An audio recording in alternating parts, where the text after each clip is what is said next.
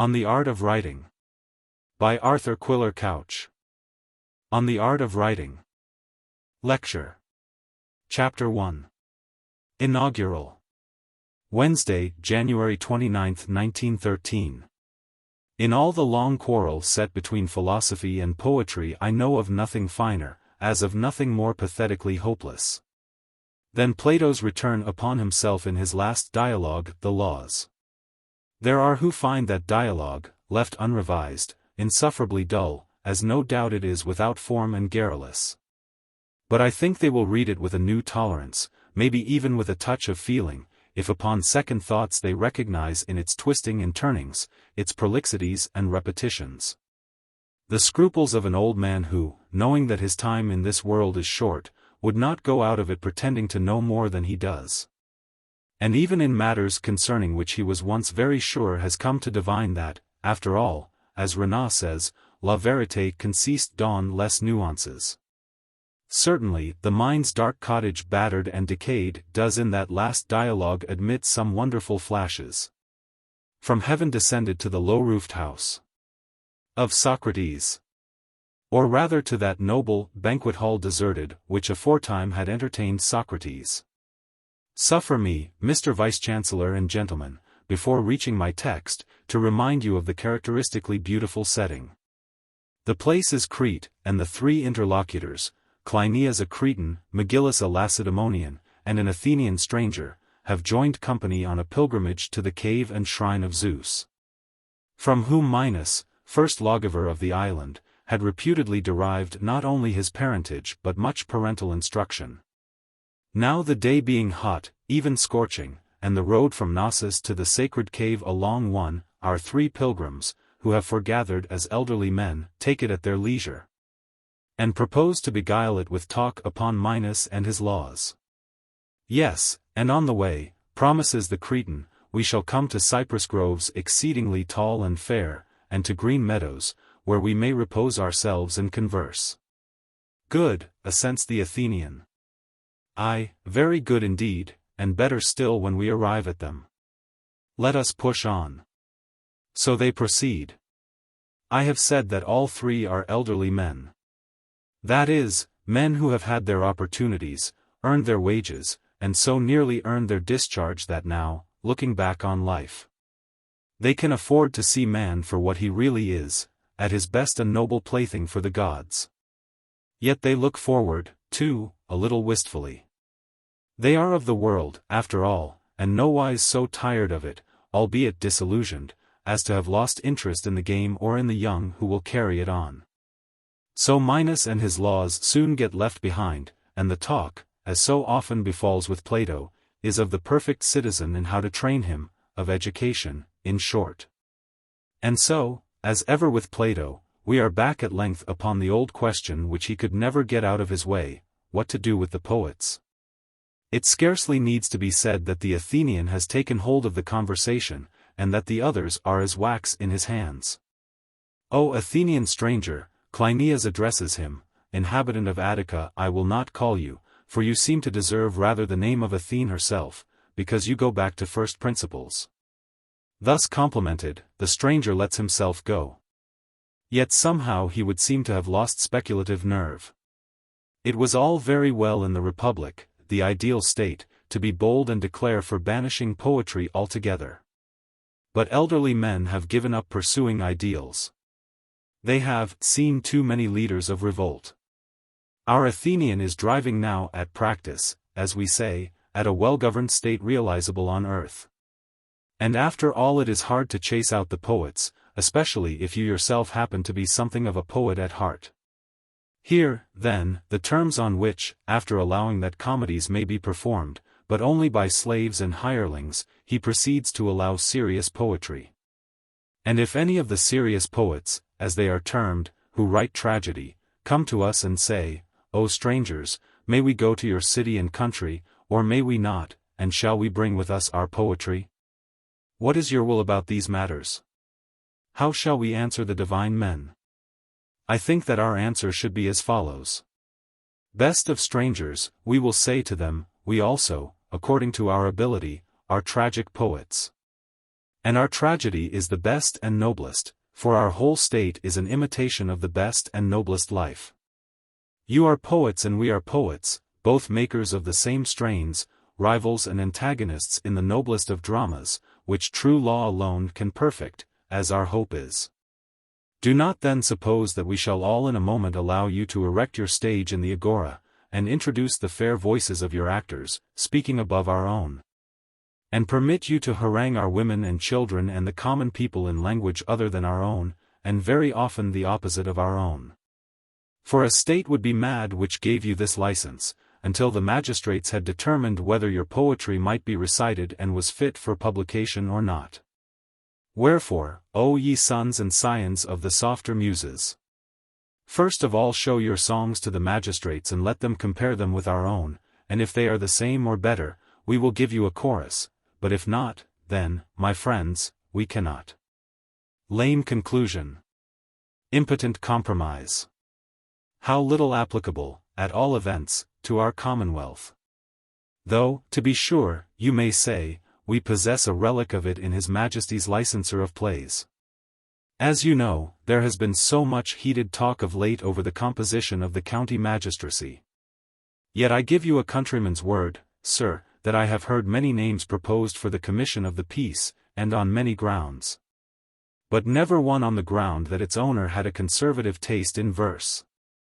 Nevertheless, as Plato saw, we must deal with these poets somehow. It is possible, though not, I think, likely, that in the ideal state there would be no literature, as it is certain there would be no professors of it.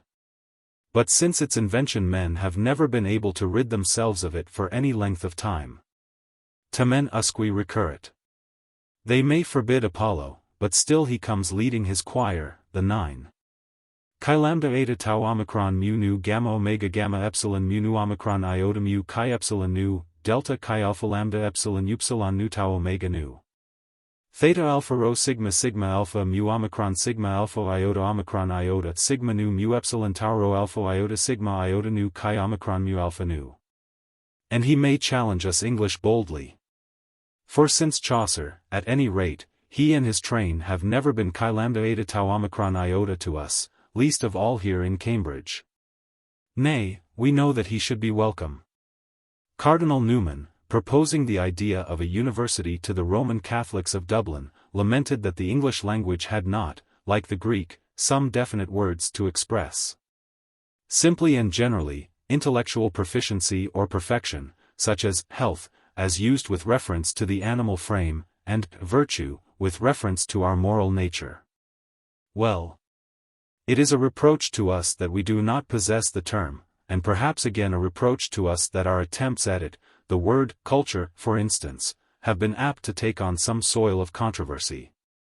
Some connotative damage from overpreaching on the one hand and impatience on the other. But we do earnestly desire the thing. We do prize that grace of intellect which sets so and so in our view as a scholar and a gentleman.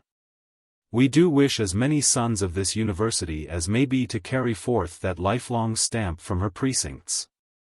And, this is my point, from our notion of such a man the touch of literary grace cannot be excluded.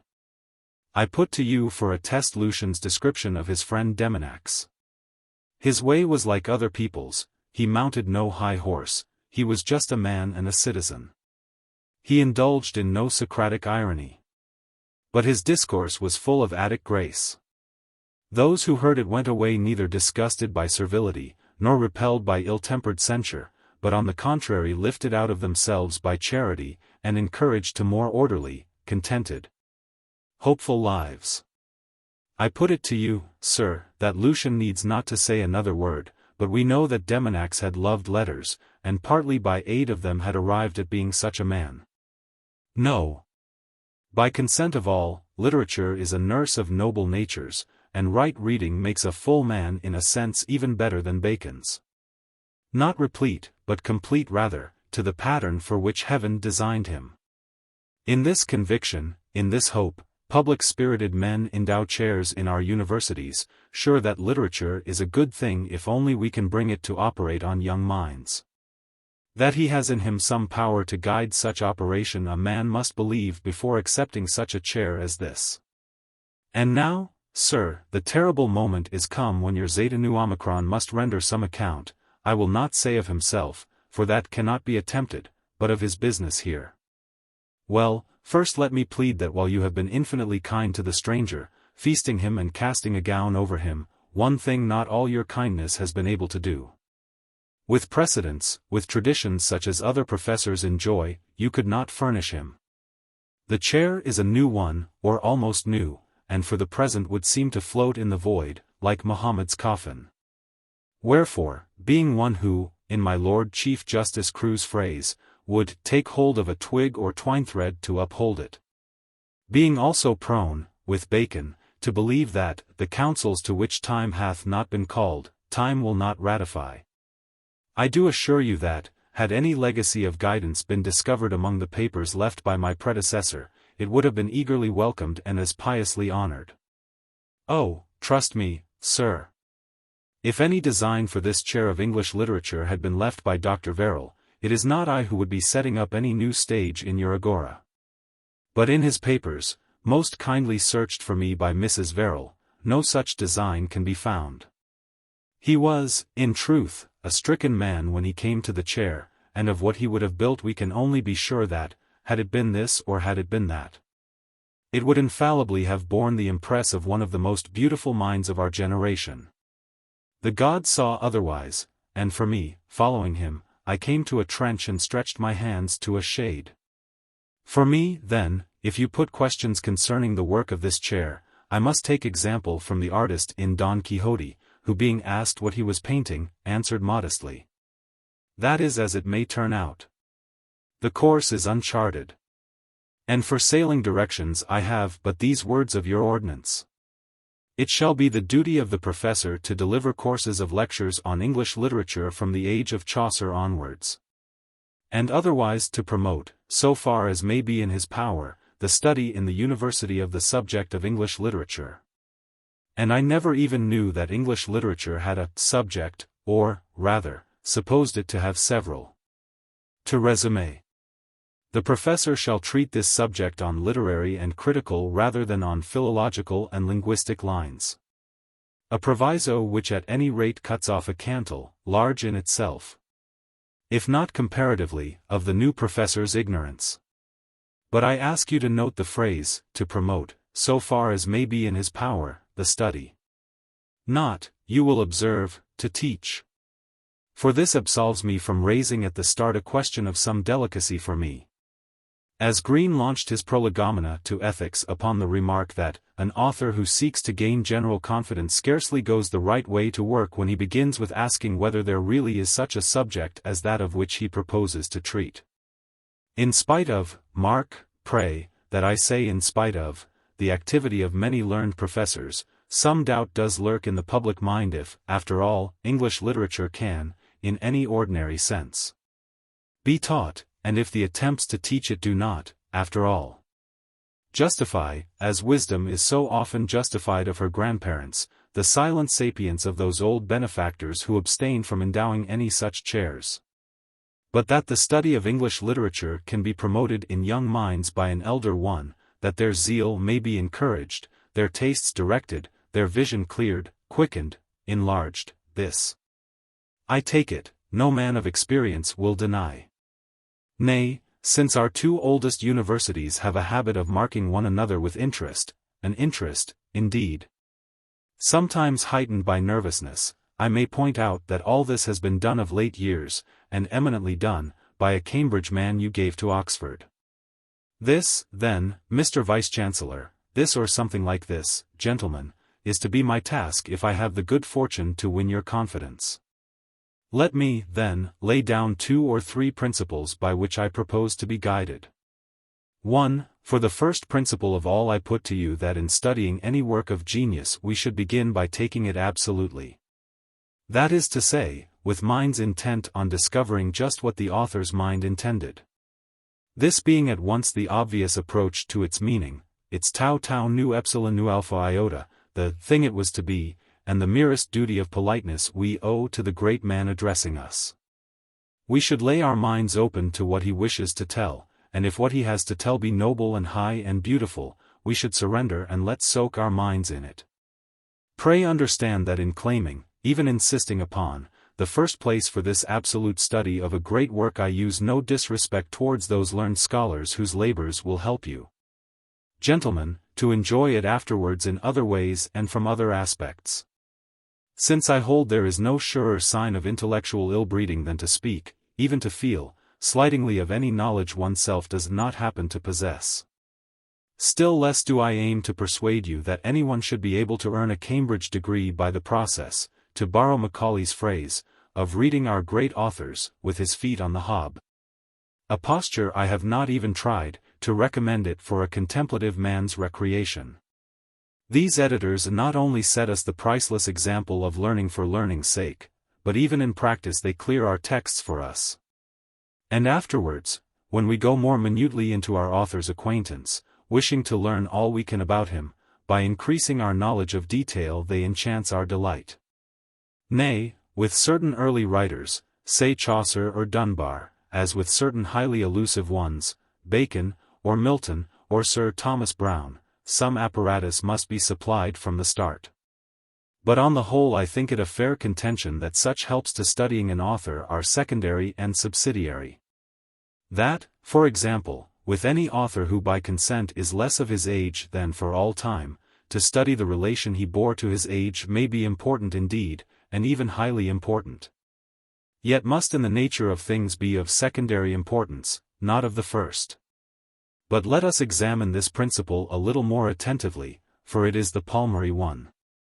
As I conceive it, that understanding of literature which we desire in our youths, our gracefully minded youth, will include knowledge in varying degree.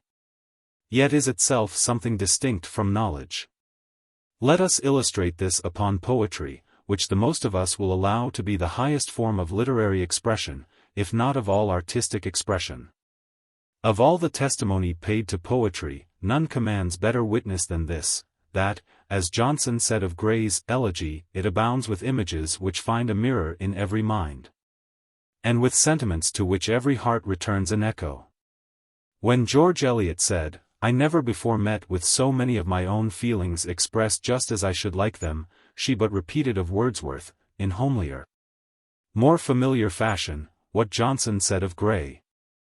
And the same testimony lies implicit in Emerson's fine remark that universal history, the poets, the romancers, all good writers, in short, do not anywhere make us feel that we intrude. That this is for our betters. Rather it is true that, in their greatest strokes, there we feel most at home. The mass of evidence, of which these are samples, may be summarized thus, as we dwell here between two mysteries, of a soul within and an ordered universe without. So among us are granted to dwell certain men of more delicate intellectual fiber than their fellows, men whose minds have, as it were, filaments to intercept, apprehend, conduct, translate home to us stray messages between these two mysteries, as modern telegraphy has learnt to search out, snatch, gather home human messages astray over waste waters of the ocean. If, then, the ordinary man be done this service by the poet, that, as Dr. Johnson defines it, he feels what he remembers to have felt before, but he feels it with a great increase of sensibility. Or even if, though the message be unfamiliar, it suggests to us, in Wordsworth's phrase, to feel that we are greater than we know. I submit that we respond to it less by anything that usually passes for knowledge, than by an improvement of sensibility, a tuning up of the mind to the poet's pitch. So that the man we are proud to send forth from our schools will be remarkable less for something he can take out of his wallet and exhibit for knowledge, than for being something. And that, something, a man of unmistakable intellectual breeding, whose trained judgment we can trust to choose the better and reject the worse. But since this refining of the critical judgment happens to be less easy of practice than the memorizing of much that passes for knowledge, of what happened to Harriet or what Blake said to the soldier, and far less easy to examine on the pedagogic mind, which I implore you not to suppose me confusing with the scholarly, for avoidance of trouble tends all the while to dodge or obfuscate what is essential, piling up accidents and irrelevancies before it until its very face is hidden. And we should be the more watchful not to confuse the pedagogic mind with the scholarly, since it is from the scholar that the pedagogue pretends to derive his sanction. Ransacking the great genuine commentators, be it a Skeat or a Masson or, may I add for old reverence' sake, an Aldous Wright, fetching home bits of erudition, non sua poma, and announcing, this must be the true Zion, for we found it in a wood. Hence a swarm of little school books pullulates annually, all upside down and wrong from beginning to end. And hence a worse evil afflicts us, that the English schoolboy starts with a false perspective of any given masterpiece, his pedagogue urging, obtruding lesser things upon his vision until what is really important, the poem or the play itself, is seen in distorted glimpses, if not quite blocked out of view.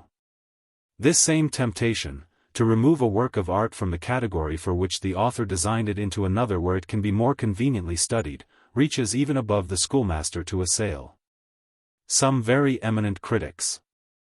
I cite an example from a book of which I shall hereafter have to speak with gratitude, as I shall always name it with respect, The History of English Poetry, by Dr. Courthope, sometime professor of poetry at Oxford. In his 4th volume, and in his estimate of Fletcher as a dramatist, I find this passage. But the crucial test of a play's quality is only applied when it is read. So long as the illusion of the stage gives credit to the action, and the words and gestures of the actor impose themselves on the imagination of the spectator, the latter will pass over 1,000 imperfections, which reveal themselves to the reader, who, as he has to satisfy himself with the drama of silent images, will nor be content if this or that in any way falls short of his conception of truth and nature. Which seems equivalent to saying that the crucial test of the frieze of the Parthenon is its adaptability to an apartment in Bloomsbury. So long as the illusion of the Acropolis gave credit to Phidias' design, and the sunlight of Attica imposed its delicate intended shadows edging the reliefs, the countryman of Pericles might be tricked. But the visitor to the British Museum, as he has to satisfy himself with what happens indoors in the atmosphere of the West Central Postal Division of London, will not be content if Phidias in any way falls short of his conception of truth and nature. Yet Fletcher, I take it, constructed his plays as plays. The illusion of the stage, the persuasiveness of the actor's voice, were conditions for which he wrought, and on which he had a right to rely. And, in short, any critic behaves uncritically who, distrusting his imagination to recreate the play as a play, elects to consider it in the category of something else. In sum, if the great authors never oppress us with airs of condescension, but, like the great lords they are, put the meanest of us at our ease in their presence, I see no reason why we should pay to any commentator a servility not demanded by his master. My next 2 principles may be more briefly stated. 2. I propose next, then, that since our investigations will deal largely with style, that curiously personal thing, and since, as I have said, they cannot in their nature be readily brought to rule-of-thumb tests, and may therefore so easily be suspected of evading all tests, of being mere dilettanteism, I propose, I say, that my pupils and I rebuke this suspicion by constantly aiming at the concrete, at the study of such definite beauties as we can see presented in print under our eyes. Always seeking the author's intention, but eschewing, for the present at any rate, all general definitions and theories, through the sieve of which the particular achievement of genius is so apt to slip. And having excluded them at first in prudence, I make little doubt we shall go on to exclude them in pride. Definitions, formulae, some would add, creeds, have their use in any society in that they restrain the ordinary unintellectual man from making himself a public nuisance with his private opinions. But they go a very little way in helping the man who has a real sense of prose or verse. In other words, they are good discipline for some thyrsus-bearers, but the initiated have little use for them. As Thomas à Kempis would rather feel compunction than understand the definition thereof, so the initiated man will say of the grand style, for example, why define it for me? When Viola says simply, I am all the daughters of my father's house. And all the brothers too. Or Macbeth demands of the doctor, canst thou not minister to a mind diseased? pluck from the memory a rooted sorrow. Or Hamlet greets Ophelia, reading her book of hours, with Nymph, in thy orisons be all my sins remembered. Or when Milton tells of his dead friend how together both, ere the high lawns appeared, under the opening eyelids of the morn, we drove afield. Or describes the battalions of heaven.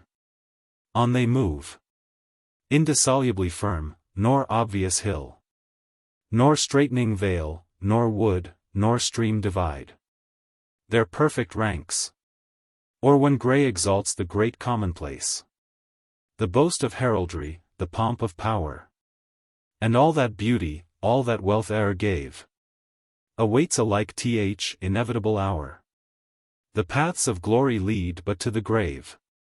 Or when Keats casually drops us such a line as the journey homeward to habitual self. Or to come down to our own times and to a living poet, when I open on a page of William Watson and read, O ancient streams, O far descended woods, full of the fluttering of melodious souls. Why then, will say the initiated one, why worry me with any definition of the grand style in English, when here, and again here, in all these lines, simple or intense or exquisite or solemn, I recognize and feel the thing? Indeed, sir, the long and the short of the argument lie just here. Literature is not an abstract science, to which exact definitions can be applied. It is an art rather, the success of which depends on personal persuasiveness, on the author's skill to give as on ours to receive. 3. For our third principle I will ask you to go back with me to Plato's wayfarers, whom we have left so long under the cypresses. And loath as we must be to lay hands on our father Parmenides, I feel we must treat the gifted Athenian stranger to a little manhandling. For did you not observe, though Greek was a living language and to his metropolitan mind the only language, how envious he showed himself to seal up the well? Or allow it to trickle only under permit of a public analyst, to treat all innovation as suspect, even as, 100-odd years ago, the lyrical ballads were suspect? But the very hope of this chair, sir, as I conceive it, relies on the courage of the young. As literature is an art and therefore not to be pondered only, but practiced, so ours is a living language and therefore to be kept alive, supple, active in all honorable use. The orator can yet sway men, the poet ravish them, the dramatist fill their lungs with salutary laughter or purge their emotions by pity or terror. The historian superinduces upon events the charm of order. The novelist, well, even the novelist has his uses. And I would warn you against despising any form of art which is alive and pliant in the hands of men. For my part, I believe, bearing in mind Mr. Barrie's Peter Pan and the old bottles he renovated to hold that joyous wine, that even musical comedy, in the hands of a master, might become a thing of beauty. Of the novel, at any rate, whether we like it or not, we have to admit that it does hold a commanding position in the literature of our times, and to consider how far Mr. Lascelles Abercrombie was right the other day when he claimed, on the first page of his brilliant study of Thomas Hardy, that the right to such a position is not to be disputed. For here, as elsewhere, the right to a position is no more than the power to maintain it. You may agree with that or you may not. You may or may not deplore the forms that literature is choosing nowadays, but there is no gainsaying that it is still very much alive. And I would say to you, gentlemen, believe, and be glad that literature and the English tongue are both alive. Carlyle, in his explosive way, once demanded of his countrymen, Shakespeare or India? If you had to surrender one to retain the other, which would you choose?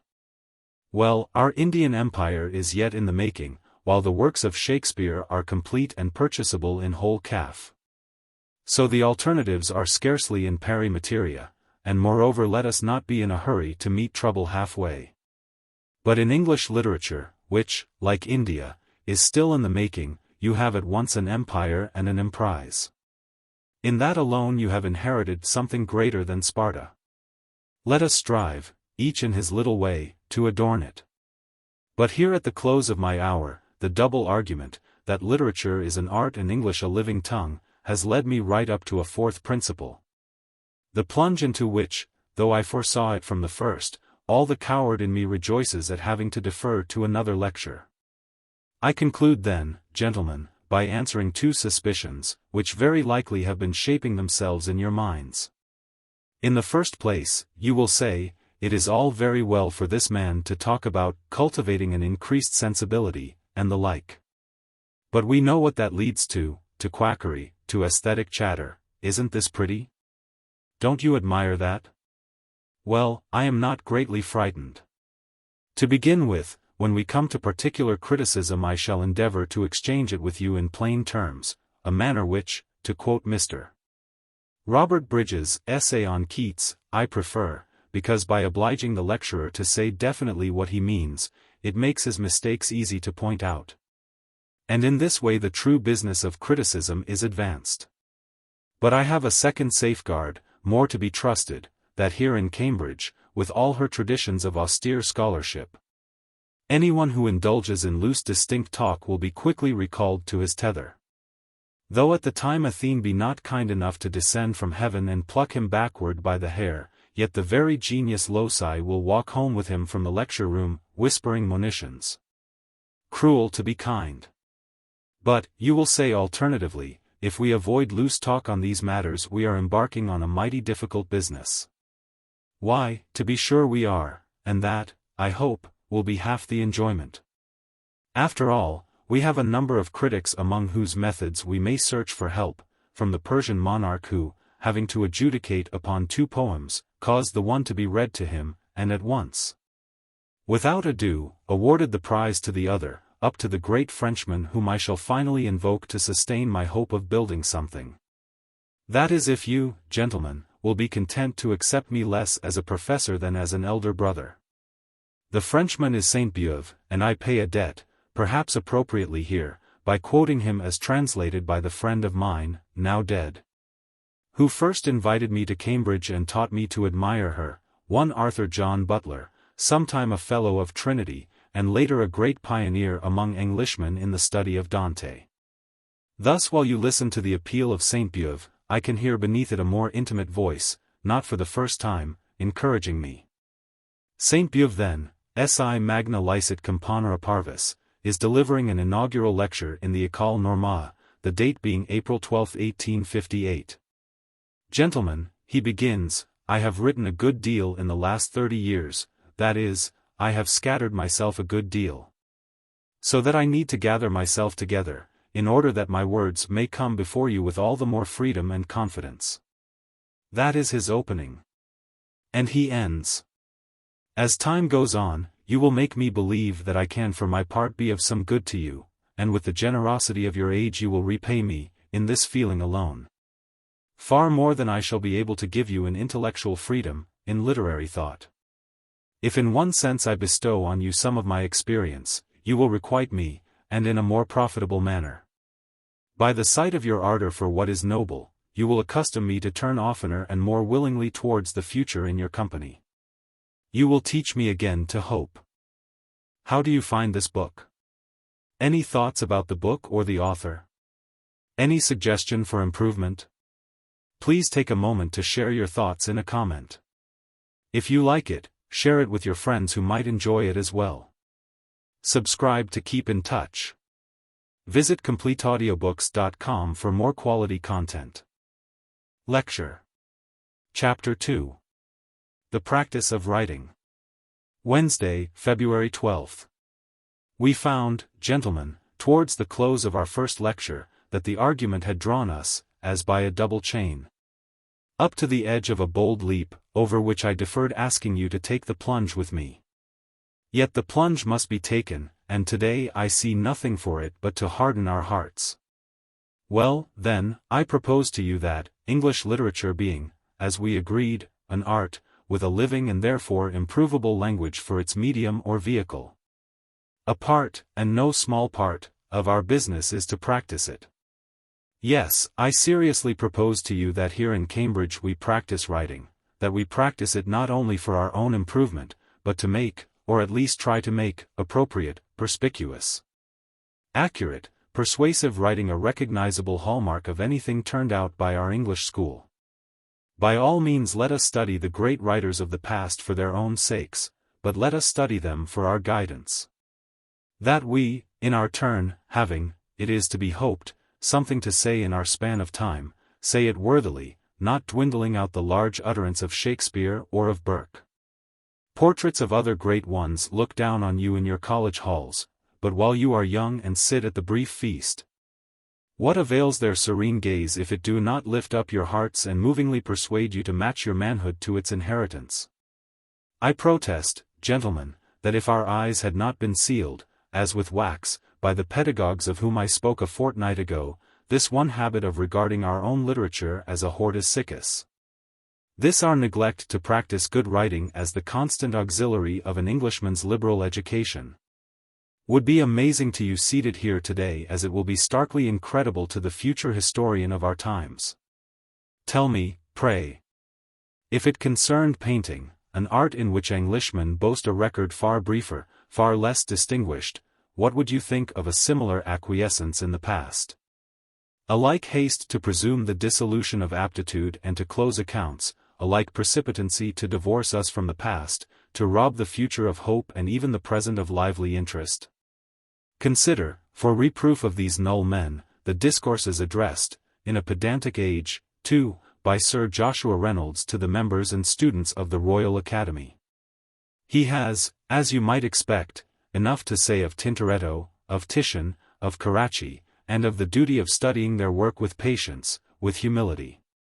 But why does he exhort his hearers to con them? Why, because he is all the time driving at practice. Hear how he opens his second discourse, his first to the students. After congratulating the prize winners of 1769, he desires to lead them into such a course of study as may render their future progress answerable to their past improvement. And the great man goes on. I flatter myself that from the long experience I have had, and the necessary assiduity with which I have pursued these studies in which like you I have been engaged, I shall be acquitted of vanity in offering some hints to your consideration. They are indeed in a great degree founded upon my own mistakes in the same pursuit. Mark the noble modesty of that. To resume. In speaking to you of the theory of the art, I shall only consider it as it has relation to the method of your studies. And then he proceeds to preach the old masters, but how? Why, to what end? Does he recite lists of names, dates, with formulae concerning styles? He does nothing of the sort. Does he recommend his old masters for copying, then, for mere imitation? Not a bit of it, he comes down like a hammer on copying. Then for what, in fine, will he have them studied? Listen. The more extensive your acquaintance is with the works of those who have excelled, the more extensive will be your powers of invention. Yes, of invention, your power to make something new. And what may appear still more like a paradox, the more original will be your conceptions. There spake Sir Joshua Reynolds, and I call that the voice of a true elder brother.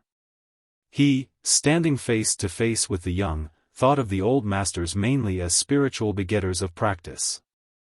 And will anyone in this room tell me that what Reynolds said of painting is not today, for us, applicable to writing?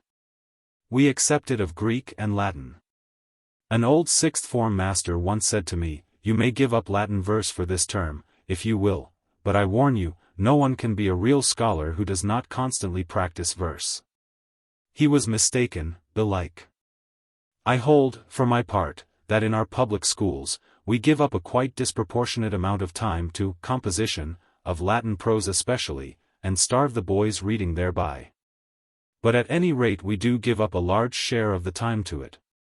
Then if we insist on this way with the tongues of Homer and Virgil, why do we avoid it with the tongue of Shakespeare, our own living tongue? I answer by quoting one of the simplest wisest sayings of Don Quixote, "Gentlemen, you will easily, as time goes on, and we better our acquaintance, discover my favorite authors." The great Homer wrote not in Latin, for he was a Greek. And Virgil wrote not in Greek, because he was a Latin. In brief, all the ancient poets wrote in the tongue which they sucked in with their mother's milk, nor did they go forth to seek for strange ones to express the greatness of their conceptions, and this being so, it should be a reason for the fashion to extend to all nations. Does the difference, then, perchance lie in ourselves? Will you tell me, oh, painting is a special art, whereas anyone can write prose passably well? Can he, indeed? Can you, sir? Nay, believe me, you are either an archangel or a very bourgeois gentleman indeed if you admit to having spoken English prose all your life without knowing it. Indeed, when we try to speak prose without having practiced it, the result is apt to be worse than our own vernacular. How often have I heard some worthy fellow addressing a public audience, say a parliamentary candidate who believes himself a liberal home ruler, and for the moment is addressing himself to meet some criticism of the financial proposals of a Home Rule Bill. His own vernacular would be somewhat as follows. Oh, rot! Give the Irish their heads and they'll run straight enough. Look at the Boers, don't you know? Not half such a decent sort as the Irish. Look at Irish horses, too. What? But this, he is conscious, would hardly suit the occasion. He therefore amends it thus. Mr. Chairman, as regards the financial proposals of His Majesty's government, I am of the deliberate, opinion that our national security, I may say, our imperial security, our security as, a governing people, lies in trusting the Irish as we did in the, case of the Boers, Mr. Gladstone, Mr. Chairman, Mr. Gladstone. And so on. You perceive that the style is actually worse than in the sample quoted before. It has become flabby, whereas that other was at any rate nervous. But now suppose that, having practiced it, our candidate was able to speak like this. But what, says the financier, is peace to us without money? Your plan gives us no revenue. No? But it does, for it secures to the subject the power of refusal, the first of all revenues. Experience is a cheat, and fact is a liar, if this power in the subject of proportioning his grant, or of not granting at all, has not been found the richest mine of revenue ever discovered by the skill or by the fortune of man. It does not indeed vote you £152,750 2 3/4 d. Nor any other paltry limited sum, but it gives you the strong box itself, the fund, the bank, from whence only revenues can arise among a people sensible of freedom, Passita luditer arca. Is this principle to be true in England, and false everywhere else? Is it not true in Ireland? Has it not hitherto been true in the colonies? Why should you presume that in any country a body duly constituted for any function will neglect to perform its duty and abdicate its trust? Such a presumption would go against all governments in all nations. But in truth this dread of penury of supply, from a free assembly, has no foundation in nature. For first, observe that, besides the desire which all men have naturally of supporting the honor of their own government, that sense of dignity, and that security to property, which ever attend freedom, have a tendency to increase the stock of a free community. Most may be taken where most is accumulated. And what is the soil or climate where experience has not uniformly proved that the voluntary flow of heaped-up plenty, bursting from the weight of its own luxuriance, has ever run with a more copious stream of revenue than could be squeezed from the dry husks of oppressed indigence by the straining of all the politic machinery in the world? That, whether you agree or disagree with its doctrine, is great prose. That is Burke.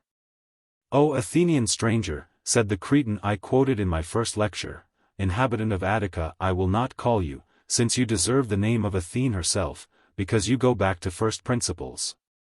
But, you may object, Burke is talking like a book, and I have no wish to talk like a book. Well, as a fact, Burke is here at the culmin of a long-sustained argument, and his language has soared with it. As his way was, logic and emotion lifting him together as upon two balanced majestic wings. But you are shy of such heights? Very well again, and all credit to your modesty. Yet at least, I appeal to that same modesty. When you talk or write, you would wish to observe the occasion. To say what you have to say without impertinence or ill-timed excess. You would not harangue a drawing room or a subcommittee, or be facetious at a funeral, or play the skeleton at a banquet, for in all such conduct you would be mixing up things that differ. Be cheerful, then, for this desire of yours to be appropriate is really the root of the matter. Nor do I ask you to accept this on my sole word, but will cite you the most respectable witnesses. Take, for instance, a critic who should be old enough to impress you, Dionysius of Halicarnassus. After enumerating the qualities which lend charm and nobility to style, he closes the list with appropriateness, which all these need. As there is a charming diction, so there is another that is noble. As there is a polished rhythm, so there is another that is dignified. As variety adds grace in one passage, so in another it adds fullness. And as for appropriation, it will prove the chief source of beauty, or else of nothing at all. Or listen to Cicero, how he sets appropriateness in the very heart of his teaching, as the master secret. Is erit eloquens ca poterit parva semis, modica temperit, magna graviter dicera. Ca ad id quodcunc decebit poterit accommodare orationem. Quod quum staturit, tum, ut quidque erit dicendum, ita dicit, nec satura jejune, nec grandia minit, nec idem contra, sed erit rebus ipsis par edi qualis oratio. Whatever his theme he will speak as becomes it, neither meagerly where it is copious, nor meanly where it is ample, nor in this way where it demands that. But keeping his speech level with the actual subject and adequate to it. I might quote another great man, Quintilian, to you on the first importance of this appropriateness, or propriety. Of speaking not only to the purpose but becomingly, though the two, as he rightly says, are often enough one and the same thing. But I will pass on to what has ever seemed, since I found it in one of Jowett's introductions to Plato, the best definition known to me of good style in literature. The perfection of style is variety in unity, freedom, ease, clearness, the power of saying anything, and of striking any note in the scale of human feelings, without impropriety. You see, O my modest friend, that your gamut needs not to be very wide, to begin with. The point is that within it you learn to play becomingly. Now I started by proposing that we try together to make appropriate, perspicuous, accurate, persuasive writing a hallmark of anything turned out by our English school here. And I would add, growing somewhat hardier, a hallmark of all Cambridge style so far as our English school can influence it. I chose these four epithets: accurate, perspicuous, persuasive, appropriate, with some care, of course, as my duty was, and will assume that by this time we are agreed to desire appropriateness. Now for the other three. Perspicuity. I shall waste no words on the need of this, since the first aim of speech is to be understood. The more clearly you write, the more easily and surely you will be understood. I propose to demonstrate to you further, in a minute or so, that the more clearly you write, the more clearly you will understand yourself. But a sufficient reason has been given in 10 words why you should desire perspicuity. Accuracy. Did I not remind myself in my first lecture, that Cambridge is the home of accurate scholarship? Surely no Cambridge man would willingly be a sloven in speech, oral or written. Surely here, if anywhere, should be acknowledged of all what Newman says of the classics, that a certain unaffected neatness and propriety and grace of diction may be required of any author. For the same reason that a certain attention to dress is expected of every gentleman. After all, what are the chief differentia between man and the brute creation but that he clothes himself, that he cooks his food, that he uses articulate speech? Let us cherish and improve all these distinctions. But shall we now look more carefully into these twin questions of perspicuity and accuracy, for I think pursuing them, we may almost reach the philosophic kernel of good writing. I quoted Newman playfully a moment ago. I am going to quote him in strong earnest. And here let me say that of all the books written in these 100 years there is perhaps none you can more profitably thumb and ponder than that volume of his in which, under the title of The Idea of a University, he collected 9 discourses addressed to the Roman Catholics of Dublin with some lectures delivered to the Catholic University there. It is fragmentary, because its themes were occasional. It has missed to be appraised at its true worth, partly no doubt by reason of the color it derives from a religion still unpopular in England. But in fact it may be read without offense by the strictest Protestant. And the book is so wise, so eminently wise, as to deserve being bound by the young student of literature for a frontlet on his brow and a talisman on his writing wrist. Now you will find much pretty swordsmanship in its pages, but nothing more trenchant than the passage in which Newman assails and puts to rout the Persian host of infidels, I regret to say. For the most part men of science, who would persuade us that good writing, that style, is something extrinsic to the subject, a kind of ornamentation laid on to tickle the taste. A study for the dilettanti, but beneath the notice of their stern and masculine minds. Such a view, as he justly points out, belongs rather to the Oriental mind than to our civilization. It reminds him of the way young gentlemen go to work in the East when they would engage in correspondence with the object of their affection. The enamored one cannot write a sentence himself, he is the specialist in passion, for the moment. But thought and words are two things to him, and for words he must go to another specialist, the professional letter writer. Thus there is a division of labor. The man of words, duly instructed, dips the pen of desire in the ink of devotedness and proceeds to spread it over the page of desolation. Then the nightingale of affection is heard to warble to the rose of loveliness, while the breeze of anxiety plays around the brow of expectation. That is what the Easterns are said to consider fine writing, and it seems pretty much the idea of the school of critics to which I have been referring. Now hear this fine passage. Thought and speech are inseparable from each other. Matter and expression are parts of one, style is a thinking out into language. That is what I have been laying down, and this is literature, not things, but the verbal symbols of things, not on the other hand mere words, but thoughts expressed in language. Call to mind, gentlemen, the meaning of the Greek word which expresses this special prerogative of man over the feeble intelligence of the lower animals. It is called logos. What does logos mean? It stands both for reason and for speech, and it is difficult to say which it means more properly. It means both at once. Why? Because really they cannot be divided. When we can separate light and illumination, life and motion, the convex and the concave of a curve, then will it be possible for thought to tread speech underfoot and to hope to do without it. Then will it be conceivable that the vigorous and fertile intellect should renounce its own double, its instrument of expression and the channel of its speculations and emotions. As if, he exclaims finally, language were the hired servant, the mere mistress of reason, and not the lawful wife in her own house. If you need further argument, but what serves it to slay the slain?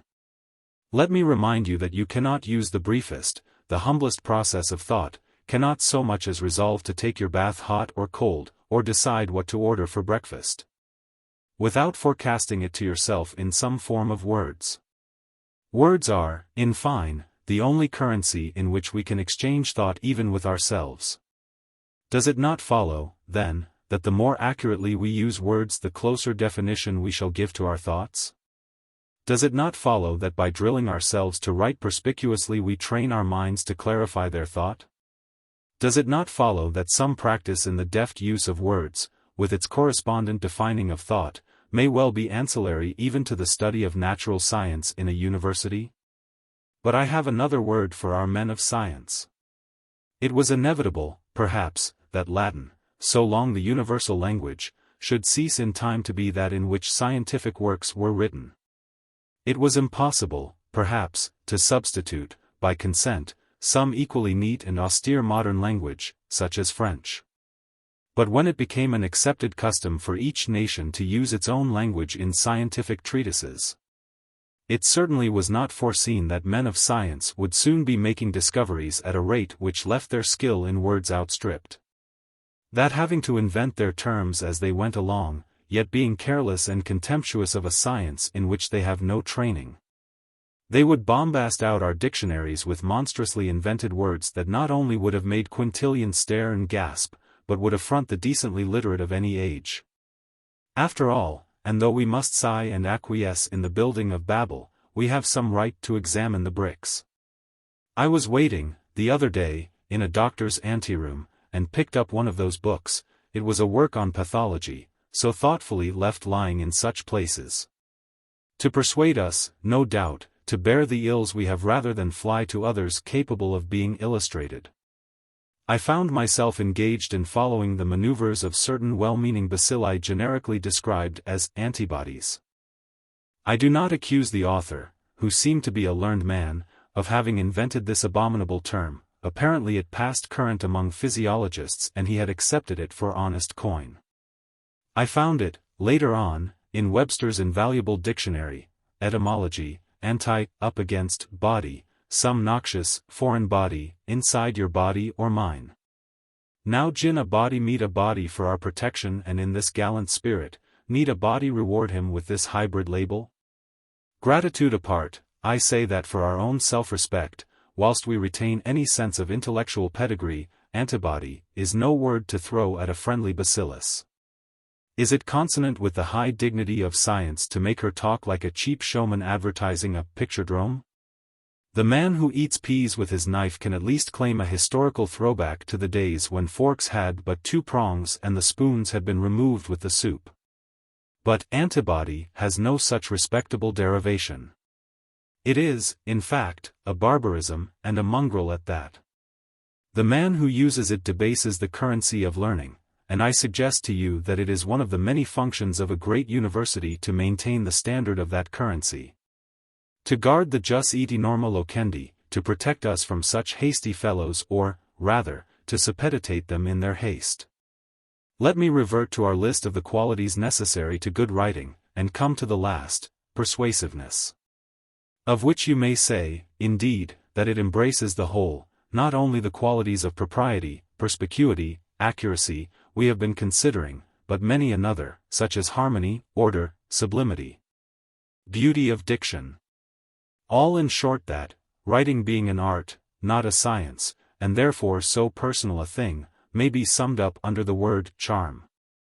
Who, at any rate, does not seek after persuasion? It is the aim of all the arts and, I suppose, of all exposition of the sciences, nay, of all useful exchange of converse in our daily life. It is what Velasquez attempts in a picture, Euclid in a proposition, the Prime Minister at the Treasury box, the journalist in a leading article, our vicar in his sermon. Persuasion, as Matthew Arnold once said, is the only true intellectual process. The mere cult of it occupied many of the best intellects of the ancients, such as Longinus and Quintilian, whose writings have been preserved to us just because they were prized. Nor can I imagine an earthly gift more covetable by you, gentlemen, than that of persuading your fellows to listen to your views and attend to what you have at heart. Suppose, sir, that you wish to become a journalist? Well, and why not? Is it a small thing to desire the power of influencing day by day to better citizenship an unguessed number of men, using the best thought and applying it in the best language at your command? Or are you, perhaps, overawed by the printed book? On that, too, I might have a good deal to say, but for the moment would keep the question as practical as I can. Well, it is sometimes said that Oxford men make better journalists than Cambridge men, and some attribute this to the discipline of their great school of light ray humaniores, which obliges them to bring up a weekly essay to their tutor, who discusses it. Cambridge men retort that all Oxford men are journalists, and throw, of course, some accent of scorn on the word. But may I urge, and remember please that my credit is pledged to you now, may I urge that this is not a wholly convincing answer? For, to begin with, Oxford men have not changed their natures since leaving school, but are, by process upon lines not widely divergent from your own, much the same pleasant sensible fellows you remember. And, next, if you truly despise journalism, why then despise it, have done with it and leave it alone. But I pray you, do not despise it if you mean to practice it, though it be but as a step to something better. For while the ways of art are hard at the best, they will break you if you go unsustained by belief in what you are trying to do. In asking you to practice the written word, I began with such low but necessary things as propriety, perspicuity, accuracy. But persuasion, the highest form of persuasion at any rate, cannot be achieved without a sense of beauty. And now I shoot a second rapid. I want you to practice verse, and to practice it assiduously. I am quite serious. Let me remind you that, if there ever was an ancient state of which we of Great Britain have great right and should have greater ambition to claim ourselves the spiritual heirs, that state was Imperial Rome. And of the Romans, whom you will allow to have been a practical people, nothing is more certain than the value they set upon acquiring verse. To them it was not only, as Dr. Johnson said of Greek, like old lace, you can never have too much of it. They cultivated it with a straight eye to national improvement. Among them, as a scholar reminded us the other day, you find an educational system deliberately and steadily directed towards the development of poetical talent. They were not a people of whom we can say, as we can of the Greeks, that they were born to art and literature. The characteristic Roman triumphs are the triumphs of a material civilization. Rome's role in the world was the absorption of outlying genius. Themselves an unimaginative race with a language not too tractable to poetry, they made great poetry, and they made it of patient set purpose, of hard practice. I shall revert to this and maybe amplify reasons in another lecture.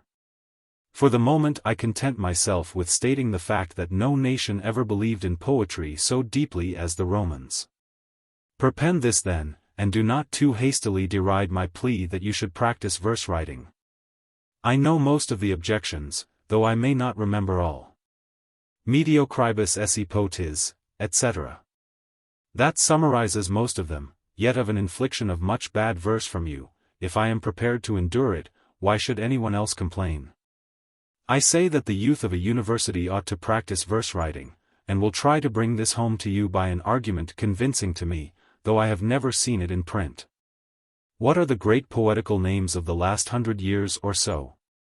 Coleridge, Wordsworth, Byron, Shelley, Landor, Keats, Tennyson, Browning, Arnold, Morris, Rossetti, Swinburne, we may stop there.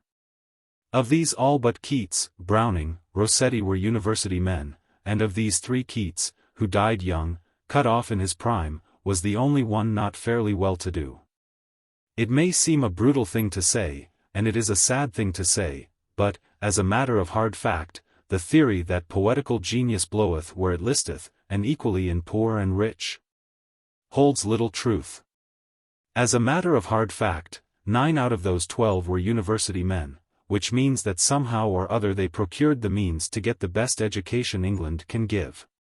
As a matter of hard fact, of the remaining 3 you know that Browning was well-to-do, and I challenge you that, if he had not been well-to-do, he would no more have attained to writing Saul or The Ring and the Book than Ruskin would have attained to writing Modern Painters if his father had not dealt prosperously in business. Rossetti had a small private income, and, moreover, he painted. There remains but Keats, whom Atropos slew young, as she slew John Clare in a madhouse, and James Thomson by the laudanum he took to drug disappointment. These are dreadful facts, but let us face them. It is, however dishonoring to us as a nation, certain that, by some fault in our commonwealth, the poor poet has not in these days, nor has had for 200 years, a dog's chance. Believe me, and I have spent a great part of the last 10 years in watching some 320 elementary schools, we may prate of democracy. But actually a poor child in England has little more hope than had the son of an Athenian slave to be emancipated into that intellectual freedom of which great writings are born. What do I argue from this? I argue that until we can bring more intellectual freedom into our state, more joy in widest commonalty spread, upon you, a few favored ones, rests an obligation to see that the springs of English poetry do not fail. I put it to you that of this glory of our birth and state you are the temporary stewards. I put it to the university, considered as a dispenser of intellectual light. That to treat English poetry as though it had died with Tennyson and your lecturers had but to compose the features of a corpse, is to abnegate high hope for the sake of a barren convenience. I put it to the colleges, considered as disciplinary bodies, that the old way of letting Coleridge slip, chasing forth Shelley, is, after all, not the wisest way. Recollect that in poesy as in every other human business, the more there are who practice it the greater will be the chance of someone's reaching perfection. It is the impetus of the undistinguished host that flings forward a Diamond or a Hector. And when you point with pride to Milton's and those other mulberry trees in your academe, bethink you, what poets are they shading today? Or are their leaves but feeding worms to spin gowns to drape doctors of letters? In the life of Benvenuto Cellini you will find this passage worth your pondering. He is telling how, while giving the last touches to his Perseus in the great square of Florence, he and his workmen inhabited a shed built around the statue. He goes on. The folk kept on attaching sonnets to the posts of the door. I believe that, on the day when I opened it for a few hours to the public, more than 20 were nailed up, all of them overflowing with the highest panegyrics. Afterwards, when I once more shut it off from view, everyone brought sonnets, with Latin and Greek verses, for the University of Pisa was then in vacation. And all the doctors and scholars kept vying with each other who could produce the best. I may not live to see the doctors and scholars of this university thus employing the long vacation, as perhaps we shall wait some time for another Perseus to excite them to it. But I do ask you to consider that the Perseus was not entirely cause nor the sonnets entirely effect, that the age when men are eager about great work is the age when great work gets itself done. Nor need it disturb us that most of the sonnets were, likely enough, very bad ones, in Charles Lamb's phrase, very like what Petrarch might have written if Petrarch had been born a fool. It is the impetus that I ask of you, the will to try. Lastly, gentlemen, do not set me down as one who girds at your preoccupation, up here, with bodily games.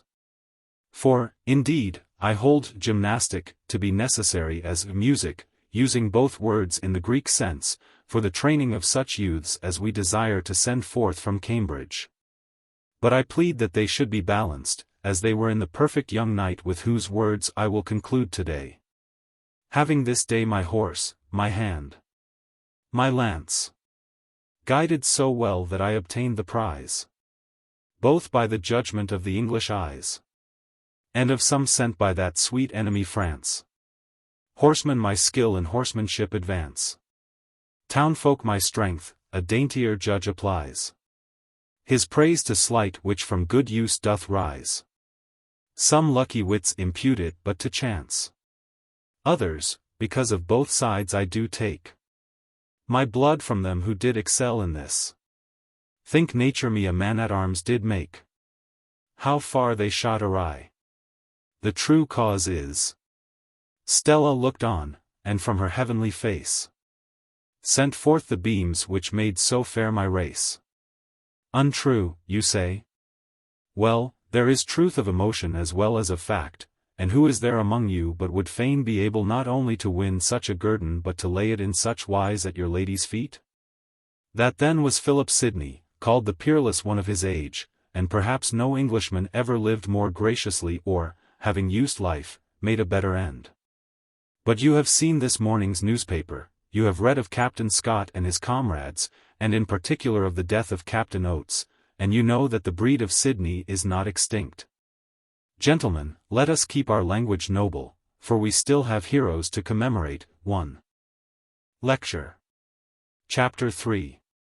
On the Difference Between Verse and Prose. Wednesday, February 26. You will forgive me, gentlemen, that having in my second lecture encouraged you to the practice of verse as well as of prose, I seize the very next opportunity to warn you against confusing the two, which differ on some points essentially, and always so as to demand separate rules, or rather, since I am shy of the word rules, a different concept of what the writer should aim at and what avoid. But you must, pray, understand that what follows will be more useful to the tyro in prose than to the tyro in verse. For while even a lecturer may help you to avoid writing prose in the manner of Milton, only the gods, and they hardly can cure a versifier of being prosaic. We started upon a promise to do without scientific definitions, and in drawing some distinctions today between verse and prose I shall use only a few rough ones, good, as I hope, so far as they go. Not to be found contrary to your scientific ones, if ever, under another teacher you attain to them, yet for the moment used only as guides to practice, and pretending to be no more. Thus I go some way, though by no means all the way, towards defining literature when I remind you that its very name, literary, letters, implies the written rather than the spoken word. That, for example, however closely they approximate one to the other as we trace them back, and even though we trace them back to identical beginnings. The writer, the man of letters, does today differ from the orator. There was a time, as you know, when the poet and the historian had no less than the orator, and in the most literal sense, to get a hearing. Nay, he got it with more pains, for the orator had his senate house or his law court provided, whereas Thespis jogged to fairs in a cart, and the muse of history, like any street acrobat, had to collect her own crowd. Herodotus, in search of a public, packed his history in a portmanteau, carted it to Olympia, found a favorable pitch, as we should say, and wooed an audience to him much as on a racecourse nowadays do those philanthropic gentlemen who ply a dubious trade with 3 half-crowns and a gold chain. It would cost us an effort to imagine the late Bishop Stubbs thus trying his fortune with a bag full of select charters at Queen's Club or at Kempton Park, and exerting his lungs to retrieve a crowd that showed some disposition to edge off towards the ring or the rails. The historian's conditions have improved, and like any other sensible man he has advanced his claim with them, and revised his method. He writes nowadays with his eye on the printed book. He may or may not be a dull fellow. Being a dull fellow, he may or may not be aware of it. But at least he knows that, if you lay him upside down on your knee, you can on awaking pick him up, resume your absorption, and even turn back some pages to discover just where or why your interest flagged, whereas a Hellene who deserted Herodotus, having a bet on the pentathlon, not only missed what he missed but missed it for life. The invention of print, of course, has made all, or almost all, the difference. I do not forget that the printed book, the written word, presupposes a speaking voice, and must ever have at its back some sense in us of the speaking voice. But in writing prose nowadays, while always recollecting that prose has its origin in speech, even as it behoves us to recollect that Homer intoned the Iliad to the harp and Sappho plucked her passion from the lyre, we have to take things as they are. Except Burns, Heine, Beranger, with more, if you will. And you will find it hard to compile in all the lyrical poetry of the last 150 years a list of half a dozen first-class or even second-class bards who wrote primarily to be sung. It may help you to estimate how far lyrical verse has traveled from its origins if you will but remind yourselves that a sonnet and a sonata were once the same thing, and that a ballad meant a song accompanied by dancing, the word ballata having been specialized down, on the one line to the ballet, in which Mademoiselle Jenny or the Russian performers will dance for our delight, using no words at all. On the other to Sir Patrick Spens, or Clerk Saunders, ballads, to which no one in his senses would dream of pointing a toe. Thus with verse the written, or printed, word has pretty thoroughly ousted the speaking voice and its auxiliaries, the pipe, the lute, the tabor, the chorus with its dance movements and swaying of the body. And in a quieter way much the same thing is happening to prose. In the drama, to be sure, we still write, or we should, for the actors, reckon upon their intonations, their gestures, lay account with the tears in the heroine's eyes and her visible beauty, though even in the drama today you may detect a tendency to substitute dialectic for action and paragraphs for the sigma tau iota omicron mu upsilon theta alpha. The sharp outcries of passion in its give and take. Again we still, some of us, deliver sermons from pulpits and orations in Parliament or upon public platforms. Yet I am told that the vogue of the sermon is passing, and, by journalists, that the leading article has largely superseded it. On that point I can offer you no personal evidence. But of civil oratory I am very sure that the whole pitch has been sensibly lowered since the day of Chatham, Burke, Sheridan, since the day of Brougham and Canning. Nay, ever since the day of Bright, Gladstone, Disraeli. Burke, as everyone knows, once brought down a Brummagem dagger and cast it on the floor of the House. Lord Chancellor Brougham in a peroration once knelt to the assembled peers. Here the noble lord inclined his knee to the woolsack, is, if I remember, the stage direction in Hansard. Gentlemen, though in the course of destiny one or another of you may be called upon to speak daggers to the Treasury bench, I feel sure you will use none. While, as for Lord Brougham's genuflections, we may agree that to emulate them would cost Lord Haldane an effort. These and even far less flagrant or flamboyant tricks of virtuosity have gone quite out of fashion. You could hardly revive them today and keep that propriety to which I exhorted you a fortnight ago. They would be out of tune, they would grate upon the nerves. They would offend against the whole style of modern oratory, which steadily tends to lower its key, to use the note of quiet business-like exposition. To adopt more and more the style of written prose. Let me help your sense of this change, by a further illustration. Burke, as we know, was never shy of declaiming, even of declaiming in a torrent, when he stood up to speak, but almost as little was he shy of it when he sat down to write. If you turn to his Letters on the Regicide piece, no raw compositions, but penned in his latter days and closing, or almost closing, upon that tenderest of farewells to his country. In this good old house, where everything at least is well aired, I shall be content to put up my fatigued horses and here take a bed for the long night that begins to darken upon me. If, I say, you turn to these Letters on the Regicide piece, and consult the title page, you will find them ostensibly addressed to a member of the present Parliament. And the opening paragraphs assume that Burke and his correspondent are in general agreement. But skim the pages and your eyes will be arrested again and again by sentences like these. The calculation of profit in all such wars is false. On balancing the account of such wars, 10,000 hogsheads of sugar are purchased at 10,000 times their price. The blood of man should never be shed but to redeem the blood of man. It is well shed for our family, for our friends, for our God, for our country, for our kind. The rest is vanity, the rest is crime. Magnificent, truly. But your ear has doubtless detected the blank verse, 3 iambic lines. Are purchased at 10,000 times their price. Be shed but to redeem the blood of man. The rest is vanity. The rest is crime.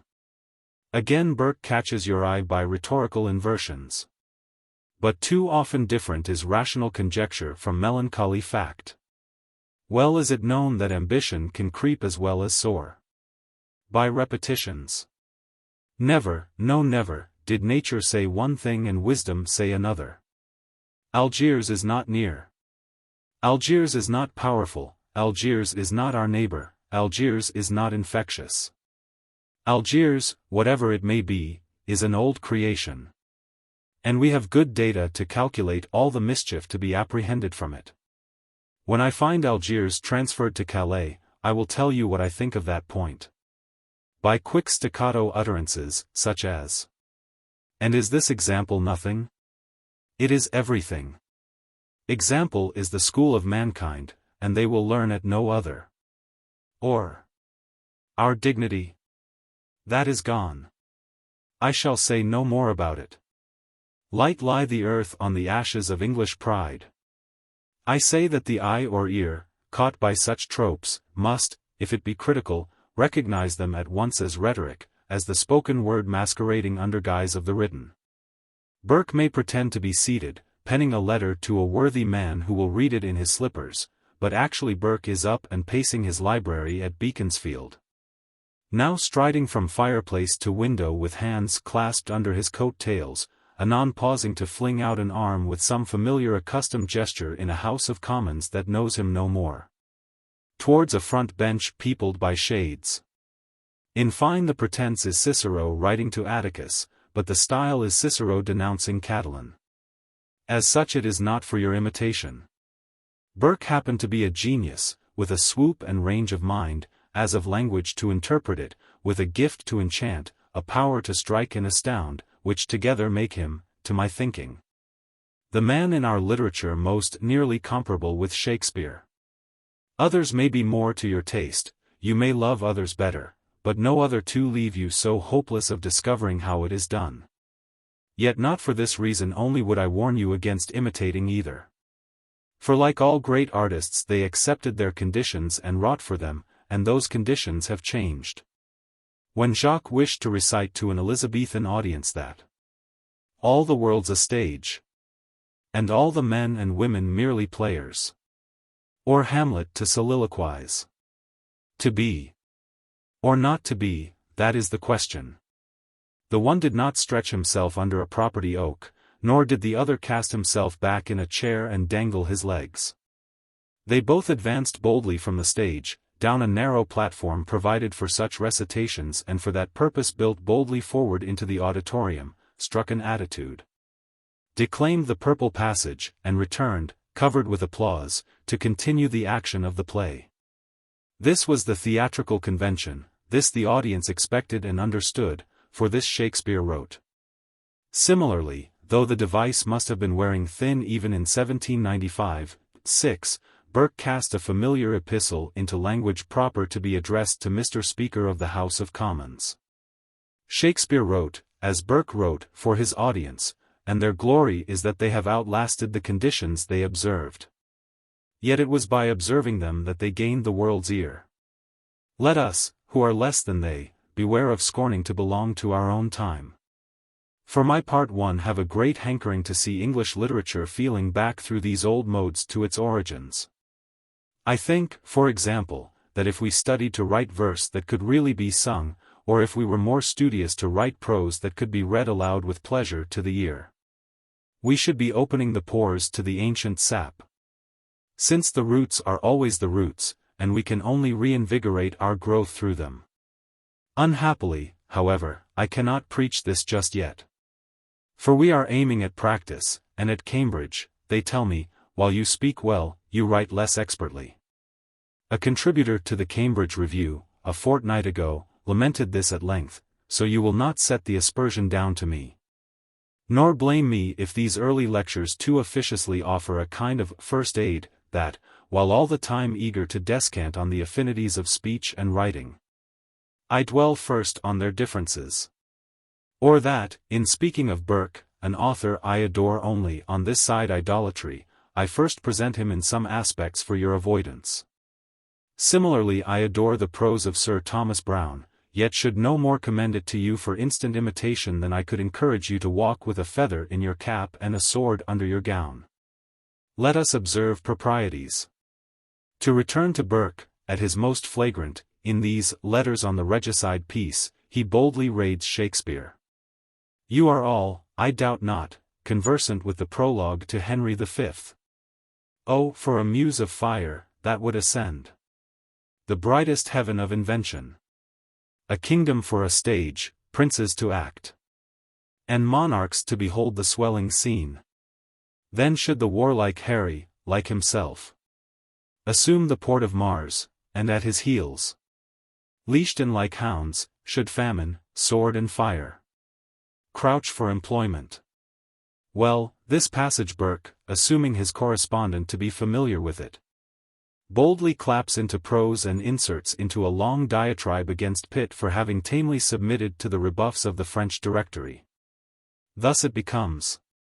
On that day it was thought he would have assumed the port of Mars, that he would bid to be brought forth from their hideous kennel, where his scrupulous tenderness had too long immured them, those impatient dogs of war, whose fierce regards affright even the minister of vengeance that feeds them. That he would let them loose in famine, plagues and death, upon a guilty race to whose frame and to all whose habit, order, peace, religion and virtue, are alien and abhorrent. Now Shakespeare is but apologizing for the shortcomings of his playhouse, whereas Burke is denouncing his country's shame and prophesying disaster to Europe. Yet do you not feel with me that while Shakespeare, using great words on the lowlier subject, contrives to make them appropriate, with Burke, writing on the loftier subject, The same or similar words have become tumid, turgid? Why? I am sure that the difference lies not in the two men, nor is it all the secret, or even half the secret, that Burke is mixing up the spoken with the written word. Using the one while pretending to use the other. That has carried us some way, but now let us take an important step farther. The root of the matter lies in certain essential differences between verse and prose. We will keep, if you please, to our rough practical definitions. Literature, the written word, is a permanent record of memorable speech, a record, at any rate, intended to be permanent. We set a thing down in ink, we print it in a book, because we feel it to be memorable, to be worth preserving. But to set this memorable speech down we must choose one of two forms, verse or prose. And I define verse to be a record in meter and rhythm, prose to be a record which, dispensing with meter, abhorring it indeed, uses rhythm laxly, preferring it to be various and unconstrained. So always that it convey a certain pleasure to the ear. You observe that I avoid the term poetry, over which the critics have waged, and still are waging, a war that promises to be endless. Is Walt Whitman a poet? Is the Song of Songs, which is not Solomon's, is the Book of Job, are the Psalms, all of these as rendered in our authorized version of Holy Writ, are all of these poetry?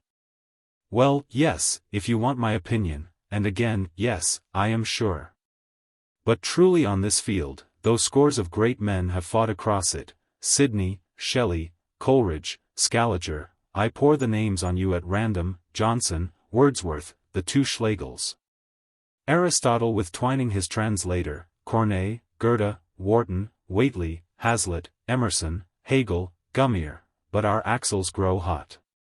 Let us put on the brake, for in practice the dispute comes to very little, since literature is an art and treats scientific definitions as J.K. Stephen recommended. From them, it finds out what it cannot do. And then it goes and does it. I am journeying, say, in the west of England. I cross a bridge over a stream dividing Devon from Cornwall. These two counties, each beautiful in its way, are quite unlike in their beauty, yet nothing happened as I stepped across the brook, and for a mile or 2 or even 10 I am aware of no change. Sooner or later that change will break upon the mind and I shall be startled, awaking suddenly to a land of altered features. But at what turn of the road this will happen, just how long the small multiplied impressions will take to break into surmise, into conviction, that nobody can tell. So it is with poetry and prose. They are different realms, but between them lies a debatable land which a De Quincey or a Whitman or a Paul Fort or a Marinetti may attempt.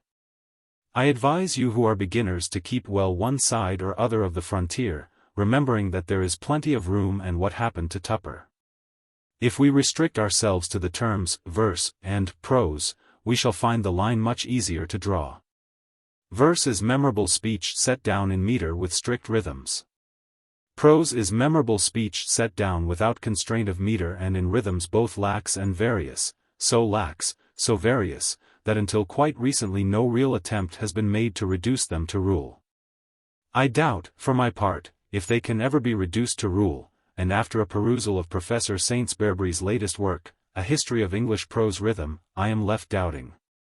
I commend this book to you as one that clears up large patches of forest. No one has yet so well explained what our prose writers, generation after generation, have tried to do with prose, and he has, by the way, furnished us with a capital anthology, or, as he puts it, with diverse delectable drafts of example. But the road still waits to be driven. Seeking practical guidance, help for our present purpose, I note first that many a passage he scans in one way may as readily be scanned in another. That when he has finished with one and can say proudly with Wordsworth, I've measured it from side to side. 'Tis 3 feet long and 2 feet wide. We still have a sensation of coming out, our good master with us, by that same door wherein we went. And I cannot as yet after arduous trial discover much profit in his table of feet, paeans, dochmiacs, antispasts, persiliasmatics, and the rest, an antispast being but an iamb followed by a trochee. and proselyasmatic but 2 pyrrhics, or 4 consecutive short syllables, when I reflect that, your possible number of syllables being as many as 5 to a foot. You may label them, as Aristotle would say, until you come to infinity, where desire fails, without getting nearer any rule of application. Let us respect a genuine effort of learning, though we may not detect its immediate profit. In particular, let us respect whatever Professor Saintsbury writes, who has done such splendid work upon English verse prosody. I dare say he would retort upon my impatience grandly enough, quoting Walt Whitman. I am the teacher of athletes. He that by me spreads a wider breast than my own proves the width of my own. He most honors my style who learns under it to destroy the teacher. His speculations may lead to much in time, though for the present they yield us small instruction in the path we seek. It is time we harked back to our own signposts. Verse is written in meter and strict rhythm, prose, without meter and with the freest possible rhythm. That distinction seems simple enough, but it carries consequences very far from simple. Let me give you an illustration taken almost at hazard from Milton. From the second book of Paradise Regained. Up to a hill anon his steps he reared, from whose high top to ken the prospect round. If cottage were in view, sheepcote or herd. But cottage, herd, or sheepcote, none he saw. These few lines are verse, are obviously verse with the accent of poetry. While as obviously they are mere narrative and tell us of the simplest possible incident, how Christ climbed a hill to learn what could be seen from the top. Yet observe, line for line and almost word for word, how strangely they differ from prose. Mark the inversions, up to a hill anon his steps he reared, but cottage, herd, or sheepcote, none he saw. Mark next the diction, his steps he reared. In prose we should not rear our steps up the Gog-Magog hills, or even more alpine fastnesses, nor, arrived at the top, should we ken the prospect round. We might con, but should more probably survey it. Even anon is a tricky word in prose, though I deliberately palmed it off on you a few minutes ago. Mark thirdly the varied repetition, if cottage were in view, sheepcote or herd, but cottage, herd, or sheepcote, none he saw. Lastly compare the whole with such an account as you or I or Cluvienus would write in plain prose. Thereupon he climbed a hill on the chance that the view from its summit might disclose some sign of human habitation, a herd, a sheepcote, a cottage perhaps. But he could see nothing of the sort. But you will ask, why should verse and prose employ diction so different? Why should the one invert the order of words in a fashion not permitted to the other? And I shall endeavor to answer these questions together with a third which, I dare say, you have sometimes been minded to put when you have been told, and truthfully told, by your manuals and histories, that when a nation of men starts making literature it invariably starts on the difficult emprise of verse, and goes on to prose as by an afterthought. Why should men start upon the more difficult form and proceed to the easier? It is not their usual way. In learning to skate, for instance, they do not cut figures before practicing loose and easy propulsion. The answer is fairly simple. Literature, once more, is a record of memorable speech. It preserves in words a record of such thoughts or of such deeds as we deem worth preserving. Now if you will imagine yourself a very primitive man, lacking paper or parchment, or a slightly less primitive, but very poor, man to whom the price of parchment and ink is prohibitive, you have two ways of going to work. You can carve your words upon trees or stones, a laborious process, or you can commit them to memory and carry them about in your head, which is cheaper and handier. For an illustration, you find it useful, anticipating the tax collector, to know how many days there are in the current month. But further you find it a nuisance and a ruinous waste of time to run off to the tribal tree or monolith whenever the calculation comes up. So you invent a formula, and you cast that formula into verse for the simple reason that verse, with its tags, alliterations, beat of syllables, jingle of rhymes, however your tribe has chosen to invent it, has a knack, not possessed by prose, of sticking in your head. You do not say, quick thy tablets, memory. Let me see, January has 31 days, February 28 days, March 31 days, April 30 days. You invent a verse. 30 days hath September, April, June and November.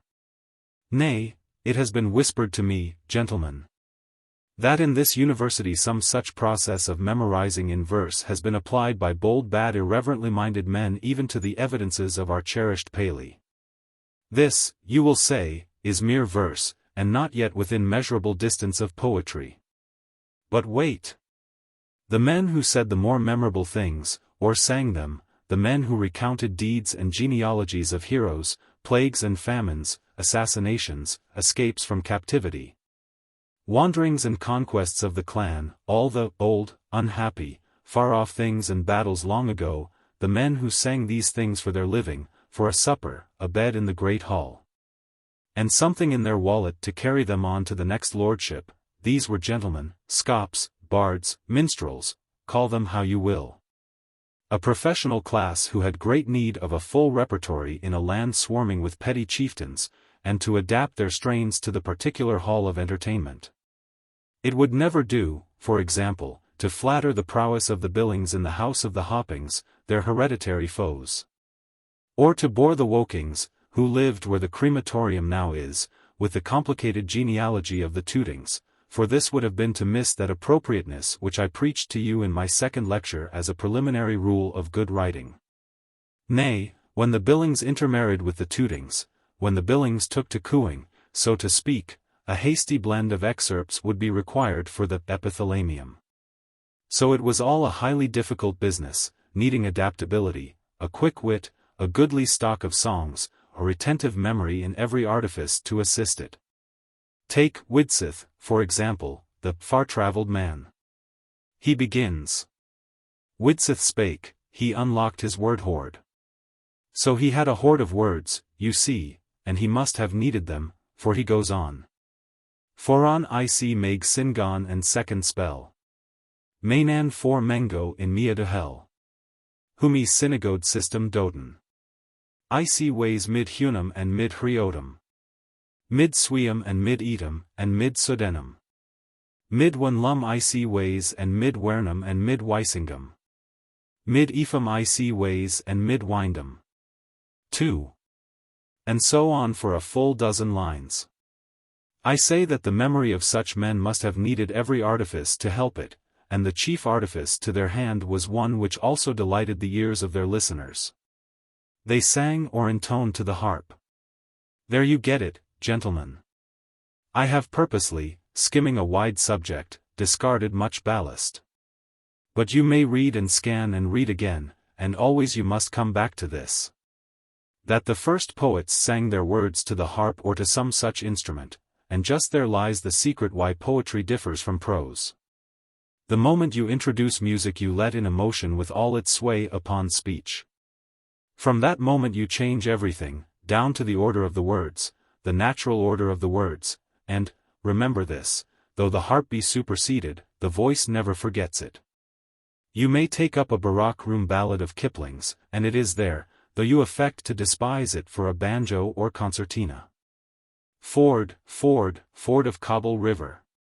Bang, wang. Wang goes the drum, tootle te tootle the fife. From the moment men introduced music they made verse a thing essentially separate from prose, from its natural key of emotion to its natural ordering of words. Do not for one moment imagine that when Milton writes, "But cottage, herd, or sheepcote, none he saw," or of man's first disobedience and the fruit of that forbidden tree, where you must seek down 5 lines before you come to the verb, and then find it in the imperative mood, do not suppose for a moment that he is here fantastically shifting words, inverting phrases out of their natural order. For, as St. Paul might say, there is a natural order of prose and there is a natural order of verse. The natural order of prose is: I was born in the year 1632, in the city of York, of a good family, though not of that county, my father being a foreigner of Bremen, who settled first in Hull. Defoe. Or, further, I avow to your highness that with these eyes I have beheld the person of William Wooton, B.D., who has written a good sizable volume against a friend of your governor, from whom, alas, he must therefore look for little favor, in a most gentlemanly style, adorned with the utmost politeness and civility. Swift. The natural order of poetry is thus with the year. Seasons return, but not to me returns. Day, or the sweet approach of even or morn, or sight of vernal bloom, or summer's rose, or flocks, or herds, or human face divine, or but cottage, herd, or sheepcote, none he saw. And this basal difference you must have clear in your minds before, in dealing with prose or verse, you can practice either with profit or read either with intelligent delight. Lecture. Chapter 4. On the Capital Difficulty of Verse. Thursday, April 17th. In our last lecture, gentlemen, we discussed the difference between verse, or metrical writing, and prose. We traced that difference, as you will remember, to music, to the harp, the lyre, the dance, the chorus, all those first necessary accompaniments which verse never quite forgets. And we concluded that, as music ever introduces emotion, which is indeed her proper and only means of persuading, so the natural language of verse will be keyed higher than the natural language of prose.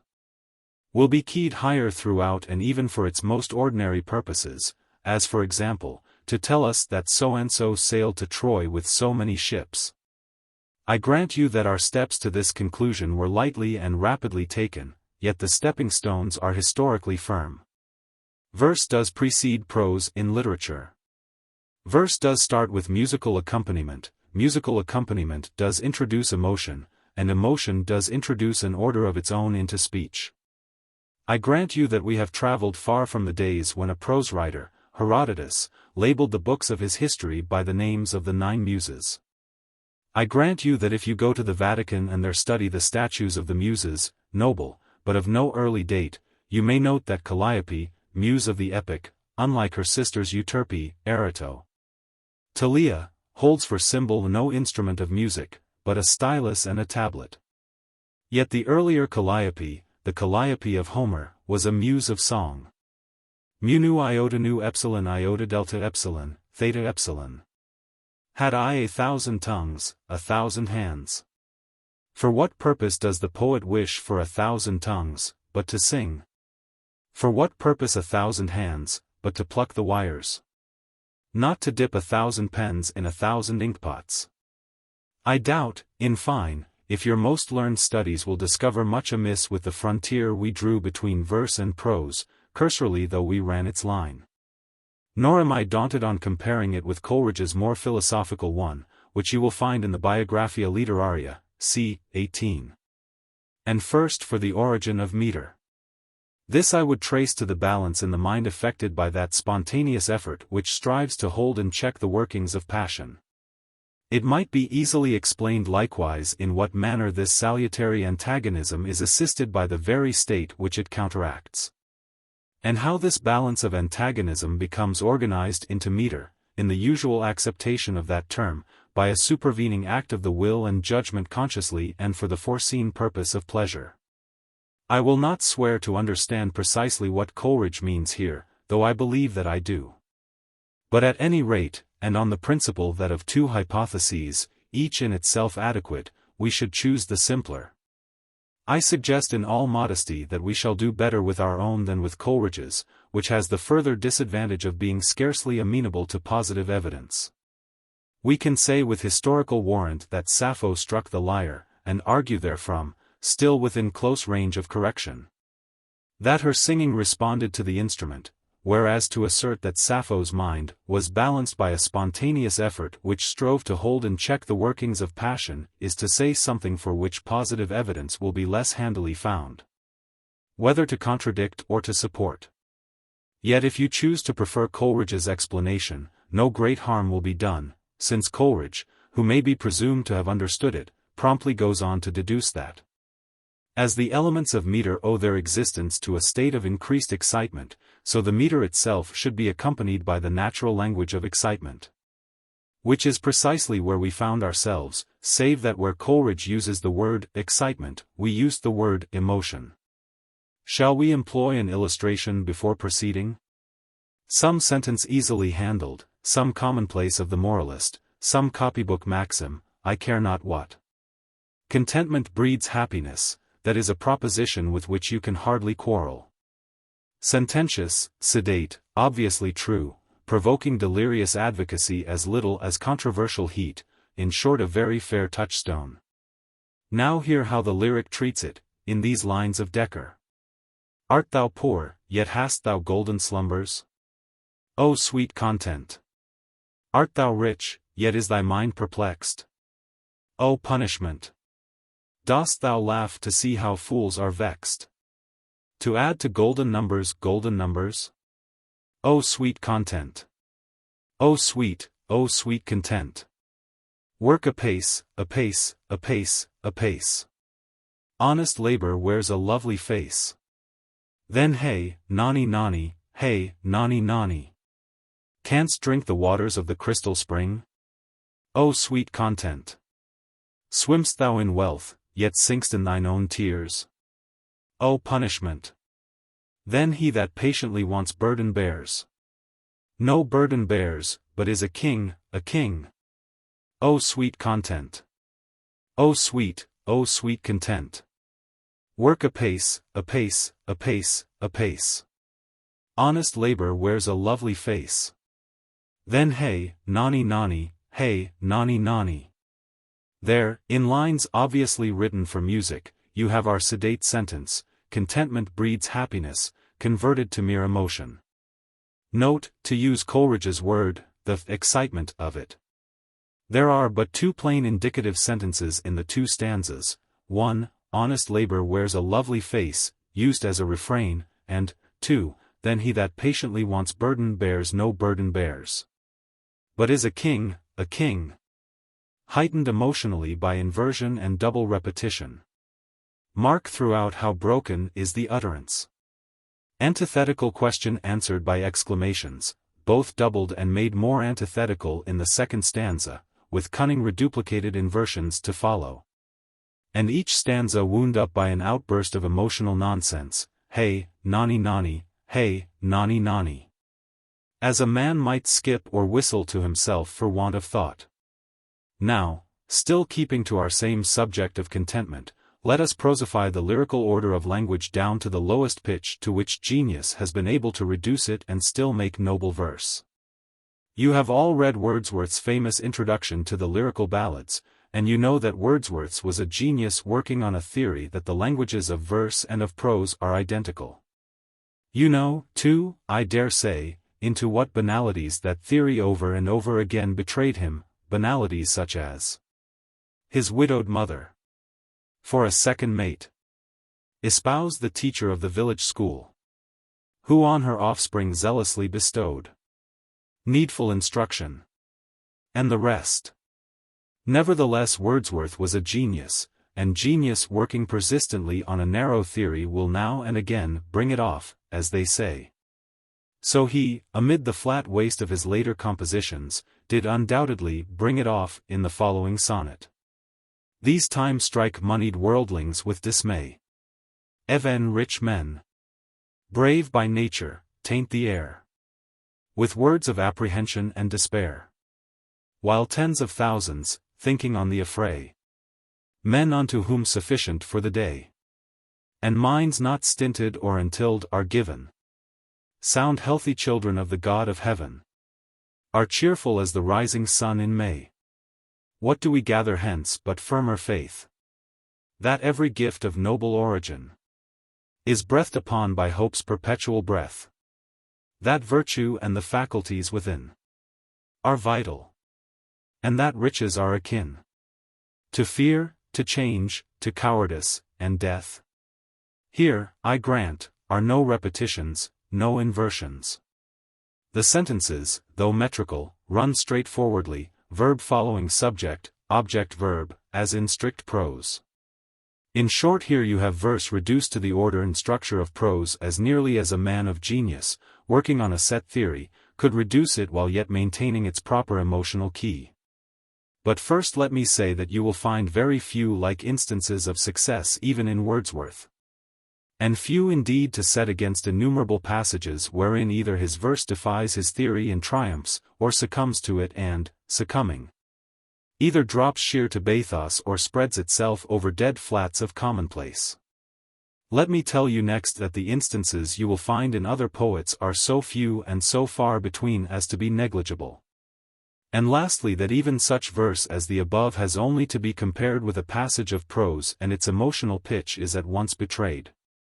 Take this, for example, from Jeremy Taylor. Since all the evil in the world consists in the disagreeing between the object and the appetite, as when a man hath what he desires not, or desires what he hath not, or desires amiss, he that compares his spirit to the present accident hath variety of instance for his virtue, but none to trouble him. Because his desires enlarge not beyond his present fortune, and a wise man is placed in a variety of chances, like the nave or center of a wheel in the midst of all the circumvolutions and changes of posture, without violence or change, save that it turns gently in compliance with its changed parts, and is indifferent which part is up, and which is down. For there is some virtue or other to be exercised whatever happens, either patience or thanksgiving, love or fear, moderation or humility, charity or contentedness. Or, take this from Samuel Johnson. The fountain of contentment must spring up in the mind. And he who has so little knowledge of human nature as to seek happiness by changing anything but his own disposition, will waste his life in fruitless efforts and multiply the griefs which he purposes to remove. Now, to be frank, I do not call that first passage very good prose. Like much of Jeremy Taylor's writing, it is prose tricked out with the trappings and odds and ends of verse. It starts off, for example, with a brace of heroics, since all the evil in the world consists between the object and the appetite. You may say, further, that the simile of the wheel, though proper enough to prose, is poetical too, that Homer might have used it, as in a wheel the rim turns violently, while the nave, though it turns also, yet seems to be at rest, something of that sort. Nevertheless, you will agree with me that, in exchanging Wordsworth for Taylor and Johnson, we have relaxed something with the meter, something that the meter kept taut. And this something we discover to be the emotional pitch. But let me give you another illustration, supplied, I dare say quite unconsciously, by one who combined a genuine love of verse, in which, however, he was no adept, with a sure instinct for beautiful prose. Contentment was a favorite theme with Isaac Walton. The Complete Angler is packed with praise of it. And in The Complete Angler occurs this well-known passage. But, master, first let me tell you, that very hour which you were absent from me, I sat down under a willow tree by the waterside, and considered what you had told me of the owner of that pleasant meadow in which you then had left me. That he had a plentiful estate, and not a heart to think so. That he had at this time many lawsuits depending, and that they both damped his mirth and took up so much of his time and thoughts that he had no leisure to take the sweet content that I, who pretended no title to them, took in his fields, for I could there sit quietly, and looking on the water, see some fishes sport themselves in the silver streams, others leaping at flies of several shapes and colors. Looking on the hills, I could behold them spotted with woods and groves. Looking down the meadows, could see, here a boy gathering lilies and lady smocks, and there a girl cropping culverlocks and cowslips, all to make garlands suitable to this present month of May. These and many other field flowers so perfumed the air that I thought that very meadow like that field in Sicily of which Diodorus speaks, where the perfumes arising from the place make all dogs that hunt in it to fall off and lose their hottest scent.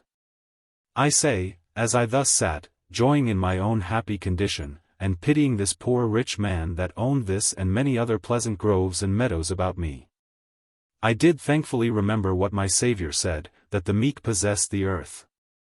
Or rather they enjoy what the others possess and enjoy not, for anglers and meek quiet-spirited men are free from those high, those restless thoughts which corrode the sweets of life.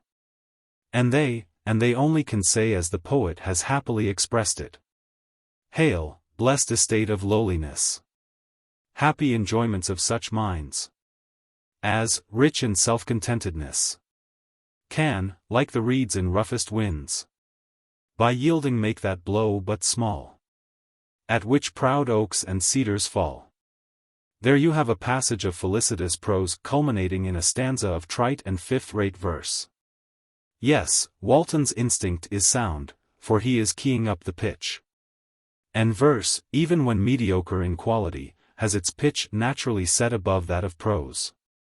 So, if you will turn to your Walton and read the page following this passage, you will see that, still by a sure instinct, he proceeds from this scrap of reflective verse to a mere rollicking catch.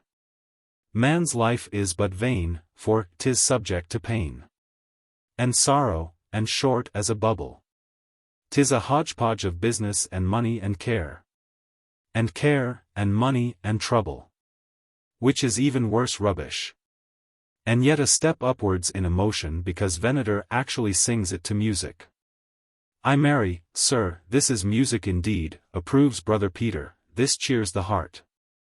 In this and the preceding lecture, gentlemen, I have enforced at some length the opinion that to understand the many essential differences between verse and prose we must constantly bear in mind that verse, being metrical, keeps the character originally imposed on it by musical accompaniment and must always, however far the remove, be referred back to its origin and to the emotion which music excites. Mr. George Bernard Shaw, having to commit his novel Cashel Byron's Profession to paper in a hurry, chose to cast it in blank verse as being more easily and readily written, so, a performance which brilliantly illuminates a half-truth. Verse, or at any rate, unrhymed iambic verse, is easier to write than prose, if you care to leave out the emotion which makes verse characteristic and worth writing. I have little doubt that, had he chosen to attempt it, Mr. Shaw would have found his story still more ductile in the metre of Hiawatha. But the experiment proves nothing, or no more than that, all fine art costing labor, it may cost less if burlesqued in a category not its own. Let me take an example from a work with which you are all familiar, the Student's Handbook to the University and Colleges of Cambridge. On p. 405 we read, "The medieval and modern languages tripos is divided into 10 sections, A, A2, B, C, D, E, F, G, H and I. A student may take either one or two sections at the end of his second year of residence, and either one or two more sections at the end of his third or fourth year of residence. Or he may take 2 sections at the end of his third year only. Thus this tripos can be treated either as a divided or as an undivided tripos at the option of the candidate. Now I do not hold that up to you for a model of prose. Still, lucidity rather than emotion being its aim, I doubt not that the composer spent pains on it. More pains than it would have cost him to convey his information metrically. Thus, there is a tripos that aspires to blend the medieval and the modern tongues. In one red burial, sing heavenly muse. Divided into sections A, A2, B, C, D, E, F, G, and H and I. A student may take either one or two, with some restrictions mentioned in a footnote, at th expiration of his second year, or of his third, or of his fourth again. Take one or two, or of his third alone. Take 2 together. Thus this tripos is, like nothing in the Athanasian Creed, divisible or indivisible. At the option of the candidate, gadzooks. This method has even some advantage over the method of prose in that it is more easily memorized. But it has, as you will admit, the one fatal flaw that it imports emotion into a theme which does not properly admit of emotion. And that so it offends against our first rule of writing, that it should be appropriate. Now if you accept the argument so far as we have led it, that verse is by nature more emotional than prose, certain consequences would seem to follow, of which the first is that while the capital Difficulty of verse consists in saying ordinary things. The capital difficulty of prose consists in saying extraordinary things. That while with verse, keyed for high moments, the trouble is to manage the intervals, with prose the trouble is to manage the high moments. Let us dwell a while on this difference, for it is important. You remember my quoting to you in my last lecture these lines of Milton's. Up to a hill anon his steps he reared, from whose high top to ken the prospect round. If cottage were in view, sheepcote or herd. But cottage, herd, or sheepcote, none he saw. We agreed that these were good lines, with the accent of poetry, but we allowed it to be a highly exalted way of telling how so-and-so climbed a hill for a better view but found none. Now obviously this exaltation does not arise immediately out of the action described, which is as ordinary as it well could be, but is derivative. It borrows its wings, its impetus, from a previous high moment, from the emotion proper to that moment, from the speech proper to that emotion, and these sustain us across to the next height as with the glide of an aeroplane. Your own sense will tell you at once that the passage would be merely bombastic if the poet were starting to set forth how so-and-so climbed a hill for the view, just that, and nothing else, as your own sense tells you that the swoop is from one height to another. For if bathos lay ahead, if Milton had but to relate how the Duke of York, with 20,000 men, marched up a hill and then marched down again, he certainly would not use diction such as, up to a hill anon his steps he reared. Even as it is, I think we must all detect a certain artificiality in the passage, and confess to some relief when Satan is introduced to us, 10 lines lower down, to revivify the story. For let us note that, in the nature of things, the more adorned and involved our style, and Milton's is both ornate and involved, the more difficulty we must find with these flat pedestrian intervals. Milton may bring it off, largely through knowing how to dodge the interval and contrive that it shall at any rate be brief, but, as Bagehot noted, when we come to Tennyson and find Tennyson in Enoch Arden informing us of a fish jouter, that Enoch's white horse, and Enoch's ocean spoil, in ocean-smelling osier, i.e., in a fish basket, and his face, rough reddened with 1,000 winter gales, not only to the market town were known, but in the leafy lanes beyond the down, far as the portal-warding lion whelp, and peacock yew tree of the lonely hall, whose Friday fare was Enoch's ministering. Why?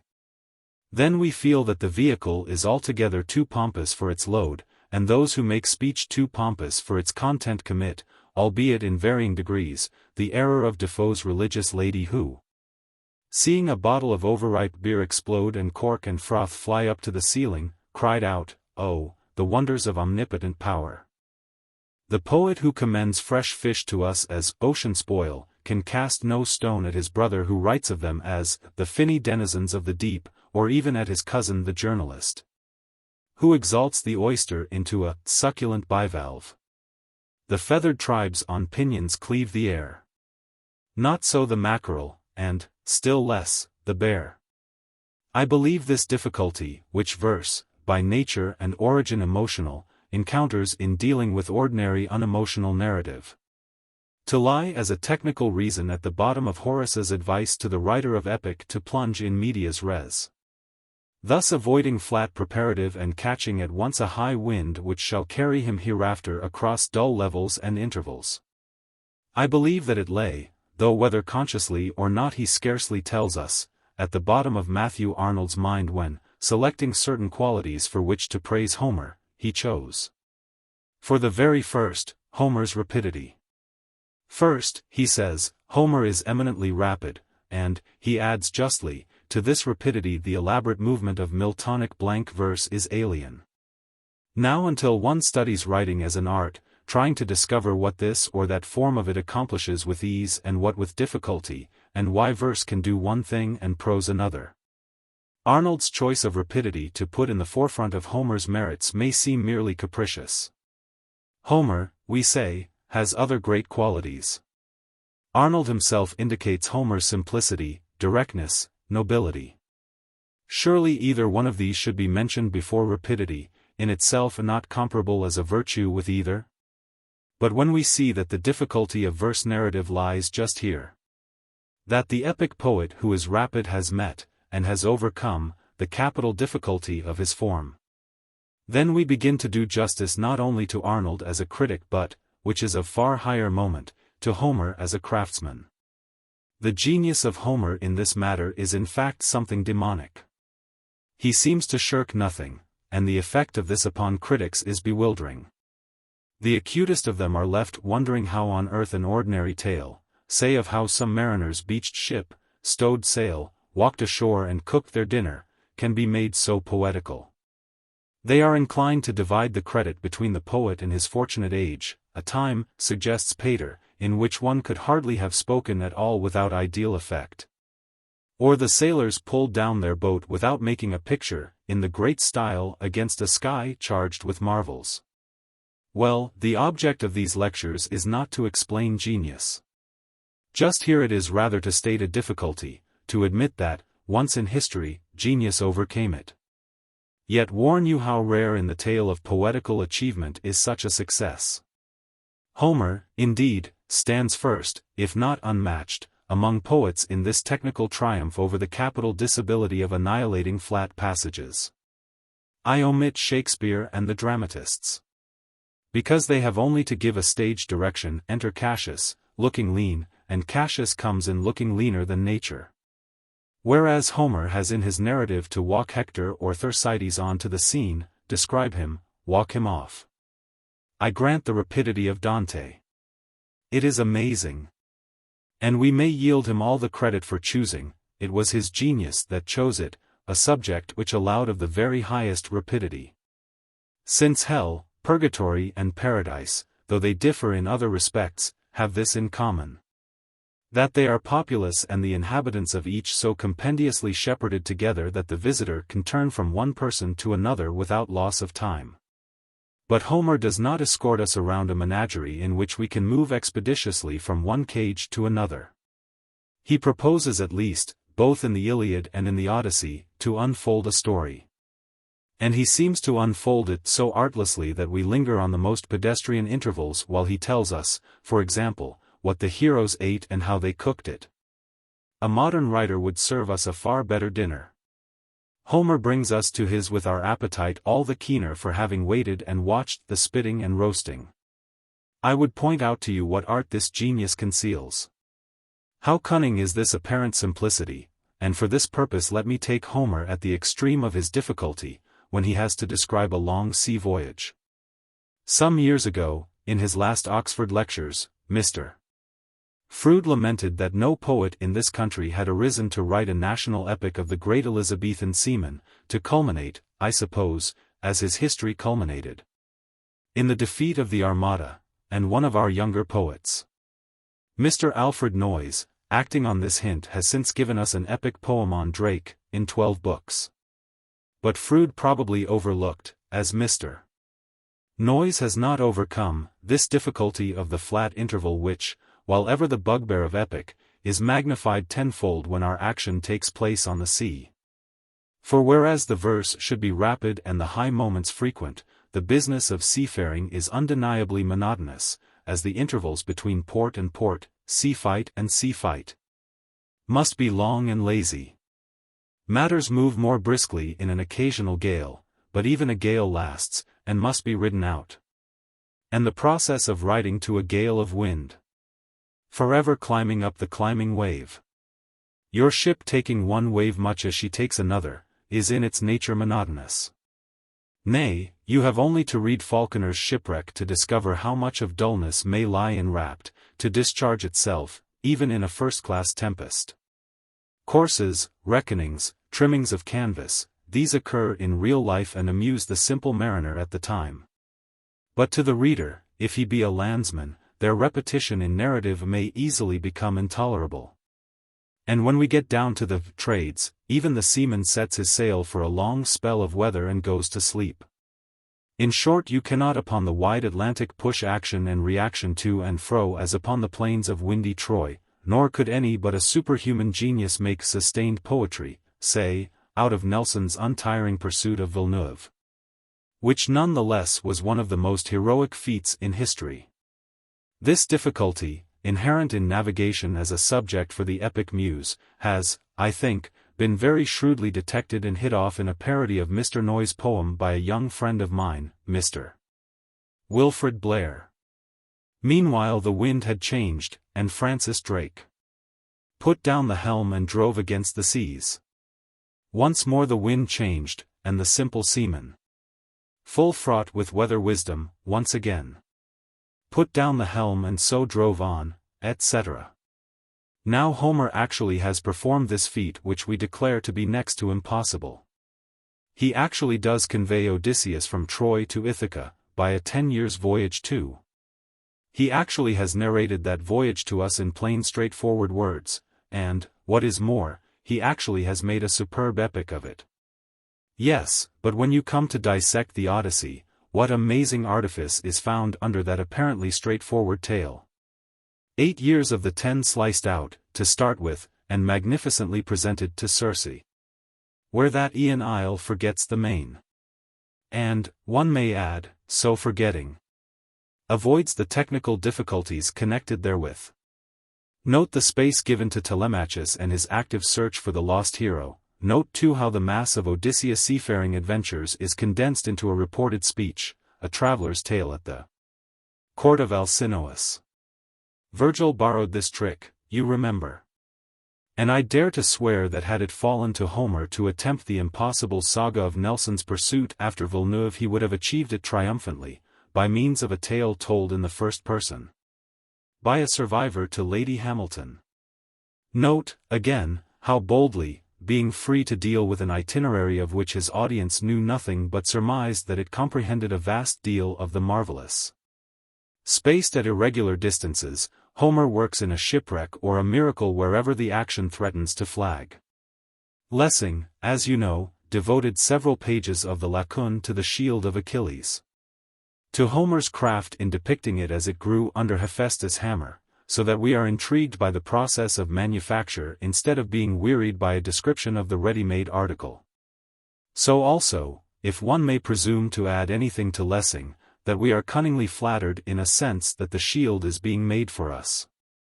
Well, that is one artifice out of many, but if you would gauge at all Homer's resource and subtlety in technique, I recommend you to analyze the first 12 books of the Odyssey and count for yourselves the device by which the poet, pi omicron lambda tau rho omicron pi omicron, as was never his hero, evades or hurries over each flat interval as he happens upon it. These things, Ulysses, the wise bards also behold and sing. But oh, what labor! Oh Prince, what pain! You may be thinking, gentlemen, that I take up a disproportionate amount of your time on such technical matters as these. But literature being an art, forgive the reiteration. And therefore to be practiced, I want us to be seeking all the time how it is done, to hunt out the principles on which the great artists wrought. To face, to rationalize, the difficulties by which they were confronted, and learn how they overcame the particular obstacle. Surely even for mere criticism, apart from practice, we shall equip ourselves better by seeking, so far as we may, how the thing is done than by standing at gaze before this or that masterpiece and murmuring, "Isn't that beautiful? How in the world, now?" I am told that these lectures are criticized as tending to make you conceited, to encourage in you a belief that you can do things, when it were better that you merely admired. Well, I would not dishearten you by telling to what a shred of conceit, even of hope, a man can be reduced after 20-odd years of the discipline. But I can, and do, affirm that the farther you penetrate in these discoveries, the more sacred the ultimate mystery will become for you, that the better you understand the great authors as exemplars of practice, the more certainly you will realize what is the condescension of the gods. Next time, then, we will attempt an inquiry into the capital difficulty of prose. Lecture. Chapter 5. Interlude, on Jargon. Thursday, May 1st. We parted, gentlemen, upon a promise to discuss the capital difficulty of prose, as we have discussed the capital difficulty of verse. But, although we shall come to it, on second thoughts I ask leave to break the order of my argument and to interpose some words upon a kind of writing which, from a superficial likeness, commonly passes for prose in these days, and by lazy folk is commonly written for prose, yet actually is not prose at all. My excuse being the simple practical one that, by first clearing this sham prose out of the way, we shall the better deal with honest prose when we come to it. The proper difficulties of prose will remain, but we shall be agreed in understanding what it is, or at any rate what it is not, that we talk about. I remember to have heard somewhere of a religious body in the United States of America which had reason to suspect one of its churches of accepting spiritual consolation from a colored preacher, an offense against the laws of the synod, and dispatched a disciplinary committee with power to act. And of the committee's returning to report itself unable to take any action under its terms of reference. For that while a person undoubtedly colored had undoubtedly occupied the pulpit and had audibly spoken from it in the committee's presence, the performance could be brought within no definition of preaching known or discoverable. So it is with that infirmity of speech, that flux, that determination of words to the mouth, or to the pen, which, though it be familiar to you in parliamentary debates, in newspapers, and as the staple language of blue books, committees, official reports, I take leave to introduce to you as prose which is not prose and under its real name of jargon. You must not confuse this jargon with what is called journalese. The two overlap, indeed, and have a knack of assimilating each other's vices.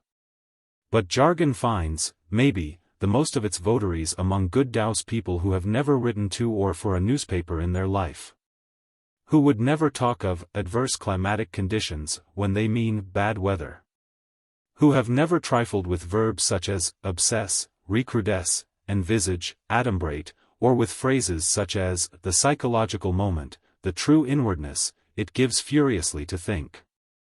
It dallies with Latinity, sub silentio, didai in diem, cui bono? Always in the sense, unsuspected by Cicero, of what is the profit? But not for the sake of style. Your journalist at the worst is an artist in his way, he daubs paint of this kind upon the lily with a professional zeal. The more flagrant, or, to use his own word, arresting, the pigment, the happier is his soul.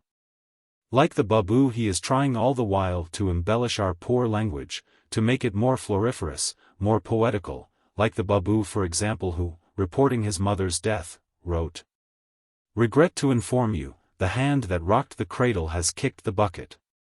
There is metaphor, there is ornament, there is a sense of poetry, though as yet groping in a world unrealized.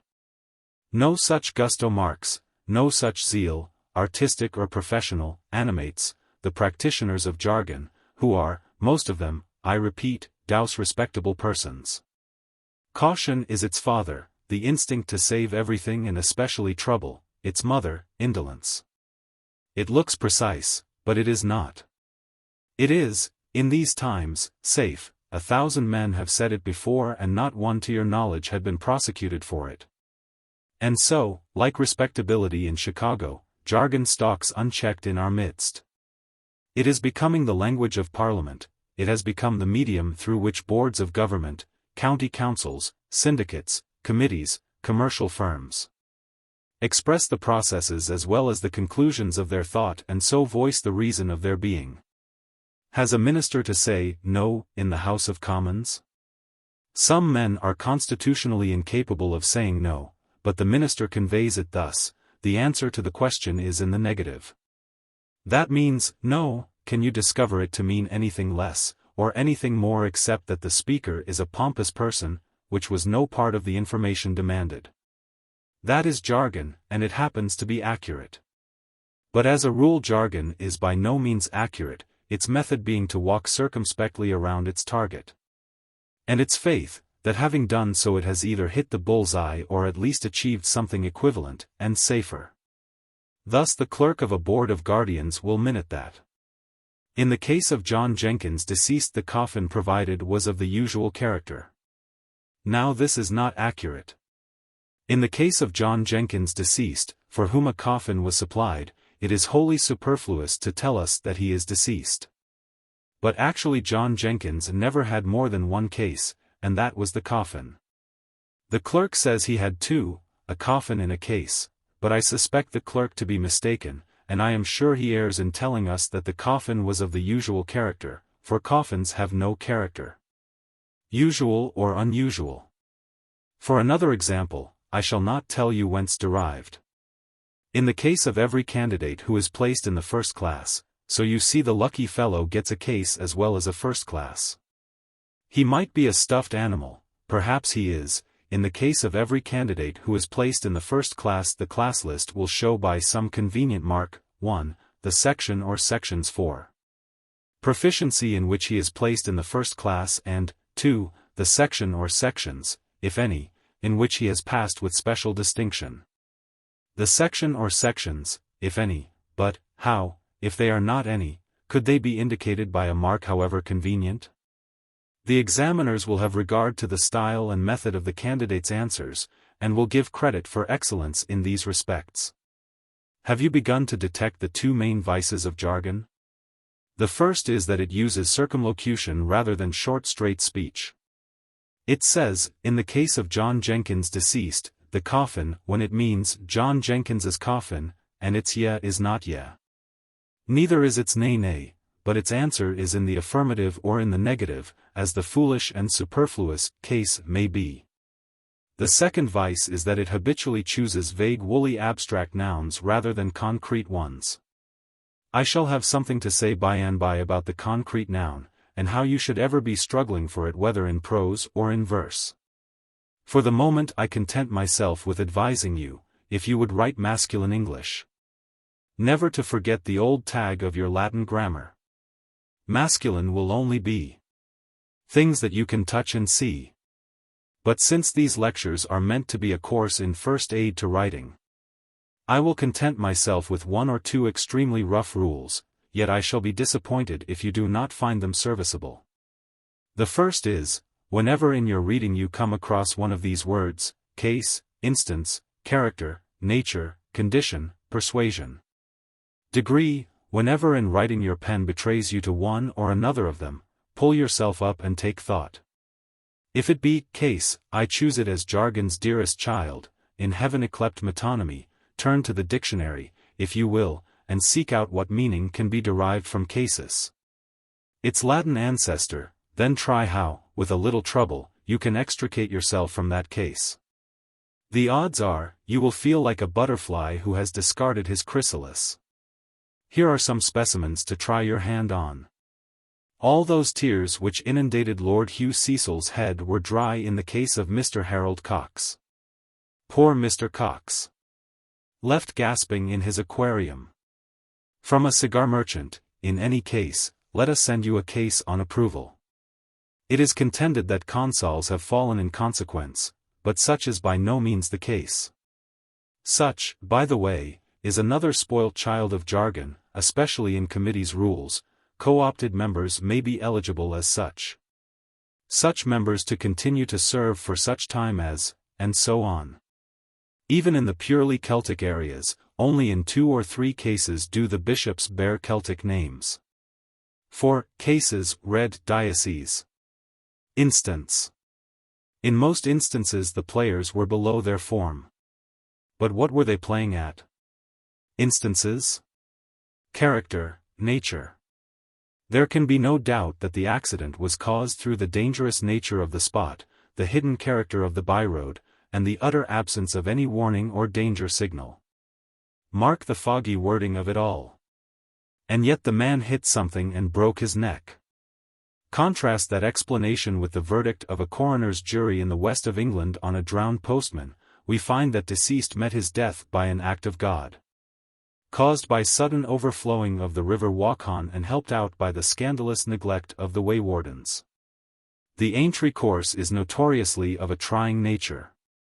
On account of its light character, purity and age, Usher's whiskey is a whiskey that will agree with you. Order. The mesalliance was of a pronounced order. Condition.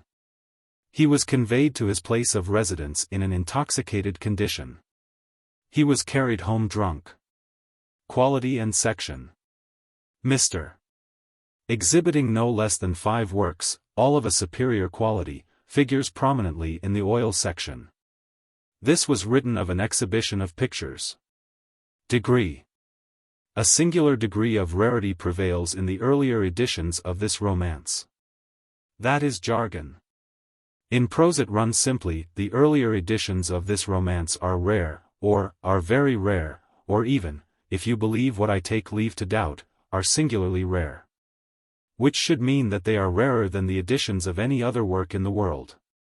Now what I ask you to consider about these quotations is that in each the writer was using jargon to shirk prose. Palming off periphrases upon us when with a little trouble he could have gone straight to the point.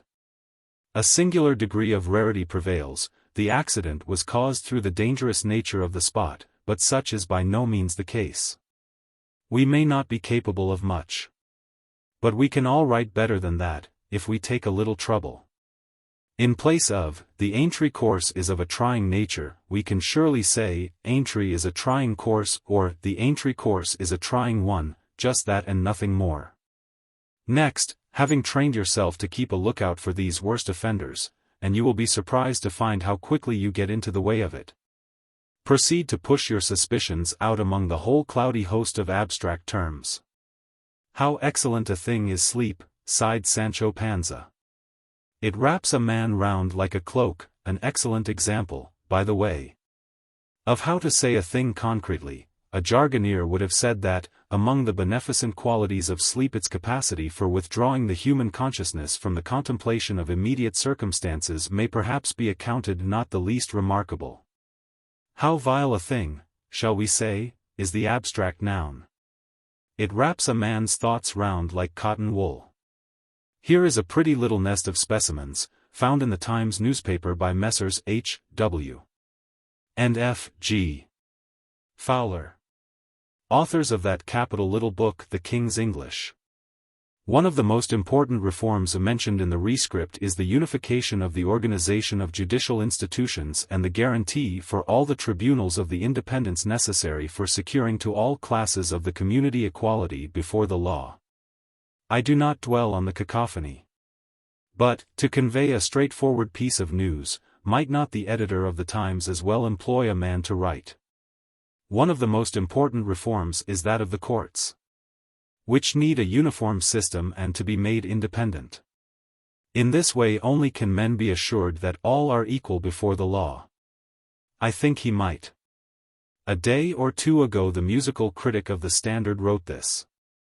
Mr. Lamond in Beethoven. Mr. Frederick Lamond, the Scottish pianist, as an interpreter of Beethoven has few rivals. At his second recital of the composer's works at Bechstein Hall on Saturday afternoon he again displayed a complete sympathy and understanding of his material that extracted the very essence of aesthetic and musical value from each selection he undertook. The delightful intimacy of his playing and his unusual force of individual expression are invaluable assets, which, allied to his technical brilliancy, enable him to achieve an artistic triumph. The 2 lengthy variations in E-flat major, Op.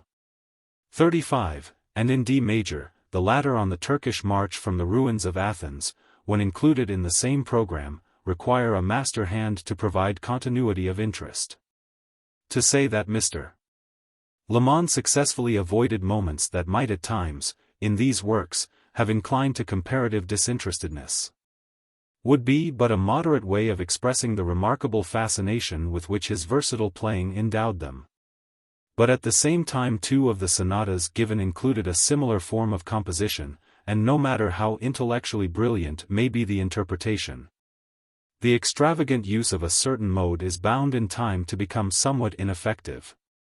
In the 3 sonatas, the E major, Op. 109, the A major, Op. 2, No. 2, and the C minor, Op. 111, Mr. Lamond signalized his perfect insight into the composer's varying moods.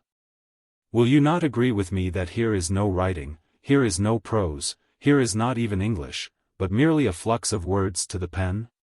Here again is a string, a concatenation, say, rather, a tiara, of gems of purest ray serene from the dark unfathomed caves of a Scottish newspaper. The Chinese viewpoint.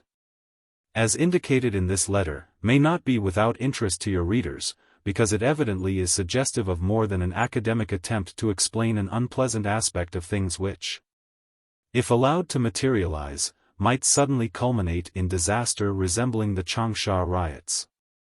It also ventures to illustrate incidents having their inception in recent premature endeavors to accelerate the development of Protestant missions in China. But we would hope for the sake of the interests involved that what my correspondent describes as the irresponsible ruffian element may be known by their various religious designations only within very restricted areas. Well, the Chinese have given it up, poor fellows, and are asking the Christians, as today's newspapers inform us, to pray for them. Do you wonder? But that is, or was, the Chinese viewpoint, and what a willow-pattern viewpoint.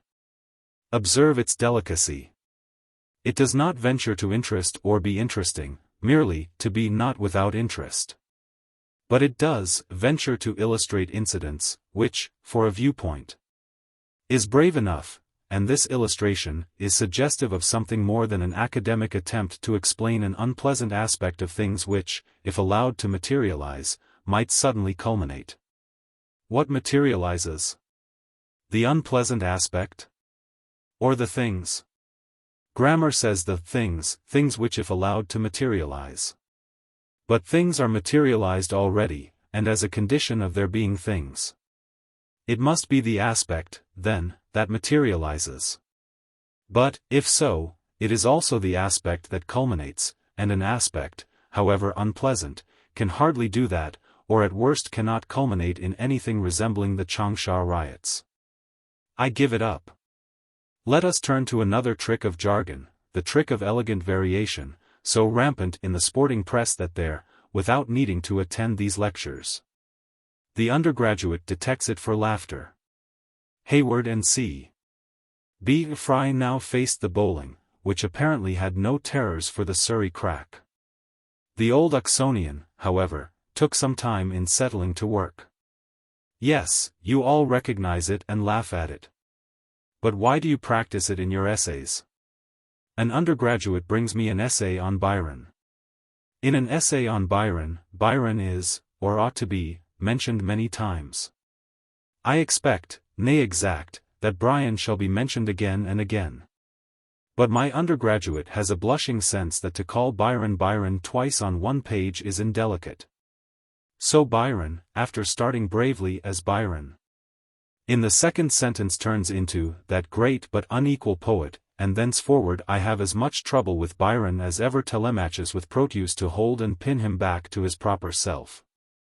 Halfway down the page he becomes the gloomy master of Newstead, overleaf he is reincarnated into the meteoric darling of society, and so proceeds through successive avatars, this arch-rebel. The author of Childe Harold, the apostle of scorn, the ex-Harrovian, proud, but abnormally sensitive of his clubfoot, the martyr of Missolonghi, the pageant-monger of a bleeding heart. Now this again is jargon. It does not, as most jargon does, come of laziness, but it comes of timidity, which is worse. In literature as in life he makes himself felt who not only calls a spade but has the pluck to double spades and redouble. For another rule, just as rough and ready, but just as useful, train your suspicions to bristle up whenever you come upon, as regards, with regard to, in respect of, in connection with, according as to whether, and the like.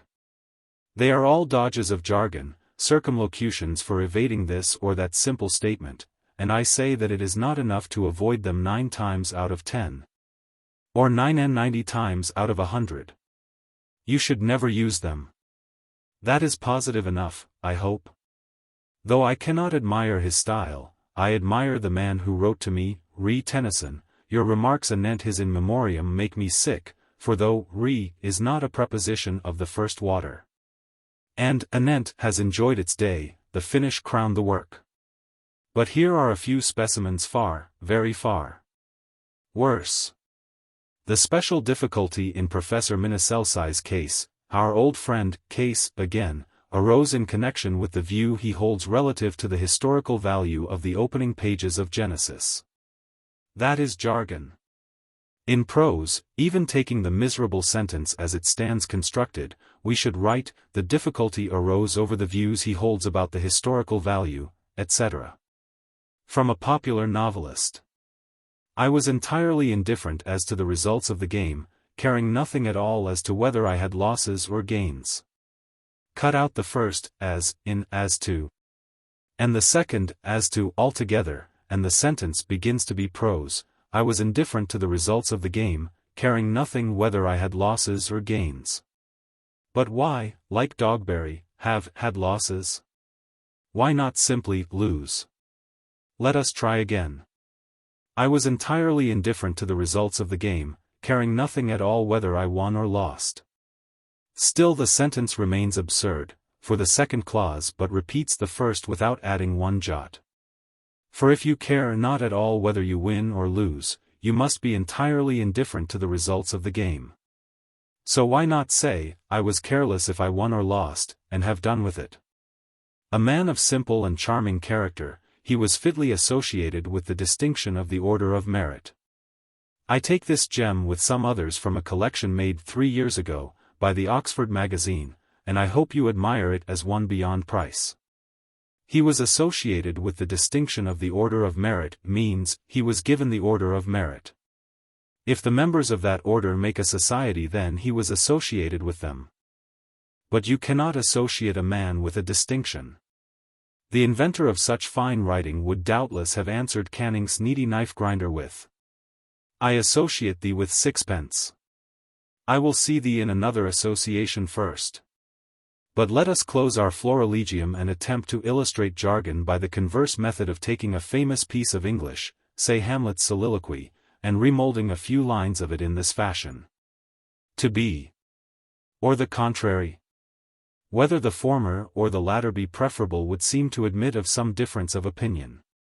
The answer in the present case being of an affirmative or of a negative character according as to whether one elects on the one hand to mentally suffer the disfavor of fortune, albeit in an extreme degree, or on the other to boldly envisage adverse conditions in the prospect of eventually bringing them to a conclusion. The condition of sleep is similar to, if not indistinguishable from, that of death. And with the addition of finality the former might be considered identical with the latter, so that in this connection it might be argued with regard to sleep that, could the addition be effected, a termination would be put to the endurance of a multiplicity of inconveniences, not to mention a number of downright evils incidental to our fallen humanity. And thus a consummation achieved of a most gratifying nature. That is jargon, and to write jargon is to be perpetually shuffling around in the fog and cotton wool of abstract terms. To be forever hearkening, like Ibsen's Peer Gynt, to the voice of the Boyg exhorting you to circumvent the difficulty, to beat the air because it is easier than to flesh your sword in the thing. The first virtue, the touchstone of a masculine style, is its use of the active verb and the concrete noun. When you write in the active voice, they gave him a silver teapot, you write as a man. When you write, he was made the recipient of a silver teapot, you write jargon. But at the beginning set even higher store on the concrete noun. Somebody, I think it was Fitzgerald, once posited the question, what would have become of Christianity if Jeremy Bentham had had the writing of the parables? Without pursuing that dreadful inquiry, I ask you to note how carefully the parables, those exquisite short stories, speak only of things which you can touch and see. A sower went forth to sow. The kingdom of heaven is like unto leaven, which a woman took, and not the parables only, but the Sermon on the Mount and almost every verse of the Gospel. The Gospel does not, like my young essayist, fear to repeat a word, if the word be good. The Gospel says, render unto Caesar the things that are Caesar's, not, render unto Caesar the things that appertain to that potentate.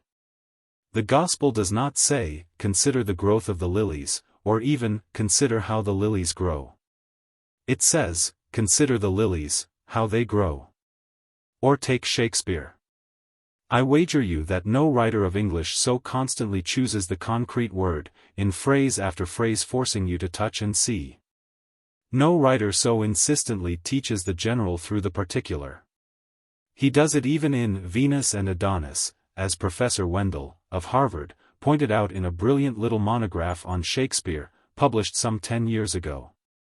Read any page of Venus and Adonis side by side with any page of Marlowe's Hero and Leander, and you cannot but mark the contrast, in Shakespeare the definite, particular, visualized image. In Marlowe the beautiful generalization, the abstract term, the thing seen at a literary remove. Take the two openings, both of which start out with the sunrise. Marlowe begins. Now had the morn espied her lover's steeds. Whereat she starts, puts on her purple weeds. And, red for anger that he stayed so long, all headlong throws herself the clouds among. Shakespeare wastes no words on Aurora and her feelings, but gets to his hero and to business without ado. Even as the sun with purple-colored face. You have the sun visualized at once. Even as the sun with purple-colored face had ta'en his last leave of the weeping morn. Rose-cheeked Adonis hied him to the chase. Hunting he loved, but love he laughed to scorn. When Shakespeare has to describe a horse, mark how definite he is. Round-hoofed, short-jointed, fetlocks shag and long. Broad breast, full eye, small head and nostril wide. High crest, short ears, straight legs and passing strong. Thin mane, thick tail, broad buttock, tender hide. Or again, in a casual simile, how definite. Upon this promise did he raise his chin. Like a dive-dipper peering through a wave, which, being looked on, ducks as quickly in. Or take, if you will, Marlowe's description of heroes first meeting Leander. It lies not in our power to love or hate, for will in us is overruled by fate. And set against it Shakespeare's description of Venus' last meeting with Adonis, as she came on him lying in his blood. Or as a snail whose tender horns being hit, shrinks backward in his shelly cave with pain. And there, all smothered up, in shade doth sit, long after fearing to creep forth again. So, at his bloody view, I do not deny Marlowe's lines, if you will study the whole passage, to be lovely. You may even judge Shakespeare's to be crude by comparison. But you cannot help noting that whereas Marlowe steadily deals in abstract, nebulous terms, Shakespeare constantly uses concrete ones, which later on he learned to pack into verse. Such as sleep that knits up the raveled sleeve of care. Is it unfair to instance Marlowe, who died young? Then let us take Webster for the comparison. Webster, a man of genius or of something very like it, and commonly praised by the critics for his mastery over definite, detailed, and what I may call solidified sensation. Let us take this admired passage from his Duchess of Malfi. Ferdinand. How doth our sister Duchess bear herself in her imprisonment? Viola. Nobly, I'll describe her. She's sad as one long used to tea. And she seems rather to welcome the end of misery than shun it, a behavior so noble as gives a majesty to adversity. 3.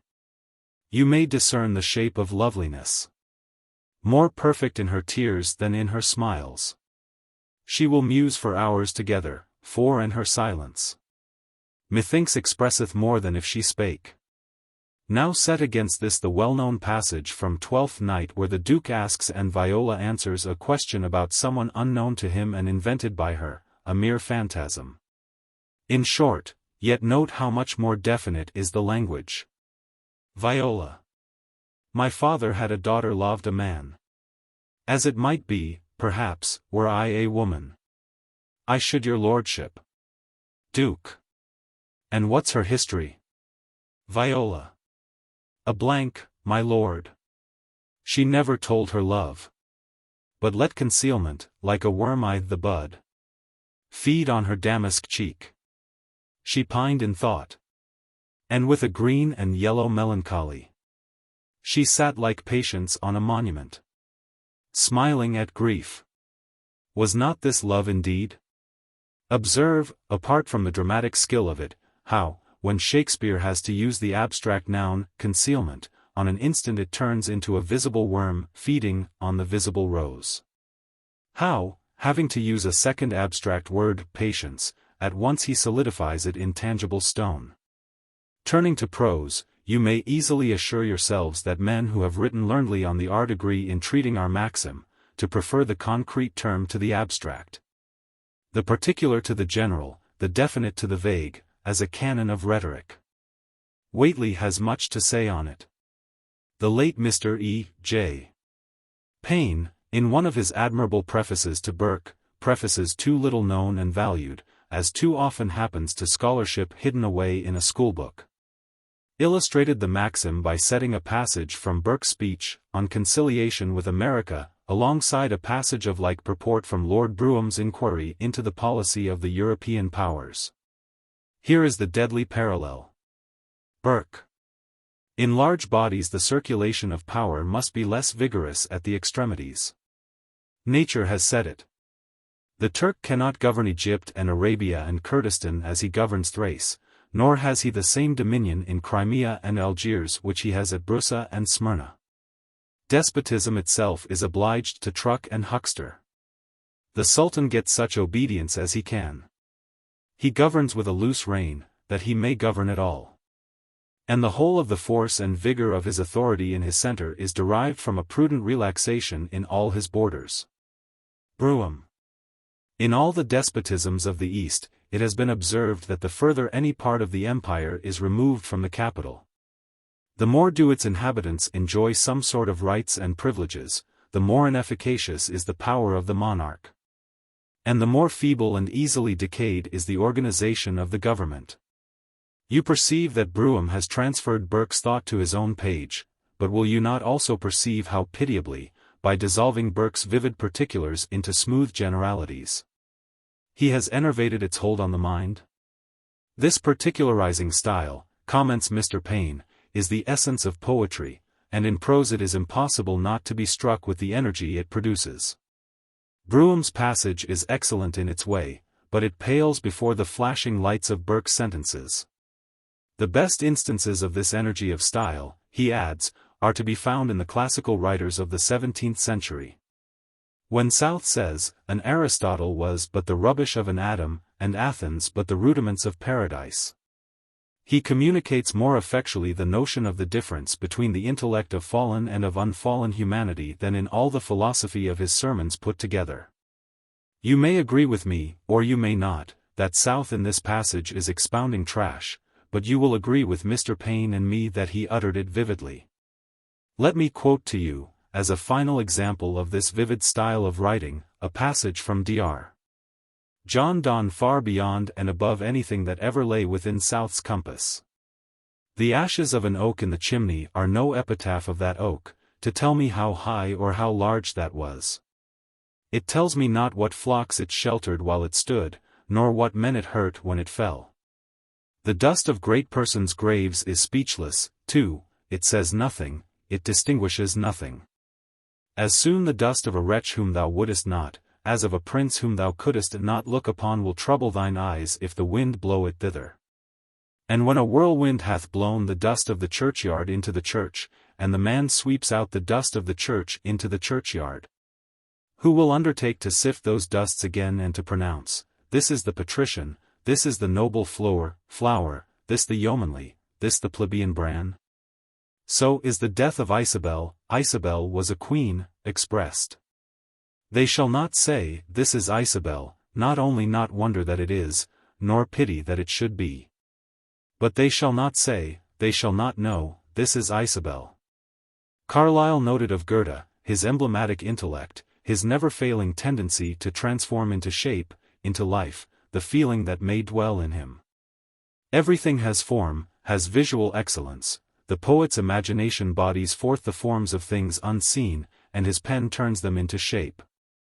Perpend this, gentlemen, and maybe you will not hereafter set it down to my reproach that I wasted an hour of a May morning in a denunciation of jargon, and in exhorting you upon a technical matter at first sight so trivial as the choice between abstract and definite words. A lesson about writing your language may go deeper than language, for language, as in a former lecture I tried to preach to you, is your reason, your lambda gamma omicron. So long as you prefer abstract words, which express other men's summarized concepts of things, to concrete ones which as near as can be reached to things themselves and are the first-hand material for your thoughts, you will remain, at the best, writers at second hand. If your language be jargon, your intellect, if not your whole character, will almost certainly correspond. Where your mind should go straight, it will dodge. The difficulties it should approach with a fair front and grip with a firm hand it will be seeking to evade or circumvent. For the style is the man, and where a man's treasure is there his heart, and his brain, and his writing, will be also. Lecture. Chapter 6. On the Capital Difficulty of Prose. Thursday, May 15th. Today, gentlemen, leaving the Vanity Fair of jargon behind us, we have to essay a difficult country, of which, though fairly confident of his compass bearings, your guide confesses, that wide tracts lie outside his knowledge, outside of anything that can properly be called his knowledge. I feel indeed somewhat as Gideon must have felt when he divided his host on the slopes of Mount Gilead, warning back all who were afraid. In asking the remnant to follow as attentively as they can, I promise only that, if heaven carry us safely across, we shall have broken the back of the desert. In my last lecture but one, then, and before our small interlude with jargon, the argument had carried us, more or less neatly, up to this point, that the capital difficulty of verse consisted in saying ordinary unemotional things, of bridging the flat intervals between high moments. This point, I believe, we made effectively enough. Now, for logical neatness, we should be able to oppose a corresponding point, that the capital difficulty of prose consists in saying extraordinary things, in running it up from its proper level to these high emotional, musical, moments. And mightily convenient that would be, gentlemen, if I were here to help you to answer scientific questions about prose and verse instead of helping you, in what small degree I can, to write. But in literature, which, let me remind you yet once again, is an art, you cannot classify as in a science. Pray attend while I impress on you this most necessary warning. In studying literature, and still more in studying to write it, distrust all classification. All classifying of literature intrudes science upon an art, and is artificially scientific. A trick of pedants, that they may make it the easier to examine you on things with which no man should have any earthly concern, as I am sure he will never have a heavenly one.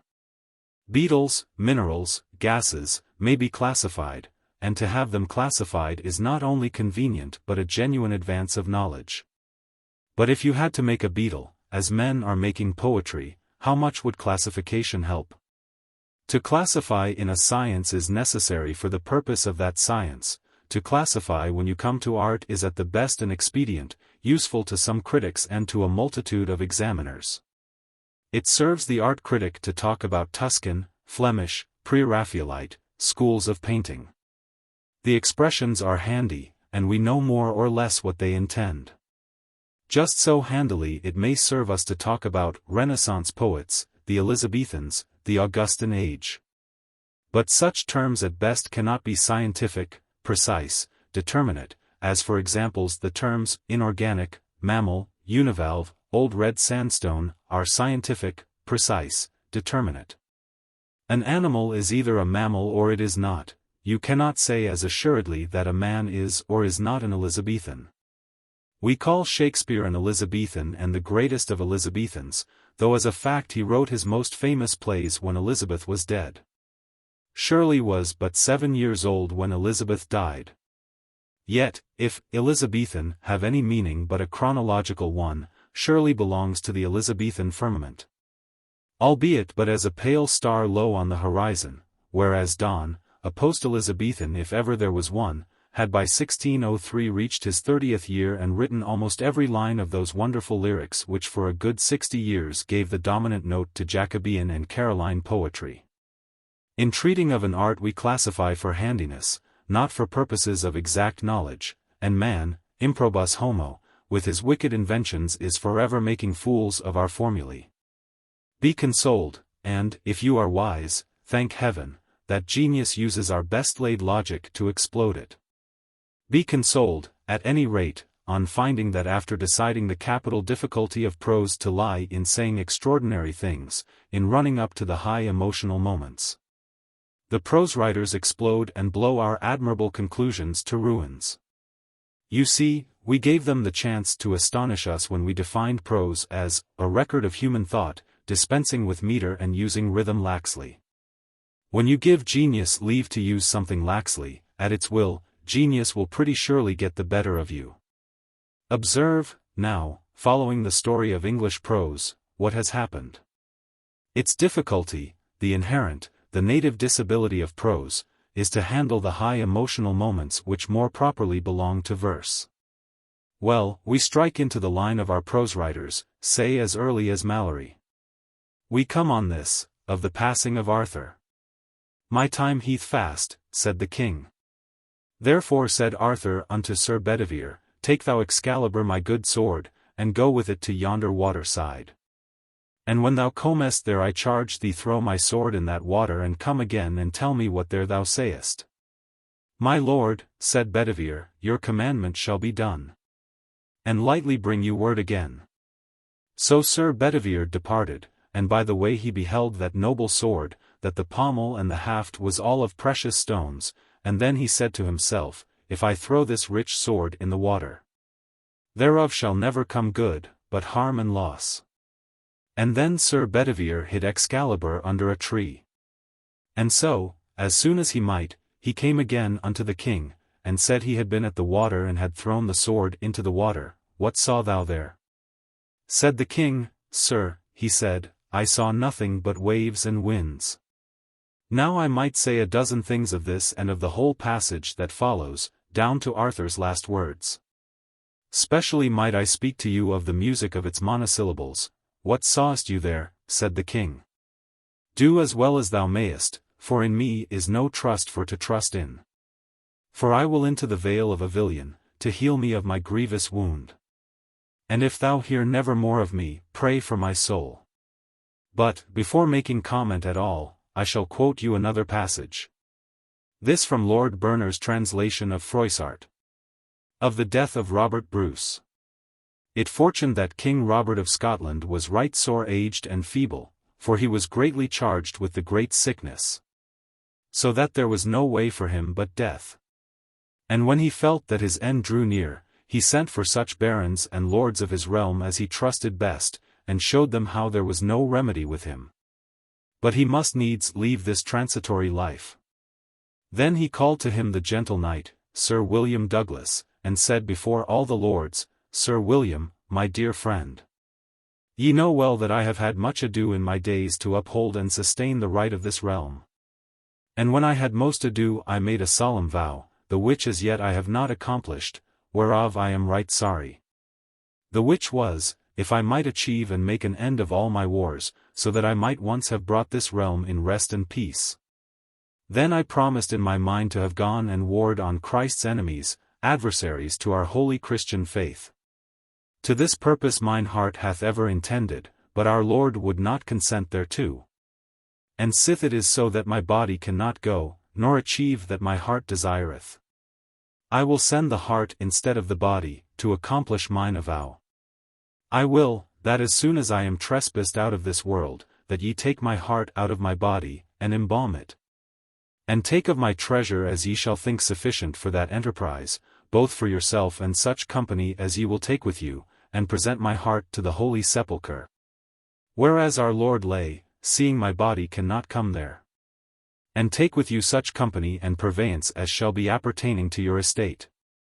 And, wheresoever ye come, let it be known how ye carry with you the heart of King Robert of Scotland, at his instance and desire to be presented to the holy sepulchre. Then all the lords, that heard these words, wept for pity. There, in the 15th century and early in the 16th, you have Malory and Berners writing beautiful English prose. Prose the emotion of which, I dare to say, you must recognize if you have ears to hear.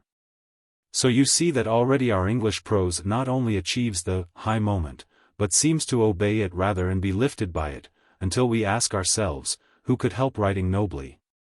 having to tell how King Arthur died or how the Bruce.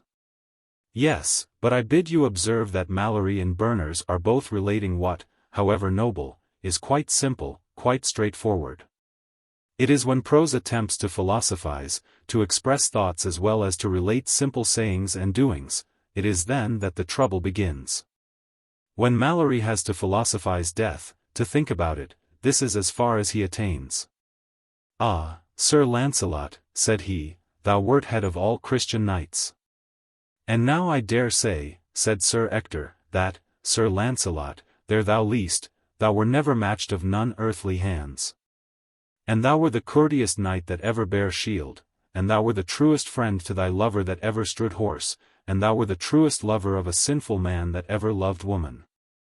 And thou were the kindest man that ever strook with sword, and thou were the goodliest person that ever came among press of knights. And thou were the meekest man and gentlest that ever sat in hall among ladies, and thou were the sternest knight to thy mortal foe that ever put spear in the rest. Beautiful again, I grant. But note you that, eloquent as he can be on the virtues of his dead friend, when Sir Ector comes to the thought of death itself all he can accomplish is, and now I dare say that, Sir Lancelot, there thou least. Let us make a leap in time and contrast this with Tyndale and the translators of our Bible, how they are able to make St. Paul speak of death. So when this corruptible shall have put on incorruption, and this mortal shall have put on immortality, then shall be brought to pass the saying that is written. Death is swallowed up in victory. O death, where is thy sting? O grave, where is thy victory? There you have something clean beyond what Malory or Berners could compass, there you have a different kind of high moment, a high moment of philosophizing, there you have emotion impregnated with thought. It was necessary that our English verse even after Chaucer, our English prose after Malory and Berners, should overcome this most difficult gap, which stands for a real intellectual difference, if it aspired to be what today it is, a language of the first class, comparable with Greek and certainly in no whit inferior to Latin or French. Let us leave prose for a moment, and see how verse threw its bridge over the gap. If you would hear the note of Chaucer at its deepest, you will find it in the famous exquisite lines of the Prioress prologue. O motor maid! O maid motor fre! O bush unbrent, brenning in Moisa's sight!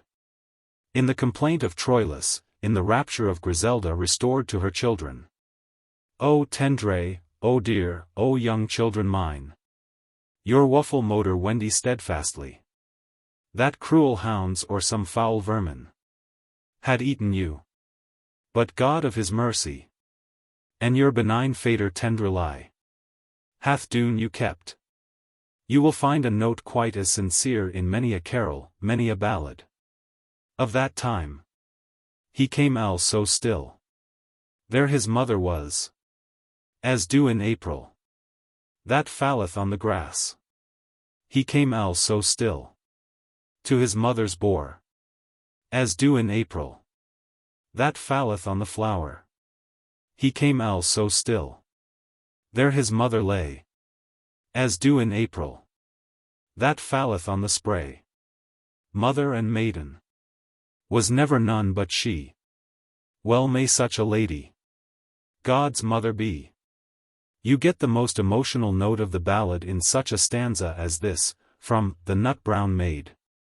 Though it be sung of old and young, that I should be to blame. There's be the charge that speaks so large, in hurting of my name. For I will prove that faithful love, it is devoid of shame. In your distress and heaviness, to part with you the same. And sure although that do not so, true lovers are they none. For, in my mind, of all mankind, I love but you alone. All these notes, again, you will admit to be exquisite, but they gush straight from the unsophisticated heart, they are nowise deep save in innocent emotion, they are not thoughtful. So when Barber breaks out in praise of freedom, he cries, freedom is a noble thing. And that is really as far as he gets. He goes on. Freedom mays man to hafe liking. Freedom makes man to choose what he likes, that is, makes him free. Freedom all solace to man gif fis. He lives at esse that freely lives. A noble heart may have non esse. Na ellis noct that may him please. Gif freedom fail th, for fre liking. Is yarnet ouer all other thing. And so on for many lines. All saying the same thing, that man yearns for freedom and is glad when he gets it, because then he is free. All hammering out the same observed fact, but all knocking vainly on the door of thought, which never opens to explain what freedom is. Now let us take a leap as we did with prose, and, taking off, from the nut-brown maid's artless confession. In my mind, of all mankind, I love but you alone. Let us alight on a sonnet of Shakespeare's. Thy bosom is endeared with all hearts, which I by lacking have supposed dead. And there reigns love, and all love's loving parts, and all those friends which I thought buried. How many a holy and obsequious tear hath dear religious love stolen from mine eye, as interest of the dead, which now appear but things removed, that hidden in thee lie. Thou art the grave where buried love doth live, hung with the trophies of my lovers gone, who all their parts of me to thee did give. That due of many now is mine alone. Their images I loved I view in thee. And thou, all they, hast all the all of me. What a new way of talking about love. Not a happier way, there is less of heartsease in these doubts, delicacies, subtleties, but how much more thoughtful. How has our nut-brown maid eaten of the tree of knowledge?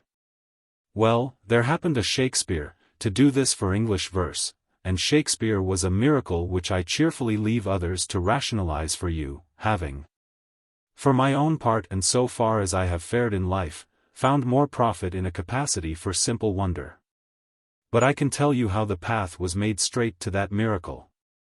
The shock of the new learning upon Europe awoke men and unsealed men's eyes, unsealed the eyes of Englishmen in particular, to discover a literature, and the finest in the world, which habitually philosophized life, a literature which, whether in a chorus of Sophocles or a talk reported by Plato, or in a ribald page of Aristophanes or in a naughty chapter of Thucydides, was in one guise or another forever asking why. What is man doing here, and why is he doing it? What is his purpose? His destiny?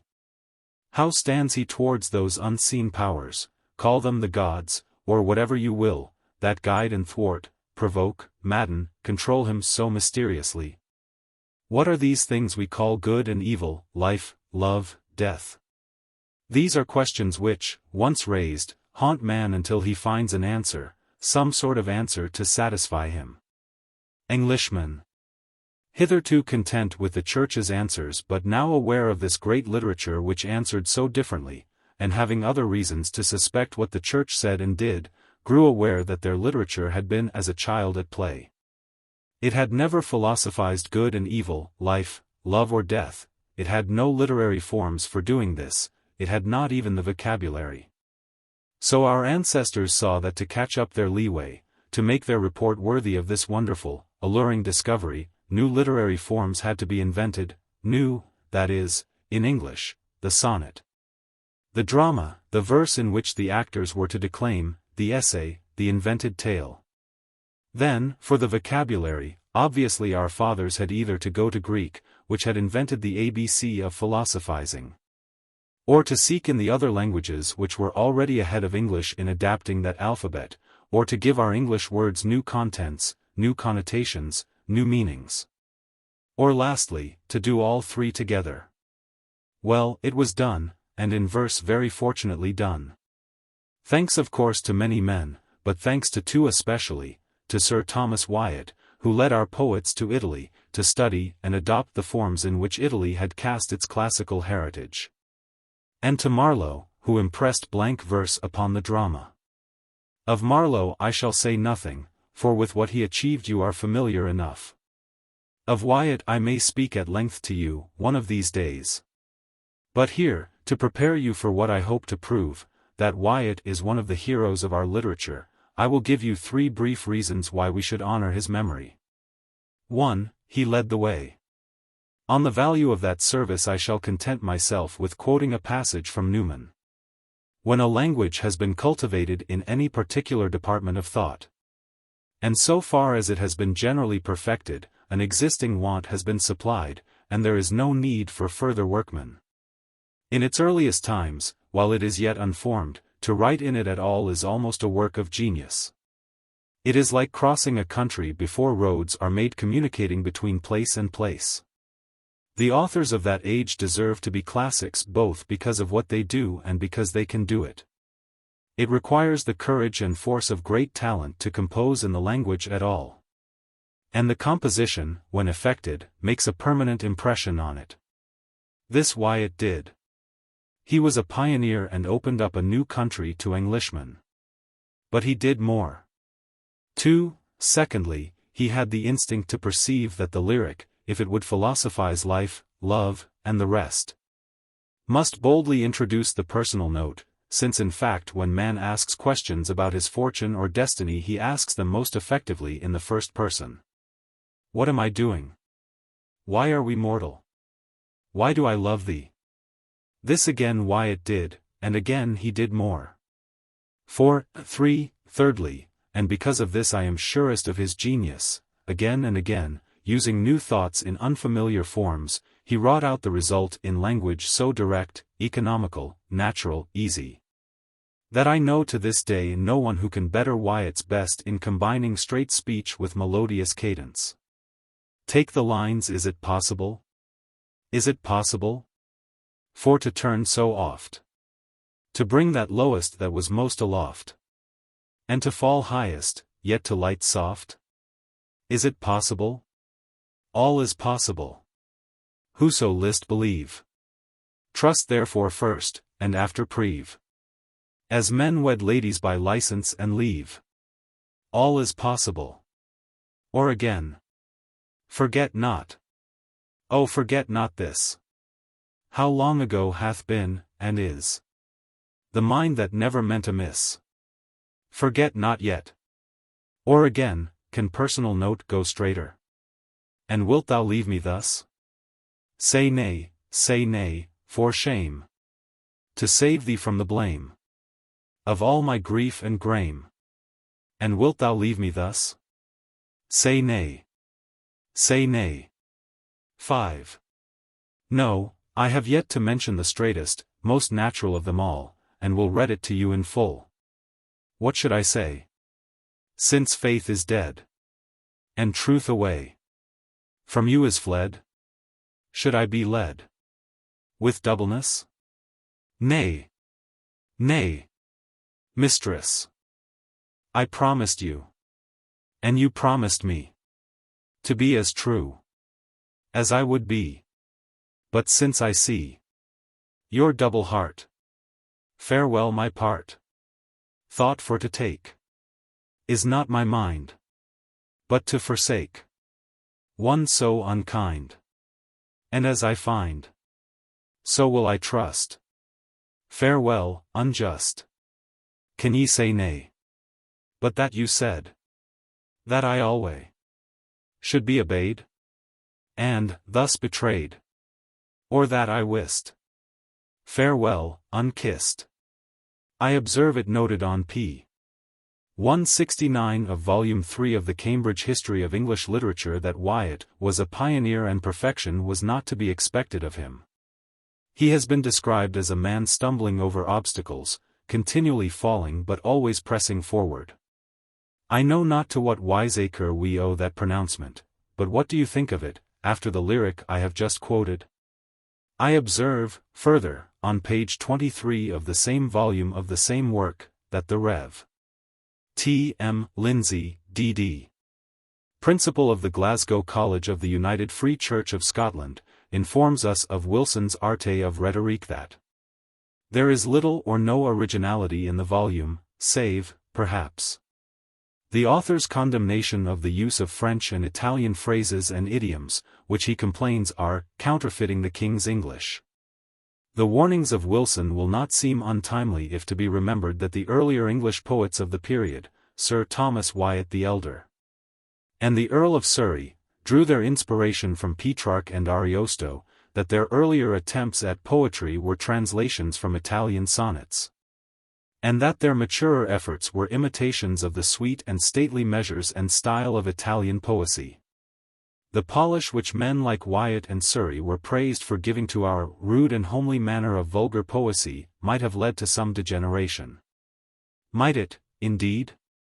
As another Dominie would have said, prodigious. 6. But I have lingered too long with this favorite poet of mine and left myself room only to hand you the thread by following which you will come to the melodious philosophizing of Shakespeare's sonnets. Let me not to the marriage of true minds admit impediment. Love is not love, which alters where it alteration finds, or bends with the remover to remove. Note the Latin words, impediment, alteration, remove. We are using the language of philosophy here, or, rather, the universal language, which had taken over the legacy of Greek. You may trace the use of it growing as, for example, you trace it through the Elizabethan songbooks, and then, as I said, comes Shakespeare, and with Shakespeare the miracle. The education of prose was more difficult, and went through more violent convulsions.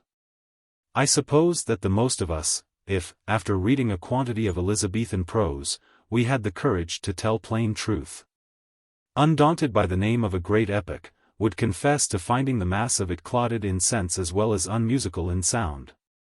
A disappointment almost intolerable after the simple melodious clarity of Malory and Berners.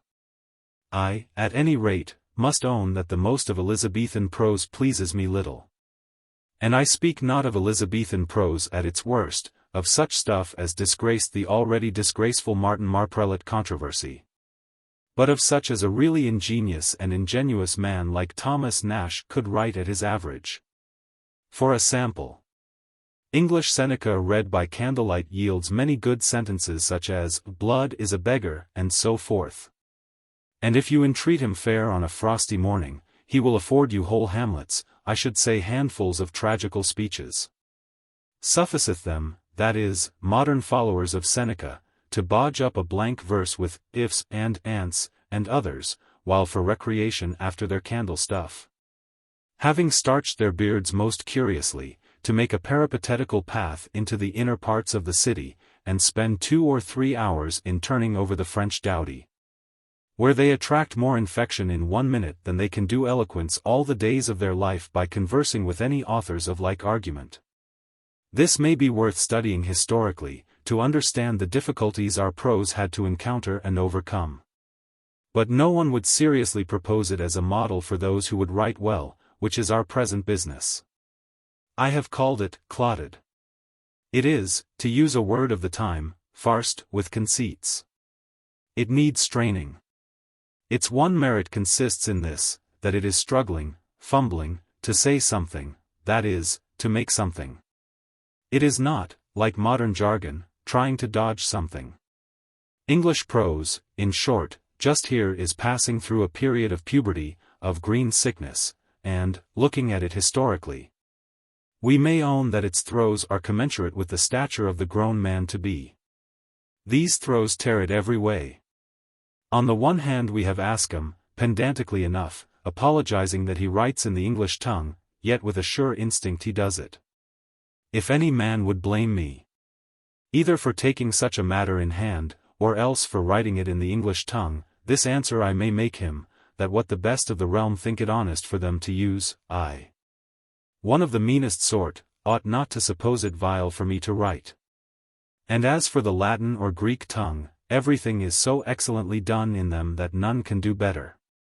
In the English tongue, contrary, everything in a manner so meanly, both for the matter and the handling, that no man can do worse. On the other hand you have Euphuism with its antithetical tricks and poises, taking all prose by storm for a time, Euphuism, to be revived 200 years later, and find a new avatar in the Johnsonian balance. Euphuism, dead now, yet alive enough in its day. For all these writers were alive, and I tell you it is an inspiriting thing to be alive and trying to write English. All these authors were alive and trying to do something.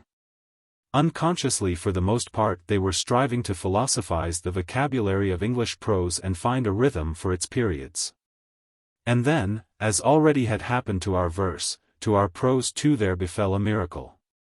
You will not ask me, what miracle? I mean, of course, the authorized version of the Bible. I grant you, to be sure, that the path to the authorized version was made straight by previous translators, notably by William Tyndale. I grant you that Tyndale was a man of genius, and Wycliffe before him a man of genius. I grant you that the 47 men who produced the authorized version worked in the main upon Tyndale's version, taking that for their basis.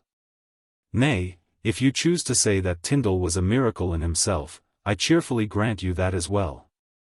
But, in a lecture one must not multiply miracles praeter necessitatem.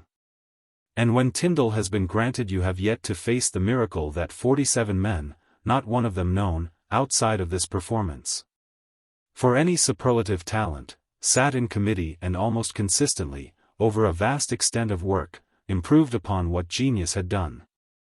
I give you the word of an old committeeman that this is not the way of committees, that only by miracle is it the way of any committee. Doubtless the 47 were all good men and godly, but doubtless also good and godly were the dean and chapter who dealt with Alfred Stephen's tomb of the Duke of Wellington in St. Paul's Cathedral, and you know what they did. Individual genius such as Tyndale's or even Shakespeare's, though we cannot explain it, we may admit as occurring somehow, and not incredibly, in the course of nature. But that a large committee of 47 should have gone steadily through the great mass of Holy Writ, seldom interfering with genius, yet, when interfering, seldom missing to improve, that a committee of 47 should have captured, or even, let us say, should have retained and improved, a rhythm so personal, so constant, that our Bible has the voice of one author speaking through its many mouths, that, gentlemen, is a wonder before which I can only stand humble and aghast. Does it or does it not strike you as queer that the people who set you courses of study in English literature never include the authorized version, which not only intrinsically but historically is out and away the greatest book of English prose? Perhaps they can pay you the silent compliment of supposing that you are perfectly acquainted with it? I wonder. It seems as if they thought the Martin Marprelate controversy, for example, more important somehow. So when this corruptible shall have put on incorruption, and this mortal shall have put on immortality. Many waters cannot quench love. Neither can the floods drown it. If a man would give all the substance of his house for love, it would utterly be contemned. The king's daughter is all glorious within, her clothing is of wrought gold. Thine eyes shall see the king in his beauty, they shall behold the land that is very far off. And a man shall be as an hiding place from the wind, and a covert from the tempest, as rivers of water in a dry place, as the shadow of a great rock in a weary land.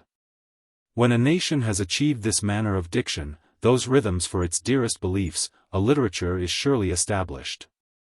Just there I find the effective miracle, making the blind to see, the lame to leap. Wycliffe, Tyndale, Coverdale and others before the 47 had wrought.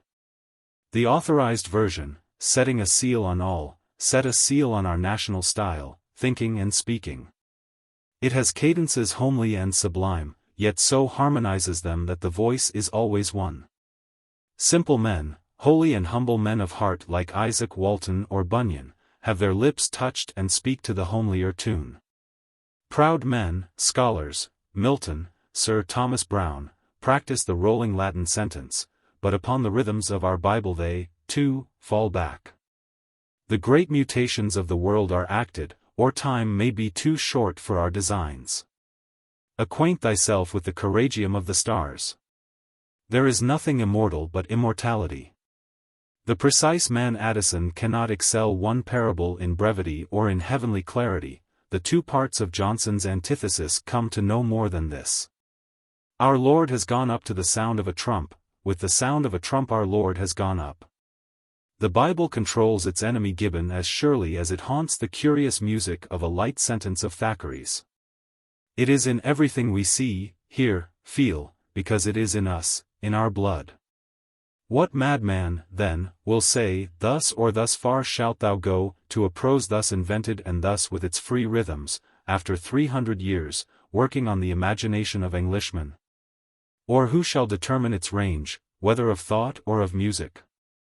You have received it by inheritance, gentlemen, it is yours, freely yours, to direct your words through life as well as your hearts. Lecture. Chapter 7. Some Principles Reaffirmed. Thursday, May 29th. Let me begin today, gentlemen, with a footnote to my last lecture. It ended, as you may remember, upon an earnest appeal to you, if you would write good English, to study the authorized version of the Scriptures. To learn from it, moreover, how by mastering rhythm, our prose overcame the capital difficulty of prose and attuned itself to rival its twin instrument, verse. Compassing almost equally with verse man's thought however sublime, his emotion however profound. Now in the course of my remarks I happened, maybe a little incautiously, to call the authorized version a miracle, using that word in a colloquial sense, in which no doubt you accepted it. Meaning no more than that the thing passed my understanding. I have allowed that the famous 47 owed an immense deal to earlier translators, to the bishops, to Tyndale, to the Wycliffe version. As themselves allowed it eagerly in their preface. Truly, good Christian reader, we never thought from the beginning that we should needs to make a new translation. Nor yet to make of a bad one a good one, but to make a good one better, or out of many good ones one principal good one, not justly to be accepted against, that hath been our endeavor. That our mark. 7. Nevertheless the authorized version astounds me, as I believe it will astound you when you compare it with earlier translations. Aristotle, it has been said, invented chance to cover the astonishing fact that there were certain phenomena for which he found himself wholly unable to account. Just so, if one may compare very small things with very great, I spoke of the authorized version as a miracle. It was, it remains, marvelous to me. Should these deciduous discourses ever come to be pressed within the leaves of a book, I believe their general meaning will be as clear to readers as I hope it is to you who give me so much pleasure by pursuing them, almost, shall I say? Like Wordsworth's kitten with those other falling leaves. That almost I could repine. That your transports are not mine. But meanwhile certain writers in the newspapers are assuming that by this word, miracle, I meant to suggest to you a something like plenary inspiration at once supernatural and so authoritative that it were sacrilege now to alter their text by one jot or tittle. Believe me, I intended nothing of the sort, for that, in my plain opinion, would be to make a fetish of the book. One of these days I hope to discuss with you what inspiration is, with what accuracy, with what meaning, if any, we can say of a poet that he is inspired. Questions which have puzzled many wise men from Plato downwards. But certainly I never dreamt of claiming plenary inspiration for the 47. Nay, if you will have it, they now and again wrote stark nonsense. Remember that I used this very same word, miracle, of Shakespeare, meaning again that the total Shakespeare quite outpasses my comprehension. Yet Shakespeare, too, on occasion talks stark nonsense, or at any rate stark bombast. He never blotted a line, I would he had blotted 1,000, says Ben Jonson, and Ben Jonson was right. Shakespeare could have blotted out 2,000 or 3,000 lines, he was great enough to afford it.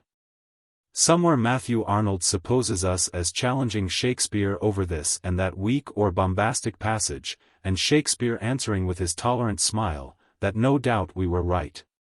But after all, did it greatly matter? So we offer no real derogation to the 47 in asserting that here and there they wrote nonsense. They could afford it.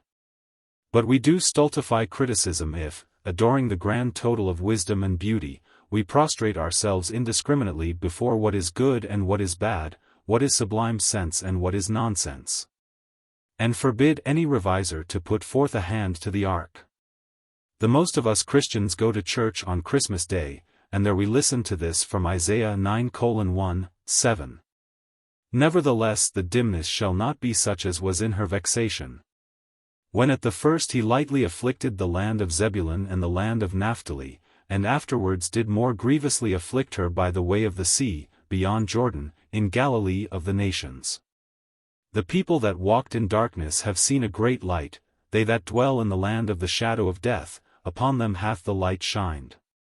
Thou hast multiplied the nation, and not increased the joy, they joy before thee according to the joy in harvest, and as men rejoice when they divide the spoil. For thou hast broken the yoke of his burden, and the staff of his shoulder, the rod of his oppressor, as in the day of Midian. For every battle of the warrior is with confused noise, and garments rolled in blood, but this shall be with burning and fuel of fire. For unto us a child is born, unto us a son is given. The 47 keep their majestic rhythm. But have you ever, sitting in church on a Christmas morning, asked yourself what it all means, or if it mean anything more than a sing-song according somehow with the holly and ivy around the pillars? Thou hast multiplied the nation, and not increased the joy, they joy before thee according to the joy in harvest, but why, if the joy be not increased? For every battle of the warrior is with confused noise, and garments rolled in blood, but this shall be with burning and fuel of fire.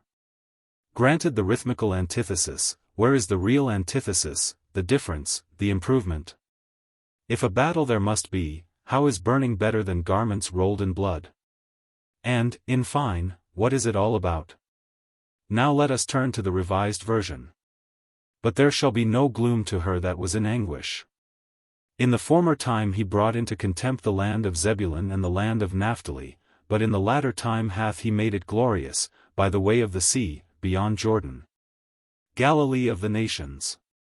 The people that walked in darkness have seen a great light, they that dwelt in the land of the shadow of death, upon them hath the light shined. Thou hast multiplied the nation, thou hast increased their joy, they joy before thee according to the joy in harvest, as men rejoice when they divide the spoil.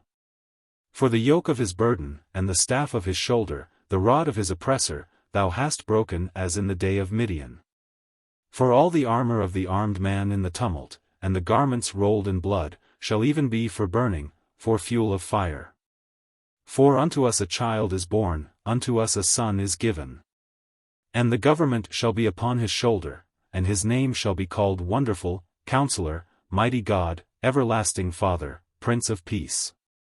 I say, knowing no Hebrew, merely assuming our revisers to be at least no worse scholars than the 47, that here, with the old cadences kept so far as possible, we are given sense in place of nonsense, and I ask you to come to the Revised Version with a fair mind.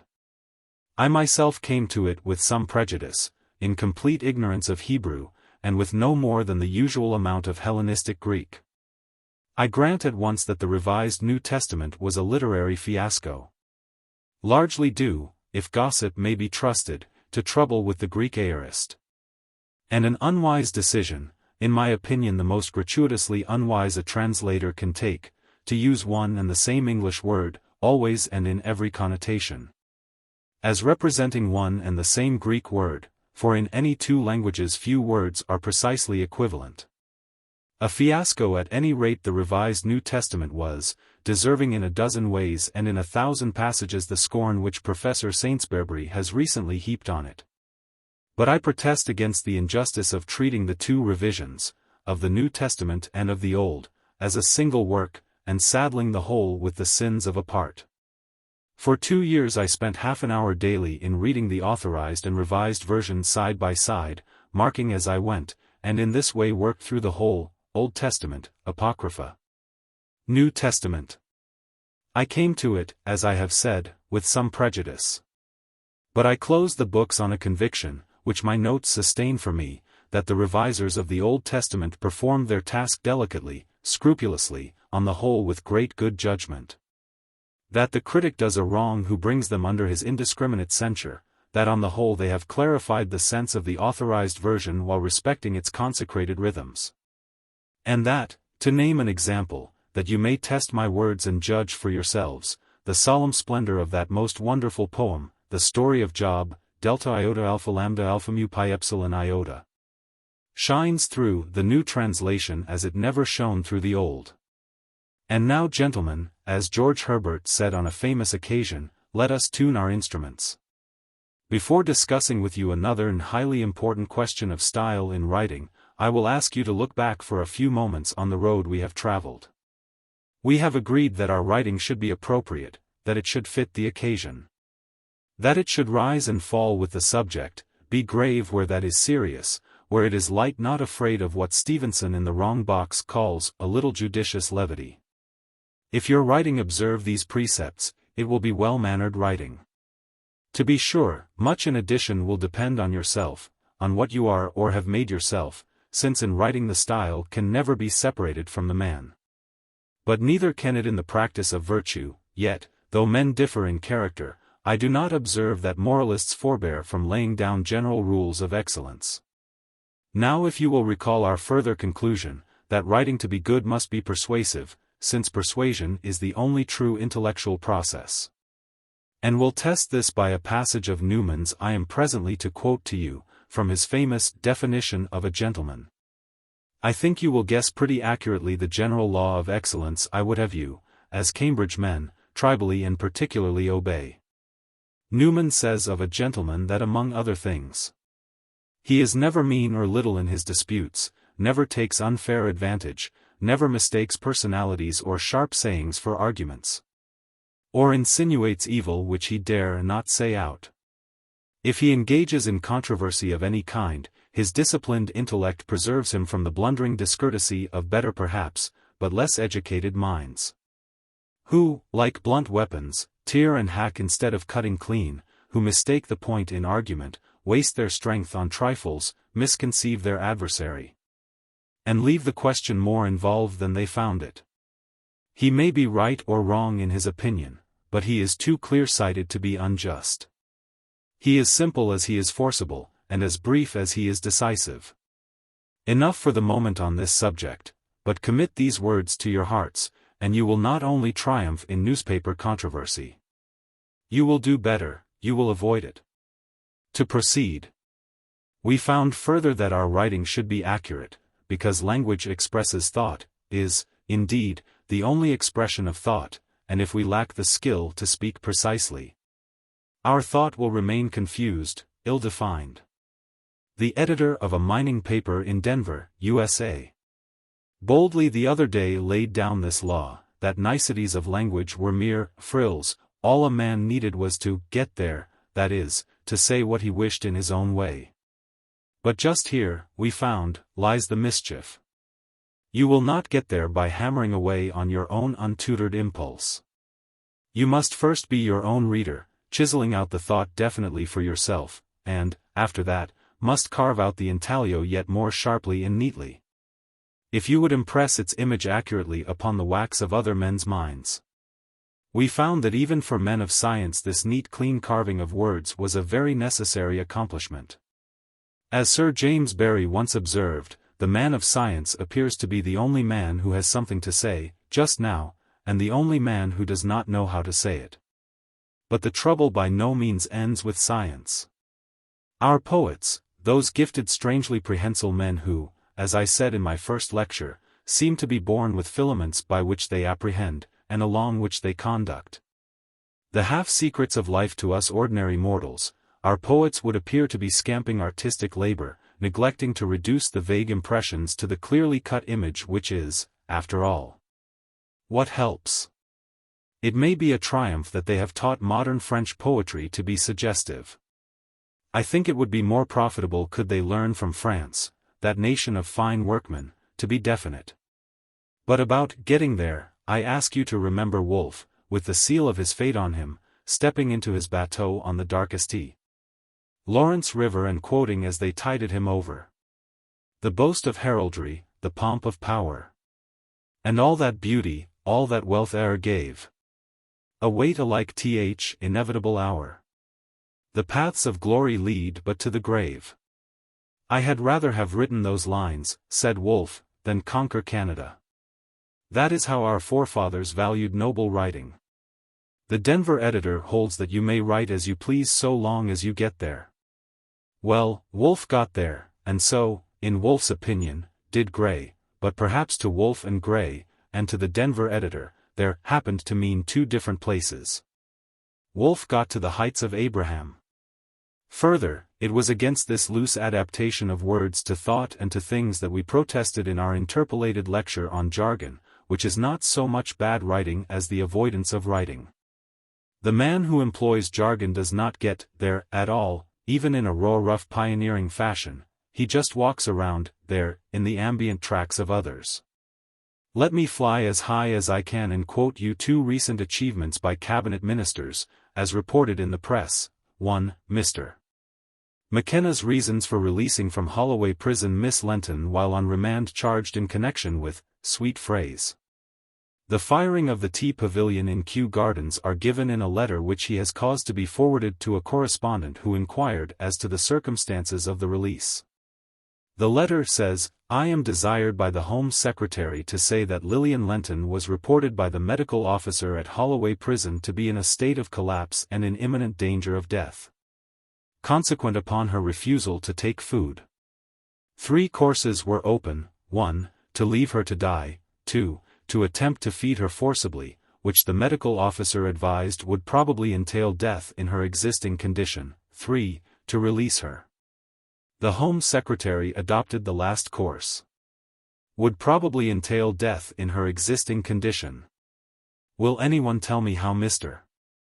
McKenna or anyone else could kill, or, as he prefers to put it, entail death upon, Miss Lenton in a non-existing condition? 2. Next take the Chancellor of the Exchequer. As we know, the Chancellor of the Exchequer can use incisive speech when he chooses. On May 8, as reported in next day's Morning Post, Mr. Lloyd George, answering a question, delivered himself of this to an attentive Senate. With regard to Mr. Noel Buxton's questions, I cannot answer for an inquiry which is of a private and confidential character, for although I am associated with it I am not associated with it as a minister of the Crown. Those inquiries are of a very careful systematic and scientific character, and are being conducted by the ablest investigators in this country, some of whom have reputations of international character.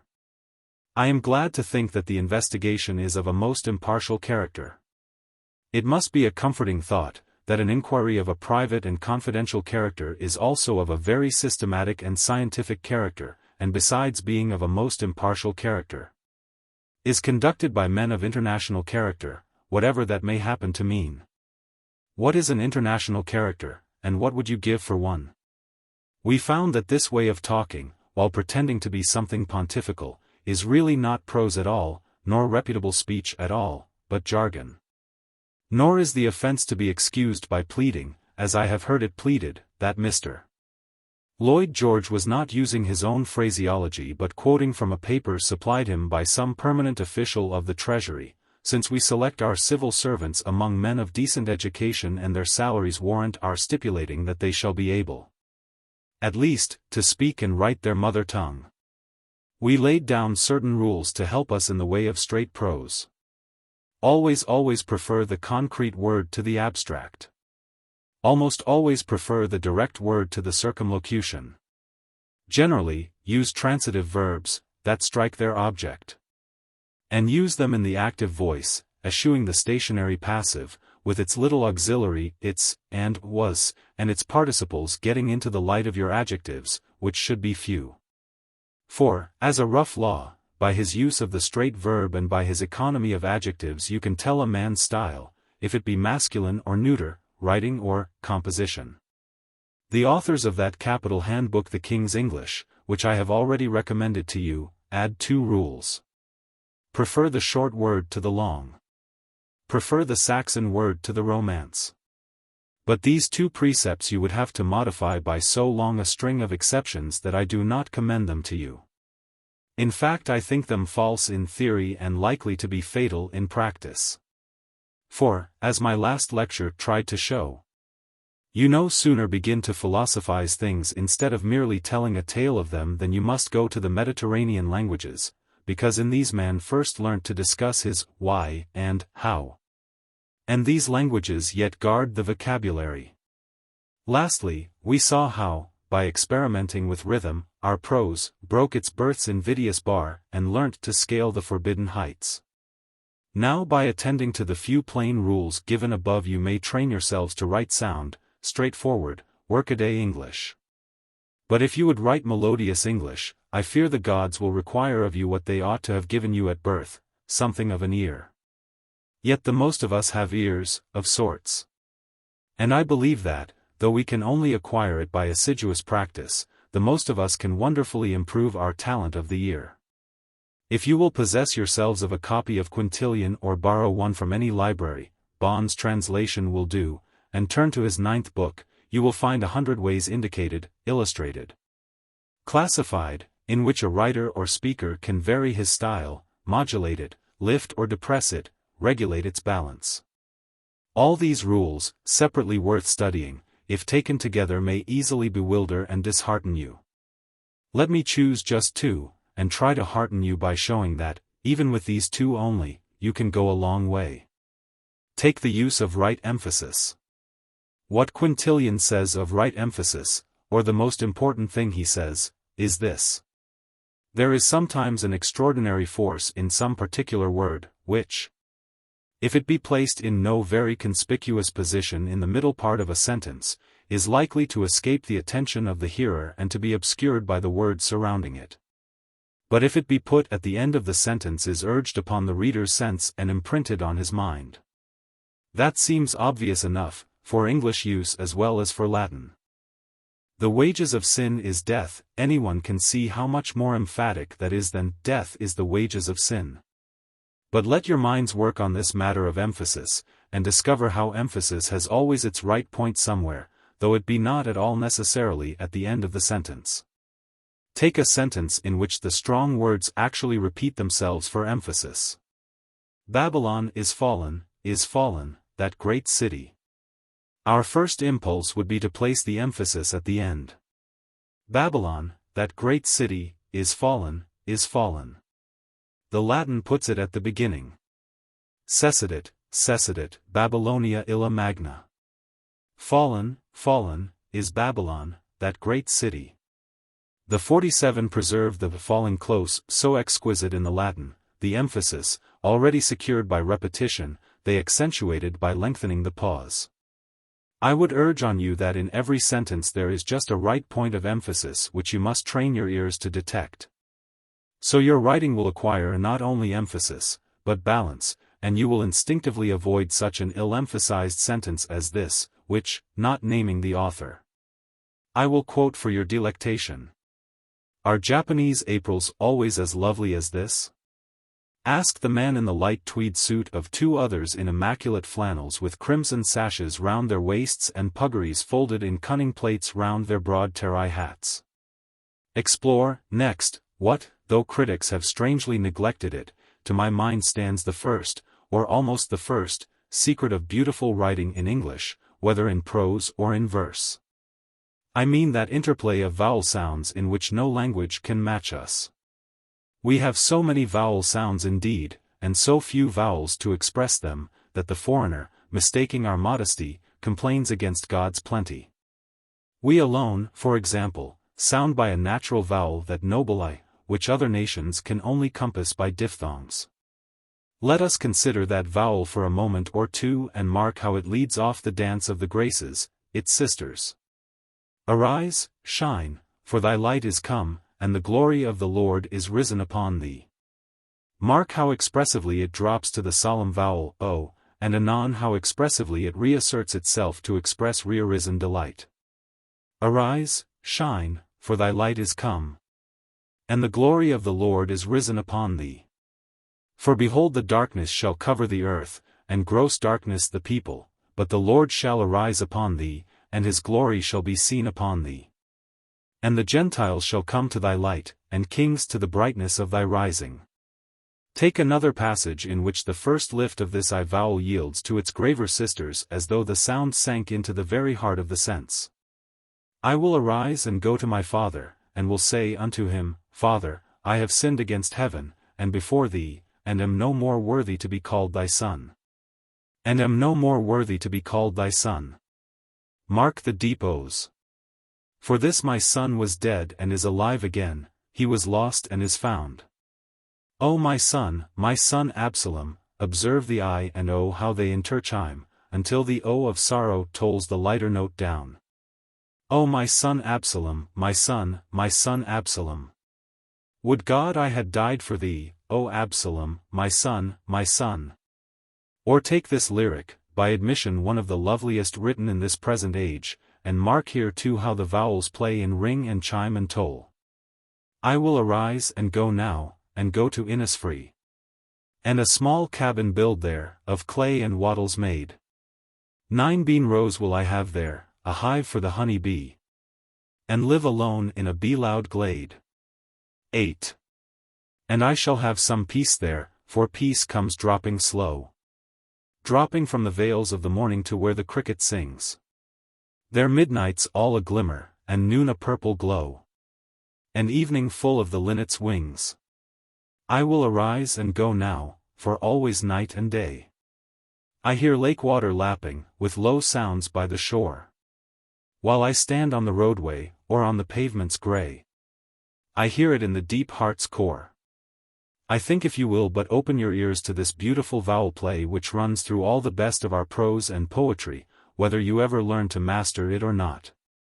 You will have acquired a new delight, and one various enough to last you though you live to a very old age. All this of which I am speaking is art, and literature being an art, do you not see how personal a thing it is, how it cannot escape being personal? No two men, unless they talk jargon, say the same thing in the same way. As is a man's imagination, as is his character, as is the harmony in himself, as is his ear, as is his skill, so and not otherwise he will speak. So and not otherwise than they can respond to that imagination, that character, that order of his intellect, that harmony of his soul, his hearers will hear him. Let me conclude with this great passage from Newman which I beg you, having heard it, to ponder.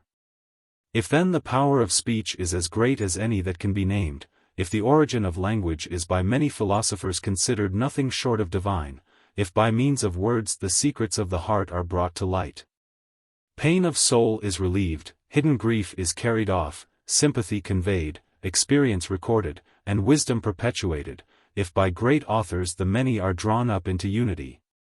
National character is fixed, a people speaks, the past and the future, the East and the West are brought into communication with each other, if such men are, in a word, the spokesmen and the prophets of the human family, it will not answer to make light of literature or to neglect its study, rather we may be sure that, in proportion as we master it in whatever language, and imbibe its spirit, we shall ourselves become in our own measure the ministers of like benefits to others, be they many or few.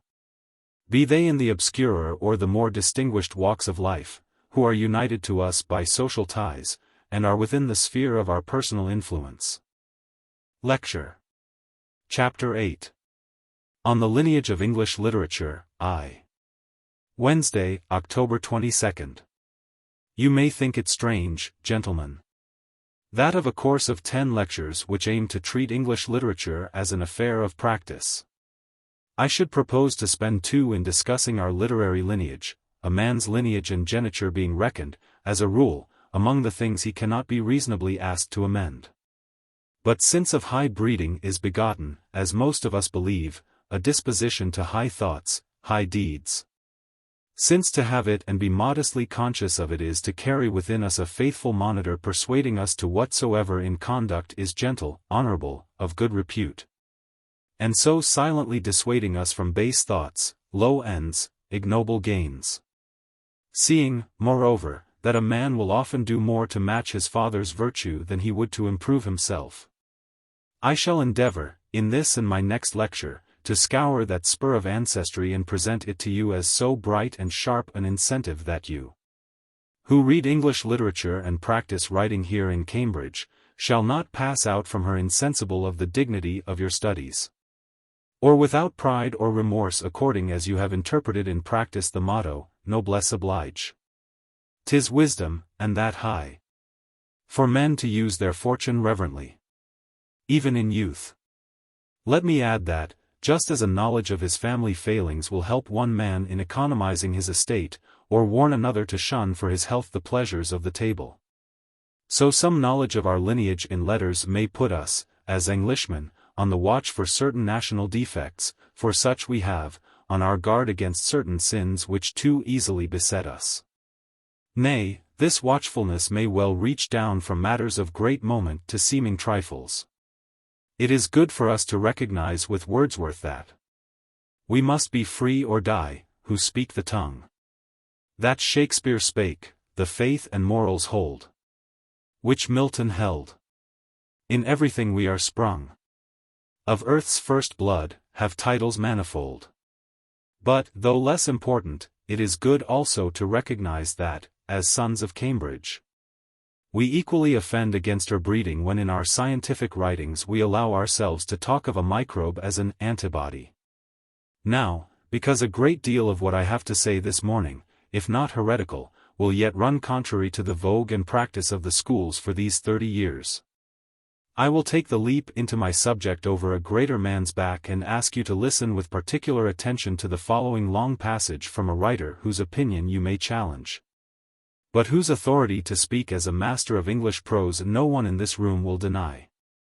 When, says Cardinal Newman, we survey the stream of human affairs for the last 3,000 years, we find it to run thus: at first sight there is so much fluctuation, agitation, ebbing and flowing, that we may despair to discern any law in its movements, taking the earth as its bed and mankind as its contents. But on looking more closely and attentively we shall discern, in spite of the heterogeneous materials and the various histories and fortunes which are found in the race of man during the long period I have mentioned, a certain formation amid the chaos, one and one only, and extending, though not over the whole earth, yet through a very considerable portion of it. Man is a social being and can hardly exist without society, and in matter of fact societies have ever existed all over the habitable earth. The greater part of these associations have been political or religious, and have been comparatively limited in extent and temporary. They have been formed and dissolved by the force of accidents, or by inevitable circumstances, and when we have enumerated them one by one we have made of them all that can be made. But there is one remarkable association which attracts the attention of the philosopher. Not political nor religious, or at least only partially and not essentially such, which began in the earliest times and grew with each succeeding age till it reached its complete development, and then continued on, vigorous and unwearied, and still remains as definite and as firm as ever it was. Its bond is a common civilization, and though there are other civilizations in the world, as there are other societies, yet this civilization, together with the society which is its creation and its home, is so distinctive and luminous in its character, so imperial in its extent, so imposing in its duration, and so utterly without rival on the face of the earth, that the association may fitly assume to itself the title of human society, and its civilization the abstract term civilization. There are indeed great outlying portions of mankind which are not, perhaps never have been, included in this human society. Still they are outlying portions and nothing else, fragmentary, unsociable, solitary and unmeaning, protesting and revolting against the grand central formation of which I am speaking, but not uniting with each other into a second whole. I am not denying, of course, the civilization of the Chinese, for instance, though it be not our civilization, but it is a huge, stationary, unattractive, morose civilization. Nor do I deny a civilization to the Hindus, nor to the ancient Mexicans, nor to the Saracens, nor, in a certain sense, to the Turks. But each of these races has its own civilization, as separate from one another as from ours. I do not see how they can be all brought under one idea. Gentlemen, let me here observe that I am not entering upon the question of races, or upon their history. I have nothing to do with ethnology. I take things as I find them on the surface of history and am but classifying phenomena. Looking, then, at the countries which surround the Mediterranean Sea as a whole, I see them to be from time immemorial the seat of an association of intellect and mind such as to deserve to be called the intellect and the mind of the human kind. starting as it does, and advancing from certain centers, till their respective influences intersect and conflict, and then at length intermingle and combine, a common thought has been generated. And a common civilization defined and established. Egypt is one such starting point, Syria, another, Greece a third, Italy a fourth and North Africa a fifth, afterwards France and Spain. As time goes on, and as colonization and conquest work their changes, we see a great association of nations formed. Of which the Roman Empire is the maturity in the most intelligible expression, an association, however, not political but mental. Based on the same intellectual ideas and advancing by common intellectual methods. In its earliest age it included far more of the Eastern world than it has since. In these later times it has taken into its compass a new hemisphere. In the Middle Ages it lost Africa, Egypt and Syria, and extended itself to Germany, Scandinavia and the British Isles. At one time its territory was flooded by strange and barbarous races, but the existing civilization was vigorous enough to vivify what threatened to stifle it. And to assimilate to the old social forms what came to expel them, and thus the civilization of modern times remains what it was of old. Not Chinese, or Hindu, or Mexican, or Saracen, but the lineal descendant, or rather the continuation, mutatis mutandis, of the civilization which began in Palestine and Greece. To omit, then, all minor debts such as what of arithmetic, what of astronomy, what of geography, we owe to the Saracen. From Palestine we derive the faith of Europe shared, in the language of the bidding prayer, by all Christian people dispersed throughout the world. As to Greece we owe the rudiments of our Western art, philosophy, letters. And not only the rudiments but the continuing inspiration, so that, though entirely superseded in worship, as even in the Athens of Pericles they were worshipped only by an easy, urbane, more than half humorous tolerance, Apollo and the Muses, Zeus and the great ones of Olympus, Hermes and Hephaestus, Athene in her armor, with her vanquisher the foam-born irresistible Aphrodite. These remain the authentic gods of our literature, beside whom the gods of Northern Europe, Odin, Thor, Freya, are strangers, unhomely, uncanny as the shadows of unfamiliar furniture on the walls of an inn. Sprung though great numbers of us are from the loins of Northmen, it is in these gracious deities of the south that we find the familiar and the real, as from the heroes of the sister island.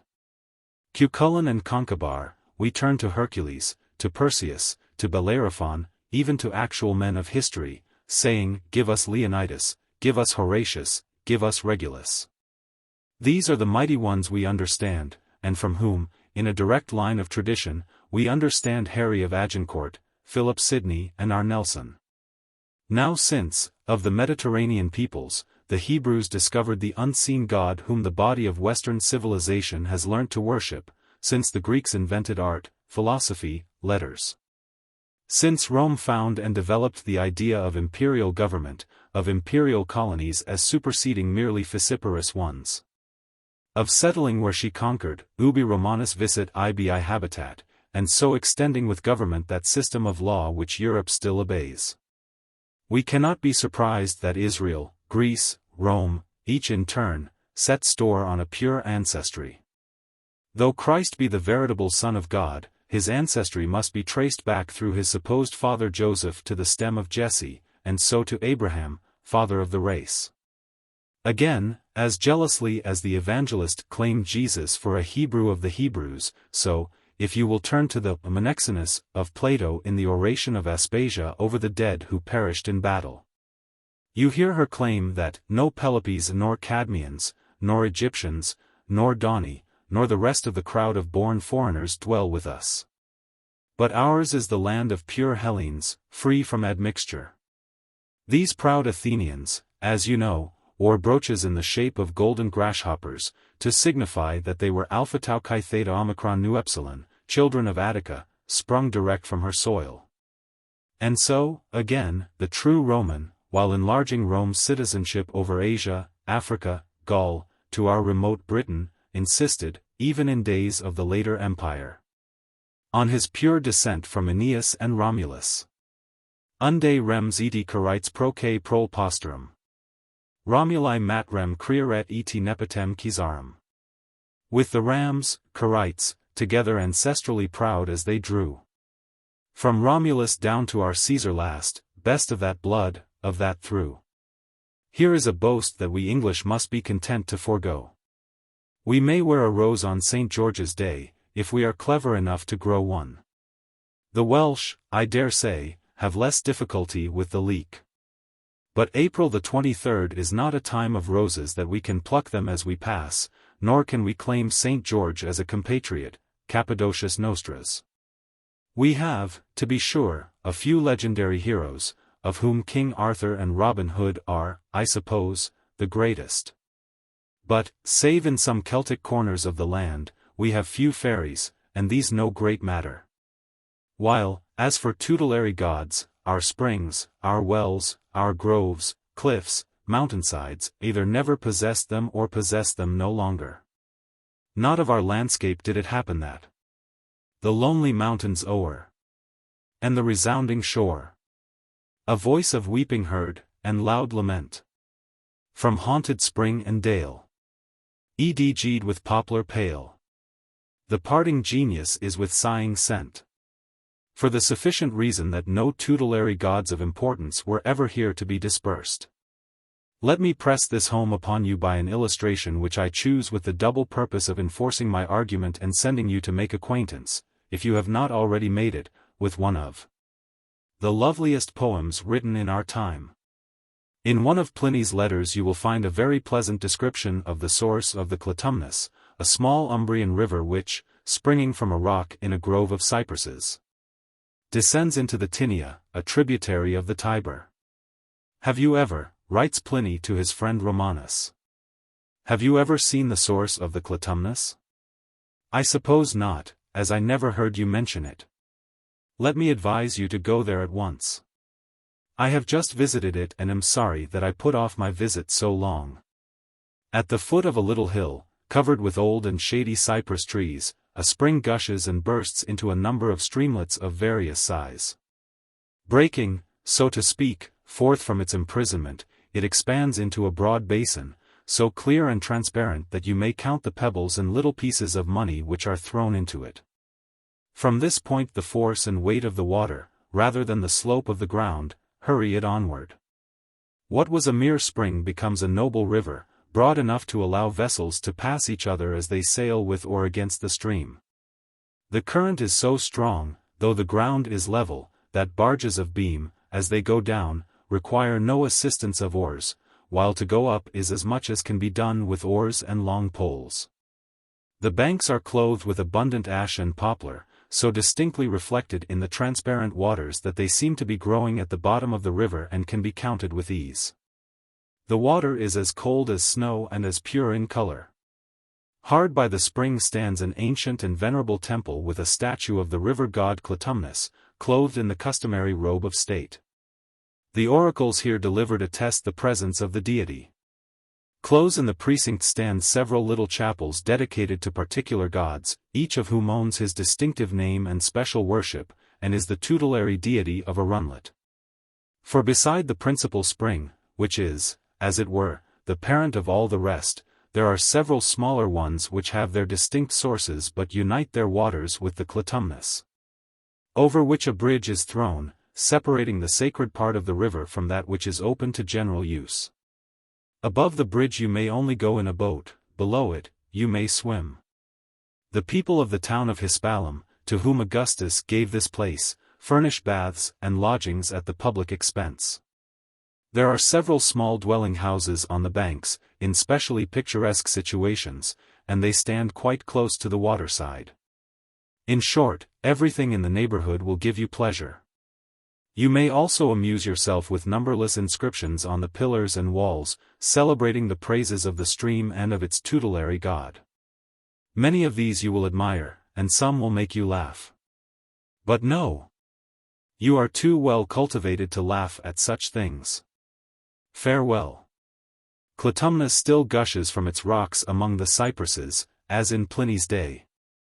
The god has gone from his temple, on the frieze of which you may read this later inscription, Deus Angelorum, que fecit resurrectionem. After many centuries and almost in our day, by the brain of Cavour and the sword of Garibaldi, he has made a resurrection for Italy. As part of that resurrection, for no nation can live and be great without its poet, was born a true poet, Carducci. He visited the bountiful, everlasting source, and of what did he sing? Possess yourselves, as for a shilling you may, of his ode, Alla font del Clitumno, and read, for few nobler poems have adorned our time. He sang of the weeping willow, the ilex, ivy, cypress and the presence of the god still immanent among them. He sang of Umbria, of the ensigns of Rome, of Hannibal swooping down over the Alps. He sang of the nuptials of Janus and Compsena, progenitors of the Italian people, of nymphs, naiads, and the moonlight dances of Oreads. Of flocks descending to the river at dusk, of the homestead, the barefooted mother, the clinging child, the father, clad in goatskins, guiding the ox wagon. And he ends on the very note of Virgil's famous apostrophe. Sed nec Medorum Silvae, ditissima terra. With an invocation of Italy, Italy, mother of bullocks for agriculture. Of wild colts for battle, mother of corn and of the vine, Roman mother of enduring laws and medieval mother of illustrious arts. The mountains, woods and waters of green Umbria applaud the song, and across their applause is heard the whistle of the railway train bearing promise of new industries and a new national life. E2, Pia Madre di Giovenci Invidi. A Franger glebe e Rintegrar Magisi. E.D. Anna Trenti in Guerra Aspri Polidri. Italia Madre. Madre di Biad e Vidi e Leggi Etern. Ed inclitai ardi a redulcer la vita. Salve. A te I cantai de L antica lode. Io rinovello. Pladono I monti al carmi e I bashi e L ac. De L Umbria verde, in facia a noi fumando. Ed anelando nuov industry in corsa. Ficia il vapor. And thou, O pious mother of unvanquished bullocks to break glebe, to restore the fallow. And of fierce colts for neighing in the battle. Italy, mother. Mother of corn and vines and of eternal laws and illustrious arts the life to Sweden. Hail, hail, all hail. The song of ancient praises. Renew I to thee. The mountains, woods and waters of green Umbria. Applaud the song, and here before us fuming. And longing for new industries, racing. Whistles the white steam. 9. I put it to you, gentlemen, that, worthy as are the glories of England to be sung, this note of Carducci's we cannot decently or honestly strike. Great lives have been bled away into Tweed and Avon, great spirits have been oared down the Thames to Traitor's Gate and the Tower. Deeds done on the Cam have found their way into history. But I once traced the Avon to its source under Naseby battlefield, and found it issuing from the fragments of a stucco swan. No god mounts guard over the headwater of the Thames. And the only Englishman who boldly claims a divine descent is, I understand, an impostor who runs an agapemone. In short, we are a mixed race, and our literature is derivative. Let us confine our pride to those virtues, not few, which are honestly ours. A Roman noble, even today, has some excuse for reckoning a god in his ancestry. Or at least a wolf among its wet nurses, but of us English even those who came over with William the Norman have the son of a tanner's daughter for escort. I very well remember that, the other day, writers who vindicated our hereditary House of Lords against a certain Parliament Act commonly did so on the ground that since the Reform Bill of 1832, by inclusion of all that was eminent in politics, war and commerce, the peerage had been so changed as to know itself no longer for the same thing. That is our practical way. At all events, the men who made our literature had never a doubt, as they were careless to dissimulate, that they were conquering our tongue to bring it into the great European comedy.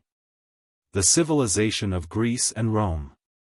An Elizabethan writer, for example, would begin almost as with a formula by begging to be forgiven that he has sought to render the divine accent of Plato, the sugared music of Ovid, into our uncouth and barbarous tongue. There may have been some mock modesty in this, but it rested on a base of belief.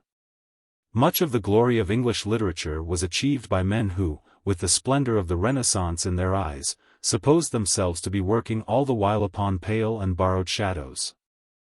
Let us pass the enthusiasms of days when bliss was it in that dawn to be alive, and come down to Alexander Pope and the Age of Reason. Pope at one time proposed to write a history of English poetry, and the draft scheme of that history has been preserved. How does it begin? Why thus? Era I. 1. School of Provence. Chaucer's Visions. Romaunt of the Rose. Piers Plowman. Tales from Bacchus. Gower. 2. School of Chaucer. Lydgate. T. Occleve. Walt. De Mapes, A Bad Error, That. Skelton. 3. School of Petrarch. E. of Surrey. Sir Thomas Wyatt. Sir Philip Sidney. G. Gascoigne. 4. School of Dante. Lord Buckhurst's Induction. Gorboduc. Original of Good Tragedy. Seneca his model. And so on. The scheme after Pope's death came into the hands of Gray, who for a time was fired with the notion of writing the history in collaboration with his friend Mason. Knowing Gray's congenital self-distrust, you will not be surprised that in the end he declined the task and handed it over to Warton. But, says Mant in his Life of Warton, their design, that is, Gray's design with Mason, was to introduce specimens of the Provincial poetry, and of the Skaldic, British and Saxon. As preliminary to what first deserved to be called English poetry, about the time of Chaucer, from whence their history properly so called was to commence. A letter of Gray's on the whole subject, addressed to Warton, is extant, and you may read it in Dr. Courthope's History of English Poetry. Few in this room are old enough to remember the shock of odd surmise which fell upon young minds presented, in the late 70s or early 80s of the last century, with Freeman's Norman Conquest or Green's Short History of the English People, in which as through pairing clouds of darkness, we beheld our ancestry, literary as well as political, radiantly legitimized. Though not, to be sure, in the England that we knew, but far away in Sleswick, happy Sleswick. Its pleasant pastures, its black-timbered homesteads, its prim little townships looking down on inlets of purple water, were then but a wild waste of heather and sand. Girt along the coast with sunless woodland, broken here and there with meadows which crept down to the marshes and to the sea. But what of that? There, surely there, in Sleswick, had been discovered for us our august mother's marriage lines. And if the most of that bright assurance came out of an old political skit, the Germania of Tacitus, who wrecked at the time? For along followed Mr. Stopford Brooke with an admirable little primer published at 1 shilling, to instruct the meanest of us in our common father's actual name, Beowulf. Beowulf is an old English epic. There is not one word about our England in the poem. The whole poem, pagan as it is English to its very root. It is sacred to us, our Genesis, the book of our origins. Now I am not only incompetent to discuss with you the more recondite beauties of Beowulf but providentially forbidden the attempt by the conditions laid down for this chair. I gather, and my own perusal of the poem and of much writing about it confirms the belief, that it has been largely overpraised by some critics, who have thus naturally provoked others to underrate it. Such things happen. I note, but without subscribing to it, the opinion of Vigfusson and York Powell, the learned editors of the Corpus Poeticum Boreal, that in the Beowulf we have an epic completely metamorphosed in form, blown out with long-winded empty repetitions and comments by a book poet. So that one must be careful not to take it as a type of the old poetry, and I seem to hear as from the grave the very voice of my old friend the younger editor in that unfaltering pronouncement. But on the whole I rather incline to accept the cautious surmise of Professor W.P. Kerr that a reasonable view of the merit of Beowulf is not impossible, though rash enthusiasm may have made too much of it. while a correct and sober taste may have too contemptuously refused to attend to Grendel and the Firedrake, and to leave it at that. I speak very cautiously because the manner of the late Professor Freeman, in especial, had a knack of provoking in gentle breasts a resentment which the mind in its frailty too easily converted to a prejudice against his matter, while to men trained to admire Thucydides and Tacitus and acquainted with Lucian's way to write history, pi delta epsilon sigma tau omicron rho alpha nu sigma upsilon gamma gamma rho phi epsilon iota nu, his loud insistence that the art was not an art but a science, and moreover recently invented by Bishop Stubbs, was a perpetual irritant. But to return to Beowulf, you have just heard the opinions of scholars whose names you must respect. I, who construe Anglo-Saxon with difficulty, must admit the poem to contain many fine, even noble, passages. Take for example Hrothgar's lament for Aschir. Herger Malode, Helm Sildinga. Na Frin efter Salem, Sor is Genoad. Denigia Leodum. Dead is Aschir. Ermenleif's Ildra Bror. Min run witta, ond min raid bora. Ixelgestiala, one we on Orlage. Hayflan werden, one nighten feen. Eophras Nisidon, Swylc scold Ural Wezen. Ealing air god, Swylc Eschir ways. 10. This is simple, manly, dignified. It avoids the besetting sin of the Anglo-Saxon gleeman, the pretentious trick of calling things out of their right names for the sake of literary effect, as if e.g. the sea could be improved by being phrased into the seal's domain. Its Anglo-Saxon staccato, so tiresome in sustained narrative, here happens to suit the broken utterance of mourning. In short, it exhibits the Anglo-Saxon muse at her best, not at her customary. But set beside it a passage in which Homer tells of a fallen warrior, at haphazard, as it were. A single corpse chosen from the press of battle. Pi omicron lambda lambda delta chi epsilon rho mu delta iota alpha mu epsilon gamma lambda, sigma pi iota delta alpha sigma tau upsilon phi lambda iota xi alpha mu alpha rho nu omicron nu mu phi, alpha tau omicron nu. Delta nu sigma tau rho omicron phi lambda iota gamma gamma iota kappa omicron nu eta kappa epsilon tau omicron mu gamma alpha mu epsilon gamma alpha lambda omicron sigma tau, lambda epsilon lambda alpha sigma mu nu omicron pi omicron sigma upsilon nu omega nu. Can anyone, compare the two passages and miss to see that they belong to two different kingdoms of poetry? I lay no stress here on architectonics. I wave that the Iliad is a well-knit epic and the story of Beowulf a shapeless monstrosity. I ask you but to note the difference of note, of accent, of mere music. And I have quoted you but a passage of the habitual Homer. To assure yourselves that he can rise even from this habitual height to express the extreme of majesty and of human anguish in poetry which betrays no false note. No strain upon the store of emotion man may own with self-respect and exhibit without derogation of dignity.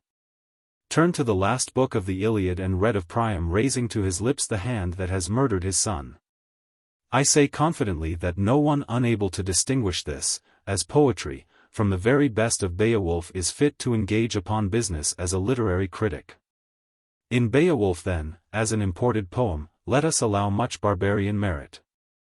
It came of dubious ancestry, and it had no progeny. The pretense that our glorious literature derives its lineage from Beowulf is in vulgar phrase, a put-up job.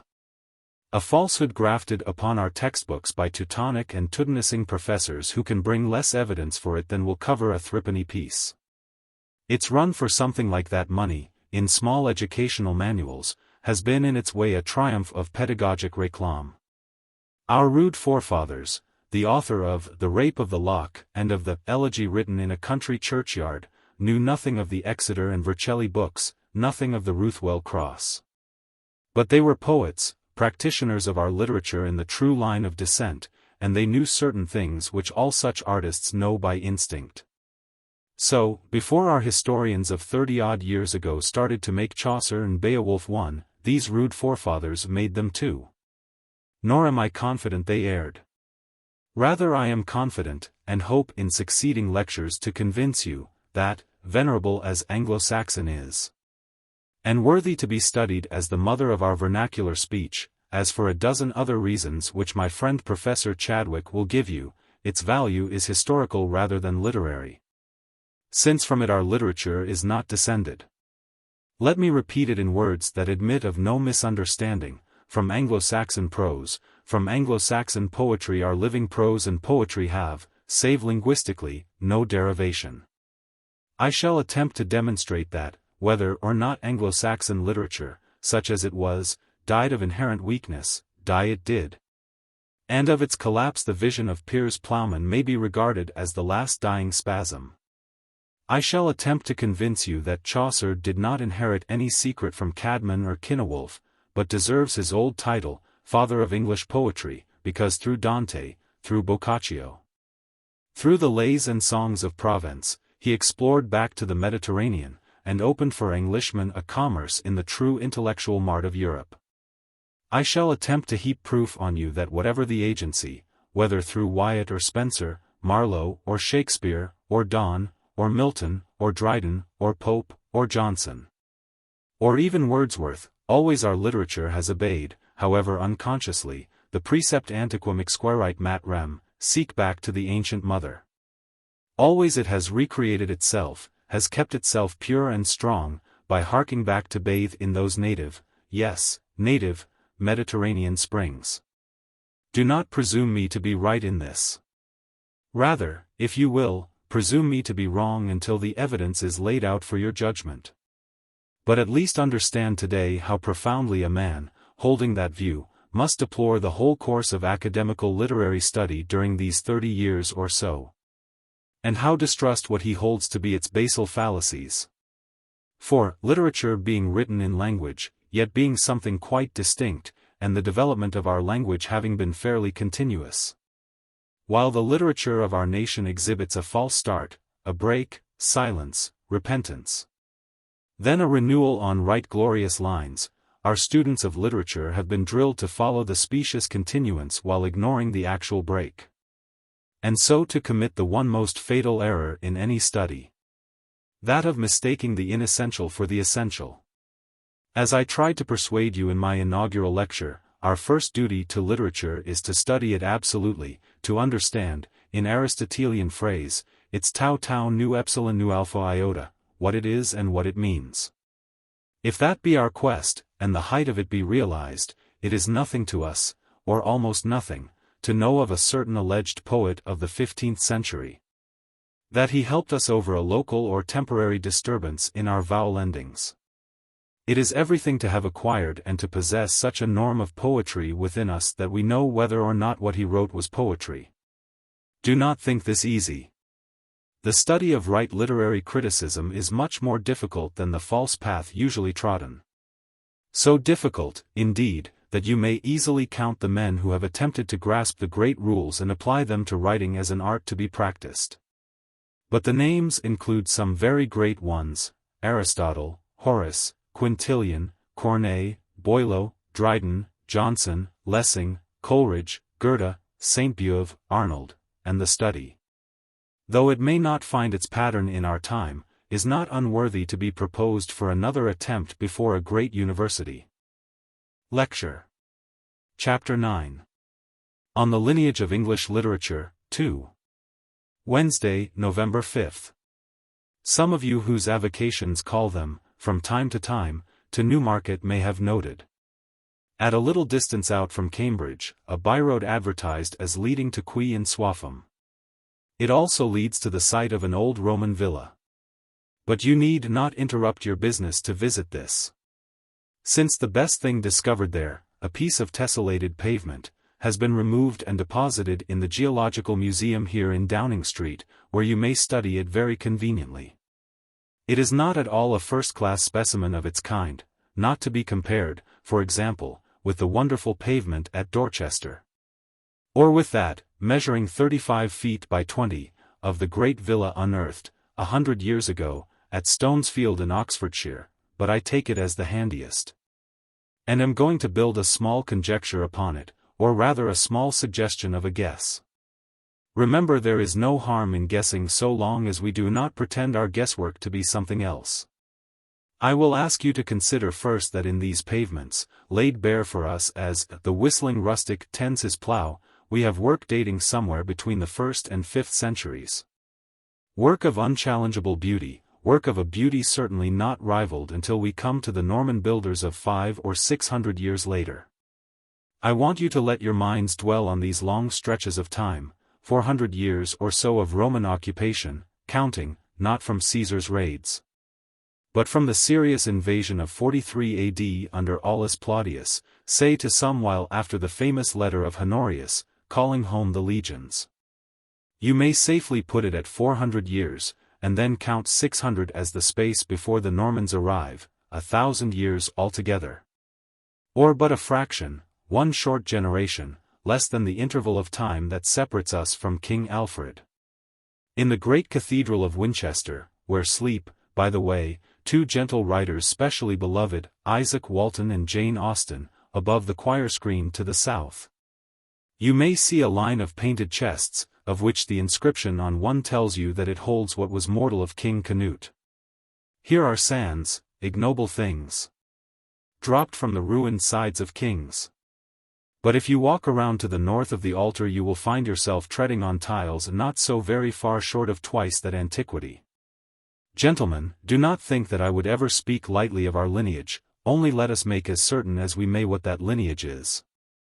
I want you today to understand just what such a pavement as that preserved for your inspection in Downing Street meant to the man who saw it laid and owned it these 1500 years, more or less, ago. Ubi Romanus visit, ibi a habitat, where the Roman has conquered, there he settles, but whether he conquered or settled he carried these small tiles, these tacelli, as religiously as ever Rachel stole her terrapin. Wherever his feet went there went the tessellated pavement for them to stand on. Even generals on foreign service carried in panniers on muleback the little colored cubes or tacelli for laying down a pavement in each camping place, to be taken up again when they moved forward. In England the same sweet emblems of the younger gods of poetic legend, of love, youth, plenty, and all their happy naturalism, are found constantly repeated. 11 I am quoting these sentences from a local historian, but you see how these relics have a knack of inspiring prose at once scholarly and imaginative. As, for a more famous instance, the urns disinterred at Walsingham once inspired Sir Thomas Browne's. To continue and adapt the quotation. Bacchus with his wild rout, Orpheus playing to a spellbound audience, Apollo singing to the lyre, Venus in Mars' embrace, Neptune with a host of seamen, scallops, and trumpets, Narcissus by the fountain, Jove and Ganymede, Leda and the swan, wood nymphs and naiads, satyrs and fauns, masks, hautboys, cornucopii, flowers and baskets of golden fruit, what touches of home they must have seemed to these old dwellers in the Cambridgeshire wilds. Yes, touches of home. For the owner of this villa, you may conceive, is the grandson or even great-great-grandson of the colonist who first built it, following in the wake of the legionaries. The family has prospered and our man is now a considerable landowner. He was born in Britain, his children have been born here, and here he lives a comfortable, well-to-do, out-of-door life. In its essentials I dare say not so very unlike the life of an English country squire today. Instead of chasing foxes or hares he hunts the wolf and the wild boar, but the sport is good and he returns with an appetite. He has added a summer parlor to the house, with a northern aspect and no heating flues, for the old parlor he has enlarged the prefurnium, and through the long winter evenings sits far better warmed than many a master of a modern country house. A belt of trees on the brow of the rise protects him from the worst winds, and to the south his daughters have planted violet beds which will breathe odorously in the spring. He has rebuilt and enlarged the slave quarters and outhouses, replaced the stucco pillars around the atrium with a colonnade of polished stone, and, where stucco remains, has repainted it in fresh colors. He knows that there are no gaps or weak spots in his stockade fence, wood is always cheap. In a word he has improved the estate, is modestly proud of it, and will be content, like the old Athenian, to leave his patrimony not worse but something better than he found it. Sensible men, and the Romans were eminently that, as a rule contrived to live decently, or, at least, tolerably. What struck Arthur Young more than anything else in his travels through France on the very eve of the Revolution seems to have been the general good-tempered happiness of the French gentry on their estates. We may moralize of the Roman colonists as of the French proprietors that, unconscious of their doom, the little victims played. But we have no right to throw back on them the shadow of what was to come or to cloud the picture of a useful, peaceable, maybe more than moderately happy life, with our later knowledge of disaster mercifully hidden from it. Although our colonist and his family have all been born in Britain, are happy enough here on the whole, and talk without more than half meaning it, and to amuse themselves with speculations half wistful, of daring the tremendous journey in setting eyes on Rome some day, their pride is to belong to her, to Rome, the imperial city. The city afar, their windows open back towards her as Daniel's did towards Jerusalem, urbs quam dicunt Roman, the city. Along the great road, hard by, her imperial writ runs. They have never subscribed to the vow of Ruth, thy people shall be my people and thy God my God. They dwell under the Pax Romana, not merely protected by it but as citizens. Theirs are the ancestral deities portrayed on that unfading pavement in the very center of the villa, Apollo and Daphne, Bacchus and Ariadne. Forever warm and still to be enjoyed. Forever panting, and forever young. Parcels come to them, forwarded from the near military station, come by those trade routes, mysterious to us, concerning which a most illuminating book waits to be written by somebody. There are parcels of seeds, useful vegetables and potherbs, helichrys, marigold as we call them now, for the flower garden. For the colonnade even roses with real Italian earth damp about their roots. There are parcels of books, too, rolls rather, or tablets, wherein the family reads about Rome, of its wealth, the uproar of its traffic, the innumerable chimneys smoking, fumum et op strepitunc.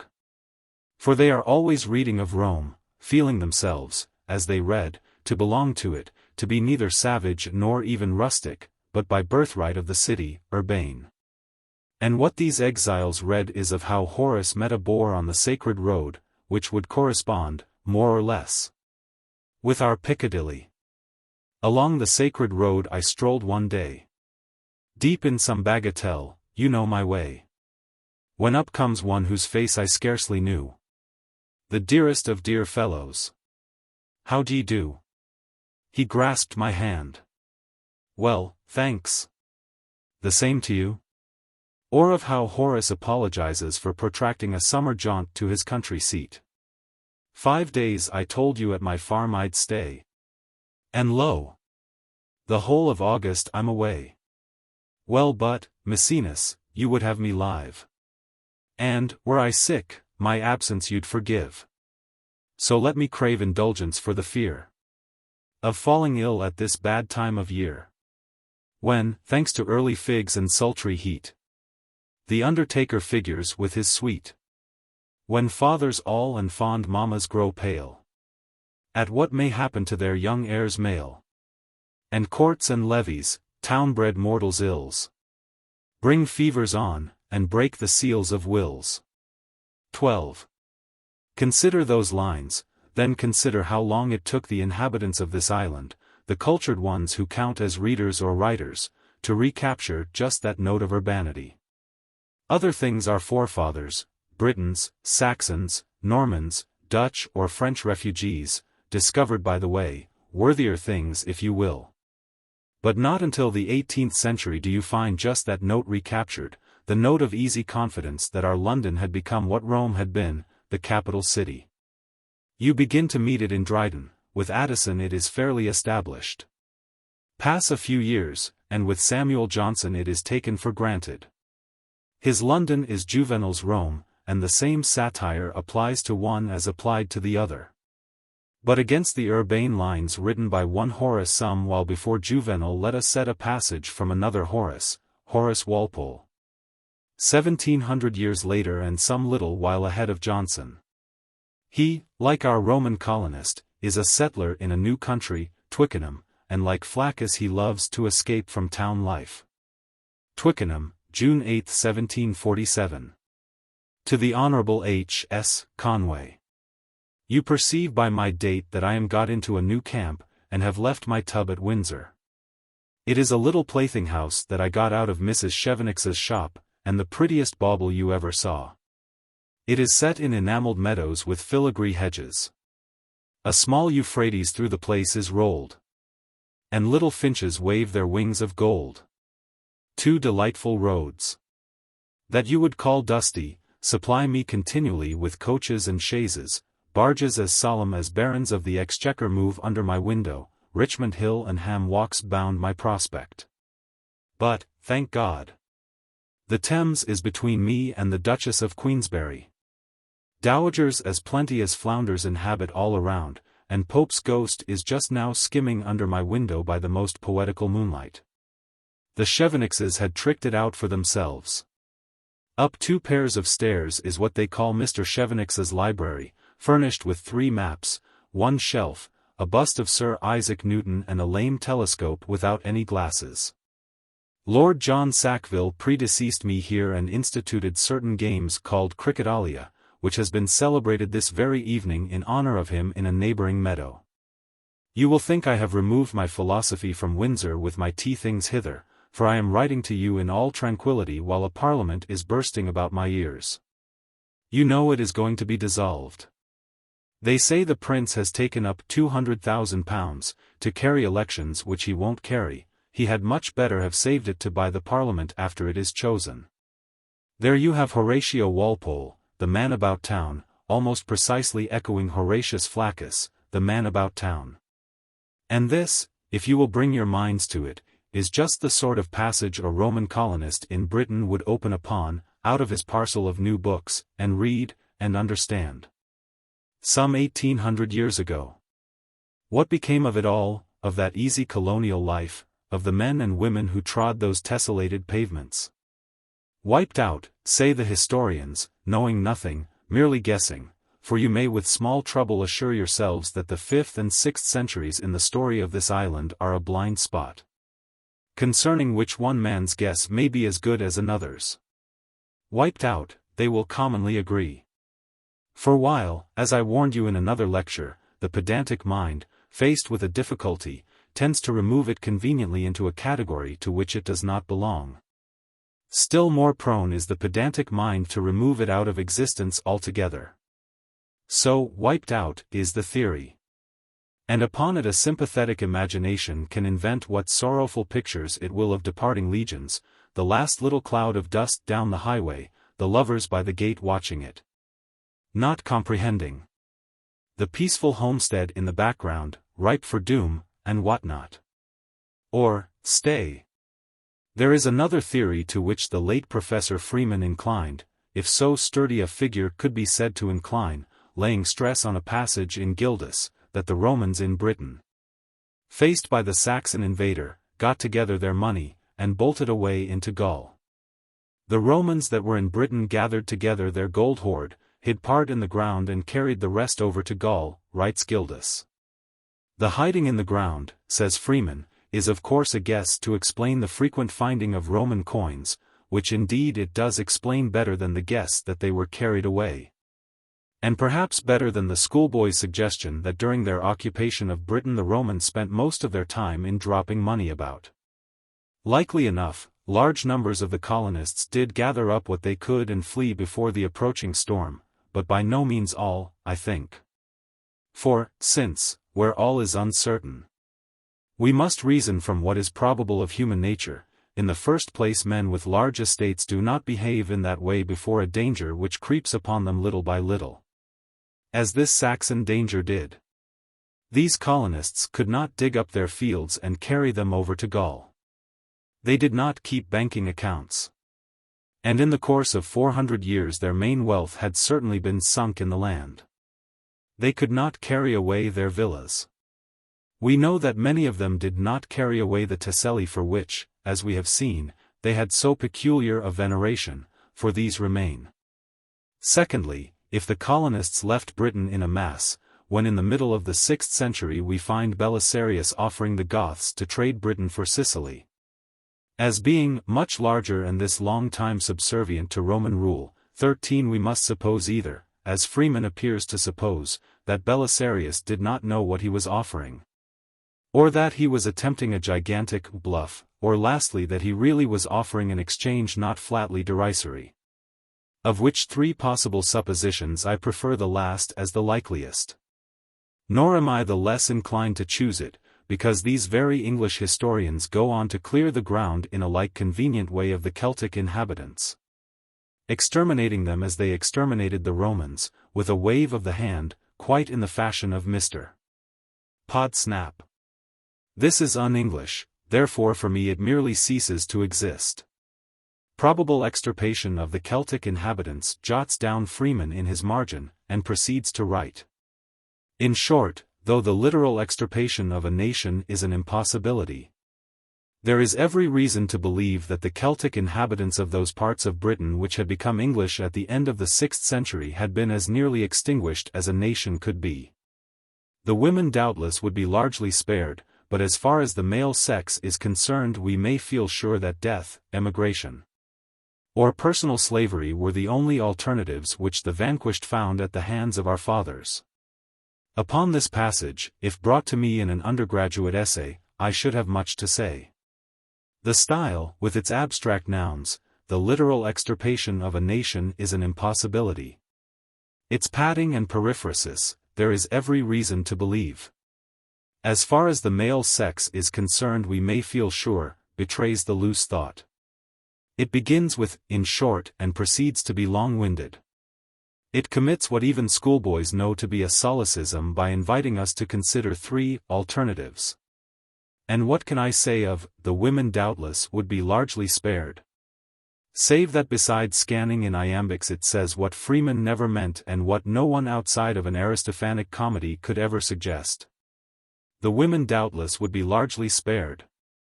It reminds me of the young lady in Cornwall who, asked by her vicar if she had been confirmed, admitted blushingly that she had reason to believe, partially so.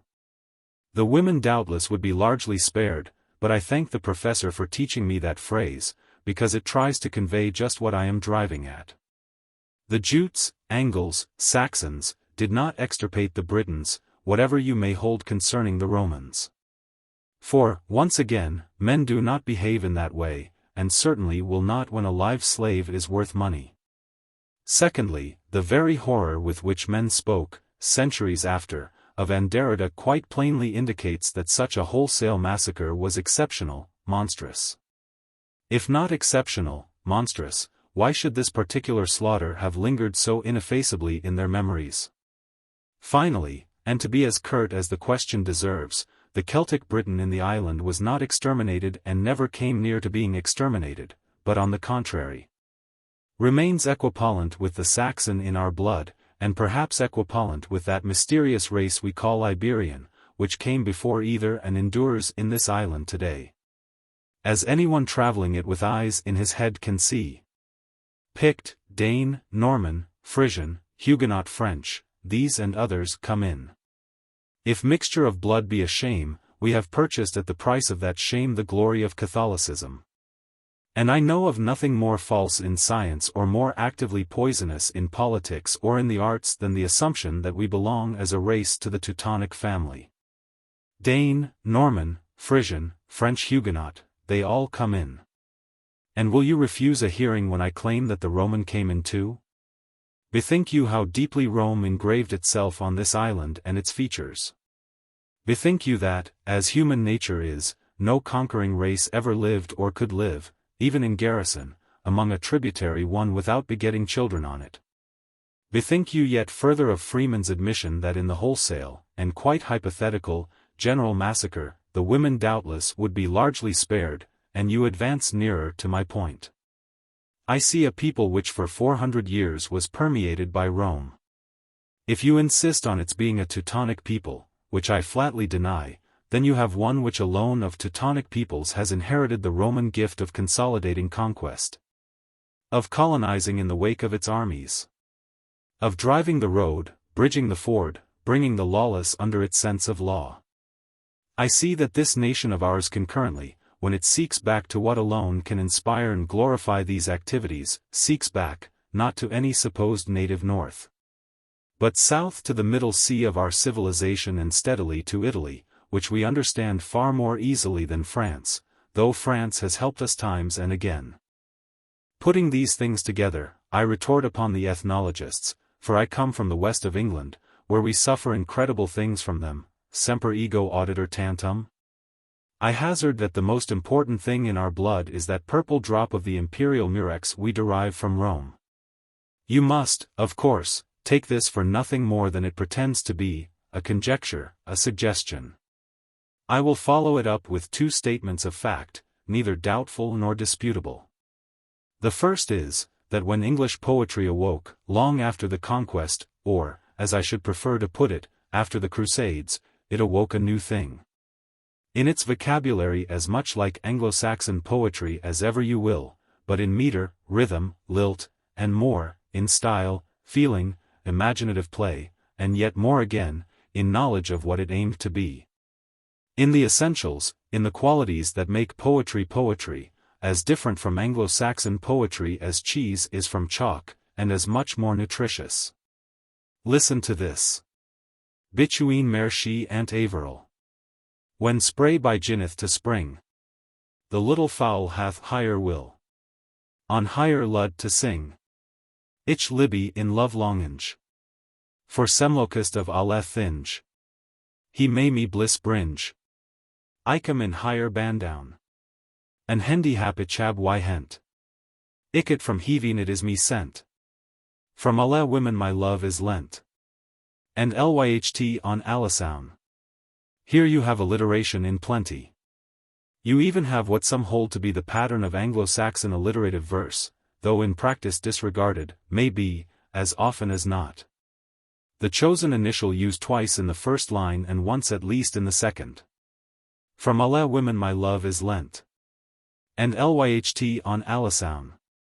But if a man cannot see a difference infinitely deeper than any similarity between this song of Alison and the old Anglo-Saxon verse, a difference of nature, I must despair of his literary sense. What has happened? Well, in Normandy, too, and in another tongue, men are singing much the same thing in the same way. A la Fontanelle. Que sort sur Elleraine. Travail pastorella. Que enyert pas vilain. Merci, merci, daus marot. Nocias pas vostre ami du. And this Norman and the Englishman were singing to a new tune, which was yet an old tune reset to Europe by the Provence, the Roman province. By the troubadours, Pons de Capdul, Bernard de Ventadour, Bertrand de Born, Pierre Vidal, and the rest, with William of Poitou, William of Poitiers. Read and compare. You will perceive that the note then set persists and has never perished. Take Giroux de Borneal. Bel campanhos, si dormets o velhats. Non dortmats plus, chuel jorn es apropchats. And set it beside a lyric of our day. Written without a thought of Giroux de Borneal. Hey! Brother mine, art a waking or a sleeping?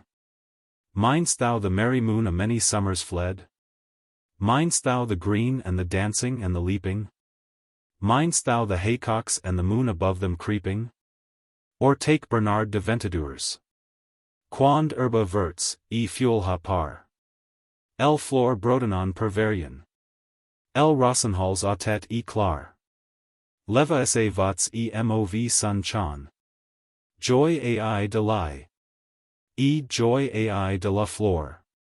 Joy ai de me, e de me dons mire. Why, it runs straight off into English verse. When grass is green and leaves appear. With flowers in bud the meads among. And nightingale aloft and clear. Lifts up his voice and pricks his song. Joy, joy have I in song and flower. Joy in myself, and in my lady more. And that may be doggerel. Yet what is it but? It was a lover and his lass.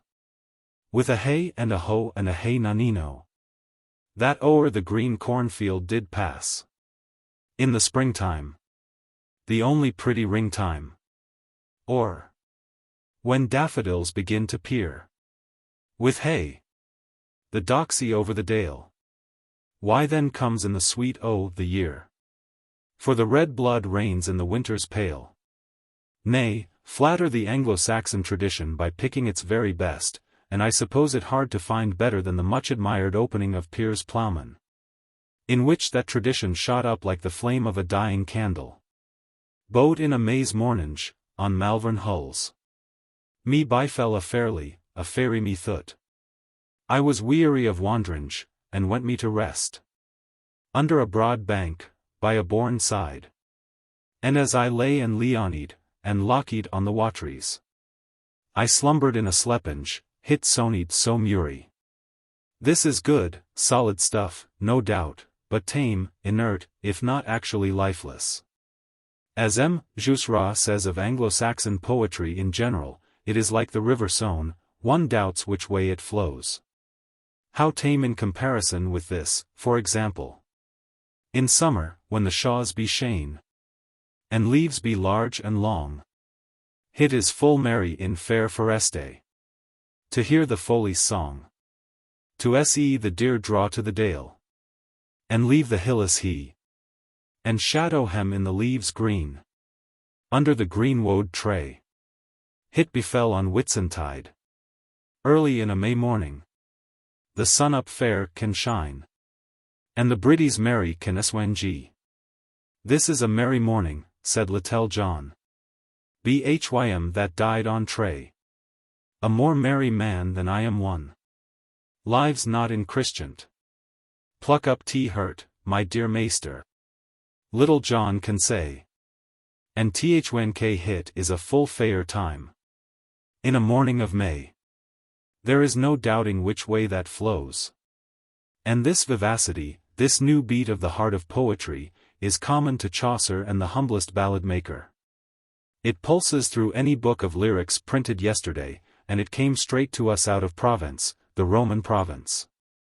It was the Provençal troubadour who, like the prince in the fairy tale, broke through the hedge of briars and kissed beauty awake again. You will urge that he wakened poetry not in England alone but all over Europe, in Dante before our Chaucer, in the Trouvères and Minzingers as well as in our ballad writers. To that I might easily retort, so much the better for Europe, and the more of it the merrier, to win their way into the great comedy. But here I put in my second assertion, that we English have had above all nations lying wide of the Mediterranean, the instinct to refresh and renew ourselves at Mediterranean wells. That again and again our writers, our poets especially, have sought them as the hart panteth after the water brooks.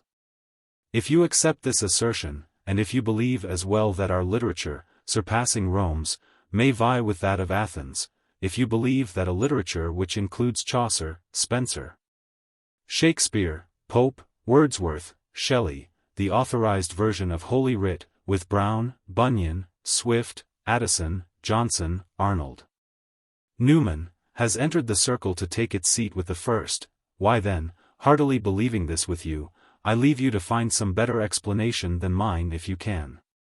But what I content myself with asserting here you can scarcely deny. Chaucer's initial and enormous debt to Dante and Boccaccio stands in as little dispute as Dunbar's to Chaucer.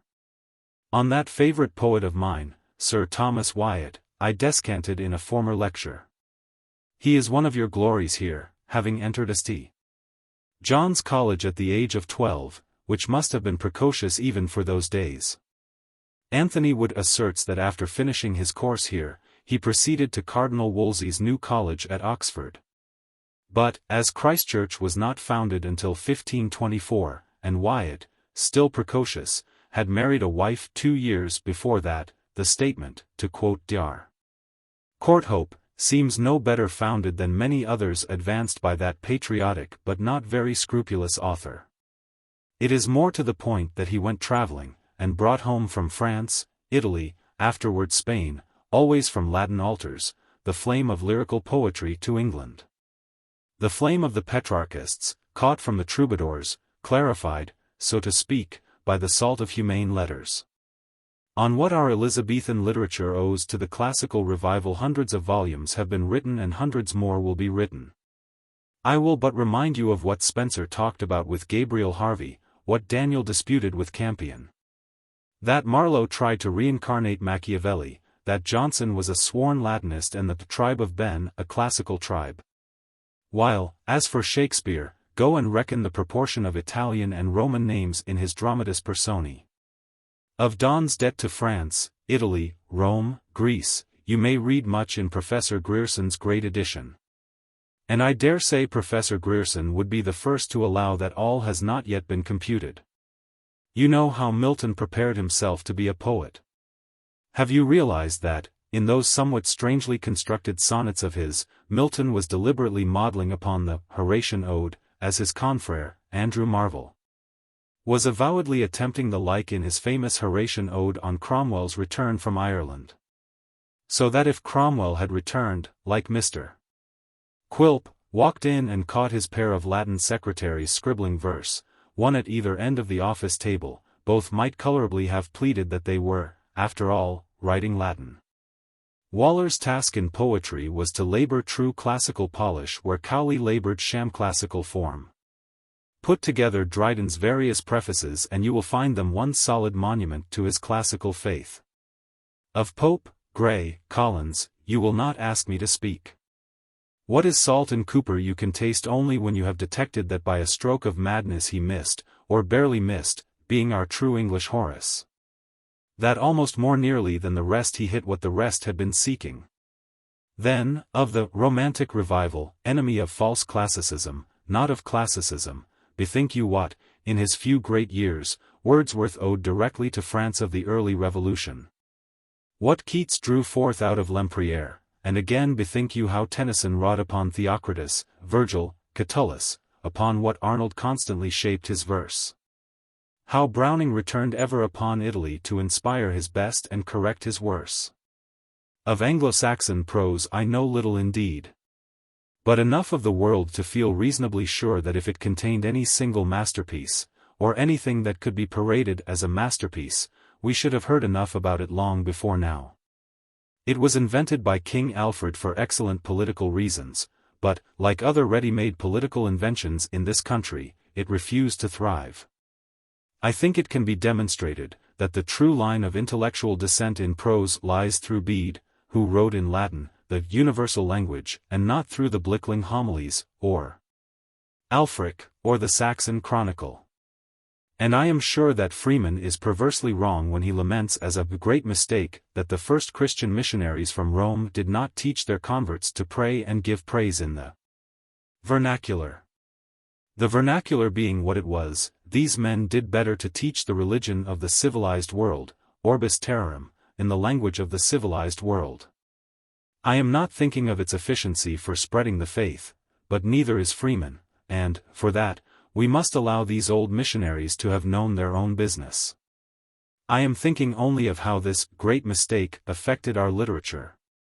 And if you will read Professor Saintsbury's History of English Prose Rhythm, pioneer work, which yet wonderfully succeeds in illustrating what our prose writers from time to time were trying to do. If you will study the Psalms in the authorized version, if you will consider what Milton, Clarendon, Sir Thomas Browne, were aiming at, what Addison, Gibbon, Johnson, what Landor, Thackeray, Newman, Arnold, Pater. I doubt not your rising from the perusal convinced that our nation, in this storehouse of Latin to refresh and replenish its most sacred thoughts, has enjoyed a continuous blessing, that the Latin of the Vulgate and the offices has been a background giving depth and, as the painters say, value, to 9/10 of our serious writing. And now, since this and the previous lecture run something counter to a great deal of that teaching in English literature which nowadays passes most acceptably, let me avoid offense, so far as may be, by defining one or two things I am not trying to do. I am not persuading you to despise your linguistic descent. English is English, our language, and all its history to be venerated by us. I am not persuading you to despise linguistic study. All learning is venerable. I am not persuading you to behave like Ascom, and turn English prose into pedantic Latin. Nor would I have you doubt that in the set quarrel between Campion, who wished to divert English verse into strict classical channels, and Daniel, who vindicated our free English way, derived from Latin through the Provençal. Daniel was on the whole, right, Campion on the whole, wrong, though I believe that both ways yet lie open. And we may learn, if we study them intelligently, 100 things from the old classical meters. I do not ask you to forget what there is of the Northman in your blood. If I desired this, I could not worship William Morris as I do, among the later poets. I do not ask you to doubt that the barbarian invaders from the north, with their myths and legends, brought new and most necessary blood of imagination into the literary material, for the time almost exhausted, of Greece and Rome. Nevertheless, I do contend that when Britain, or, if you prefer it, Schleswig, when Schleswig first at heaven's command arose from out the azure main, she differed from Aphrodite, that other foam-born, in sundry important features of ear, of lip, of eye. Lastly, if vehement assertions on the one side have driven me into too vehement dissent on the other, I crave pardon. Not for the dissent but for the vehemence, as sinning against the very principle I would hold up to your admiration, the old Greek principle of avoiding excess. But I do commend the patient study of Greek and Latin authors, in the original or in translation, to all of you who would write English, and for 3 reasons. In the first place, they will correct your insularity of mind, or, rather, will teach you to forget it. The Anglo-Saxon, it has been noted, ever left an empty space around his houses. And that, no doubt, is good for a house. It is not so good for the mind. Secondly, we have a tribal habit, confirmed by Protestant meditation upon a Hebraic religion, of confining our literary enjoyment to the written word and frowning down the drama, the song, the dance. A fairly attentive study of modern lyrical verse has persuaded me that this exclusiveness may be carried too far, and threatens to be deadening. I will sing and give praise, says the Scripture, with the best member that I have, meaning the tongue. But the old Greek was an all-round man, as we say. He sought to praise and give thanks with all his members, and to tune each to perfection. I think his way worth your considering.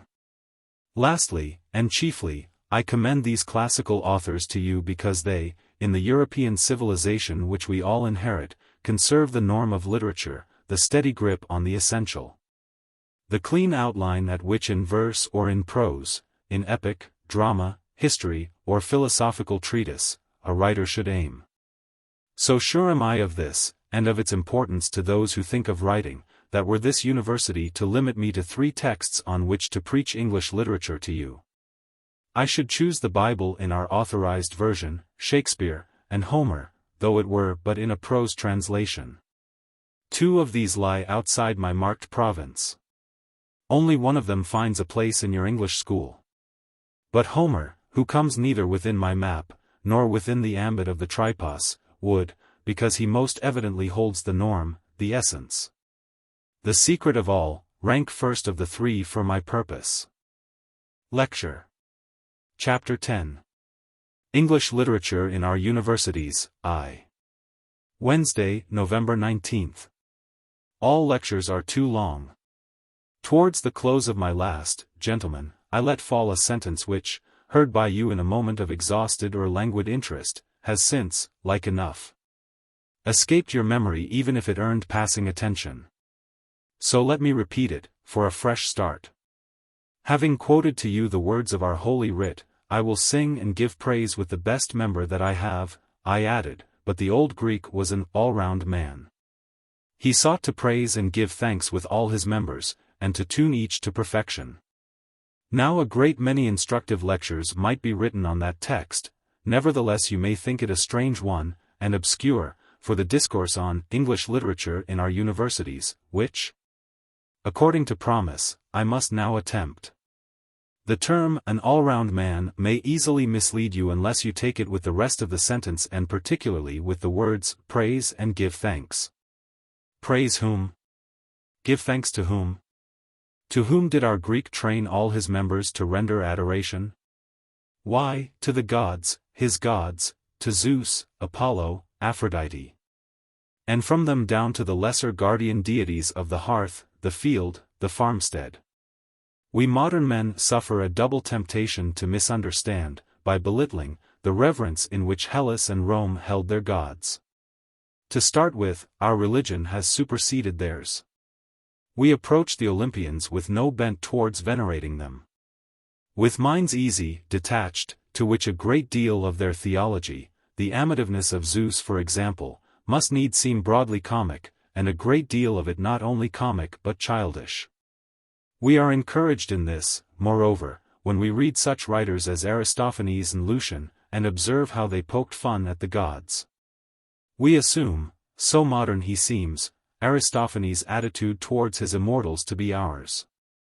That when, for example, Prometheus walks onto the stage under an umbrella, to hide himself from the gaze of all-seeing Zeus, the Athenian audience laugh just as we laugh who have read Voltaire. Believe me, they laughed quite differently. Believe me, Aristophanes and Voltaire had remarkably different minds and worked on utterly different backgrounds. Believe me, you will understand Aristophanes only less than you will understand Aeschylus himself if you confuse Aristophanes' mockery of Olympus with modern mockery. But, if you will not take my word for it, let me quote what Professor Gilbert Murray said, the other day, speaking before the English Association on Greek Poetry. How constantly connected it is with religion. All thoughts, all passions, all desires. In our art it is true, no doubt, that they are the ministers of love. In Greek they are as a whole the ministers of religion, and this is what in a curious degree makes Greek poetry matter, makes it relevant. There is a sense in each song of a relation to the whole of things, and it was apt to be expressed with the whole body, or, one may say, the whole being. 14. To a Greek, in short, his gods mattered enormously, and to a Roman. To a Roman they continued to matter enormously, down to the end. Do you remember that tessellated pavement with its emblems and images of the younger gods? And how I told you that a Roman general on foreign service would carry the little cubes in panniers on muleback, to be laid down for his feet at the next camping place? Will you suggest that he did this because they were pretty? You know that practical men, conquering generals, don't behave in that way. He did it because they were sacred. Because, like most practical men, he was religious, and his gods must go with him. They filled his literature, for why? He believed himself to be sprung from their loins. Where would Latin literature be, for example, if you could cut Venus out of it? Consider Lucretius' grand invocation. Inedum genitrix, hominum devumque voluptas, alma Venus. Consider the part Virgil makes her play as moving spirit of his whole great poem. So follow her down to the days of the later empire and open the Pervigilium Veneris, and discover her, under the name of Dion. Still the eternal Aphrodite sprung from the foam amid the churning hooves of the seahorses, inter et bipeds equos. Time was that a rain-cloud begot her, impregning the heave of the deep. Twixt hooves of seahorses a scatter, stampeding the dolphins as sheep. Lo! Arose of that bridal Dion, rainbowed and besprent of its dew. Now learn ye to love who loved never, now ye who have loved, love anew. Her favor it was filled the sails of the Trojan for Latium bound. Her favor that won her Aeneas a bride on Laurentian ground. And anon from the cloister inveigled the virgin, the Vestal, to Mars. As her wit by the wild Sabine rape recreated her Rome for its wars. With the rams, Carites, together ancestrally proud as they drew. From Romulus down to our Caesar, last. Best of that blood, of that thew. Now learn ye to love who loved never, now ye who have loved, love anew. Last, best of that blood, her blood, fusa Paphes de cruor, and the blood of Teucer, revocato a sanguine tucri, of that thew, the thew of Tros and of Mars. Of these and no less than these our Roman believed himself the son and inheritor. If we grasp this, that the old literature was packed with the old religion, and not only packed with it but permeated by it, we have within our 10 fingers the secret of the Dark Ages. The real reason why the Christian fathers fought down literature and almost prevailed to the point of stamping it out. They hated it, not as literature, or at any rate, not to begin with. Nor, to begin with, because it happened to be voluptuous and they austere, but they hated it because it held in its very texture, not to be separated, religion over which they had hardly triumphed. A religion actively inimical to that of Christ, inimical to truth. So that for the sake of truth and in the name of Christ they had to fight it, accepting no compromise, yielding no quarter, foreseeing no issue save that one of the twain, Jupiter or Christ, Deus Optimus Maximus or the carpenter's son of Nazareth, must go under. It all ended in compromise, to be sure, as all struggles must between adversaries so tremendous. Today, in Dr. Smith's classical dictionary, Origen rubs shoulders with Orpheus and Orcus. Tertullian reposes cheek by jowl with Terpsichore. But we are not concerned, here, with what happened in the end. We are concerned with what these forthright Christian fighters had in their minds, to trample out the old literature because of the false religion. Milton understood this, and was thinking of it when he wrote of the effect of Christ's nativity. The oracles are dumb. No voice or hideous hum runs through the arched roof in words deceiving. Apollo from his shrine can no more divine. With hollow shriek the steep of Delphos leaving. No mighty trance, or breathed spell, inspires the pale-eyed priest from the prophetic cell. The lonely mountains o'er, and the resounding shore. A voice of weeping heard, and loud lament. From haunted spring, and dale. Edg'd with poplar pale. The parting genius is with sighing sent. With flower-enwoven tresses torn. The nymphs in twilight shade of tangled thickets mourn. As Swinburne understands and expresses it in his Hymn to Proserpine. Supposed to be chanted by a Roman of the bold profession, on the morrow of Constantine's proclaiming the Christian faith. O gods dethroned and deceased, cast forth, wiped out in a day. From your wrath is the world released, redeemed from your chains, men say. New gods are crowned in the city, their flowers have broken your rods. They are merciful, clothed with pity, the young compassionate gods. But for me their new device is barren, the days are bare. Things long passed over suffice, and men forgotten that were. Wilt thou yet take all, Galilean? But these thou shalt not take. The laurel, the palms and the paean, the breasts of the nymphs in the brake. Thou hast conquered, O pale Galilean, the world has grown grey from thy breath. We have drunken of things Lethean, and fed on the fullness of death. Thou hast conquered, O pale Galilean. However the struggle might sway in this or that other part of the field, literature had to be beaten to her knees, and still beaten flat until the breath left her body. You will not be surprised that the heavy hand of these Christian fathers fell first upon the theatre, for the actor in Rome was by legal definition an infamous man. Even as in England until the other day he was by legal definition a vagabond and liable to whipping. The policy of religious reformers has ever been to close the theatres, as our Puritans did in 1642. And a recent pronouncement by the Bishop of Kensington would seem to show that the instinct survives to this day. Queen Elizabeth, like her brother, King Edward VI, signalized the opening of a new reign by inhibiting stage plays. And I invite you to share with me the pensive speculation, how much of English literature, had she not relented, would exist today for a King Edward VII professor to talk about. Certainly the works of Shakespeare would not, and that seems to me a thought so impressive as to deserve the attention of bishops as well as of kings. Apart from this instinct the Christian fathers, it would appear, had plenty of provocation. For the actors, who had jested with the old religion on a ground of accepted understanding, much as a good husband, if you will permit the simile, may gently tease his wife. Not loving her one whit the less, taught by affection to play without offending, had mocked at the new religion in a very different way, savagely, as enemies. Holding up to ridicule the Church's most sacred mysteries. Tertullian, in an uncompromising treatise, De Spectaculis, denounces stage plays root and branch.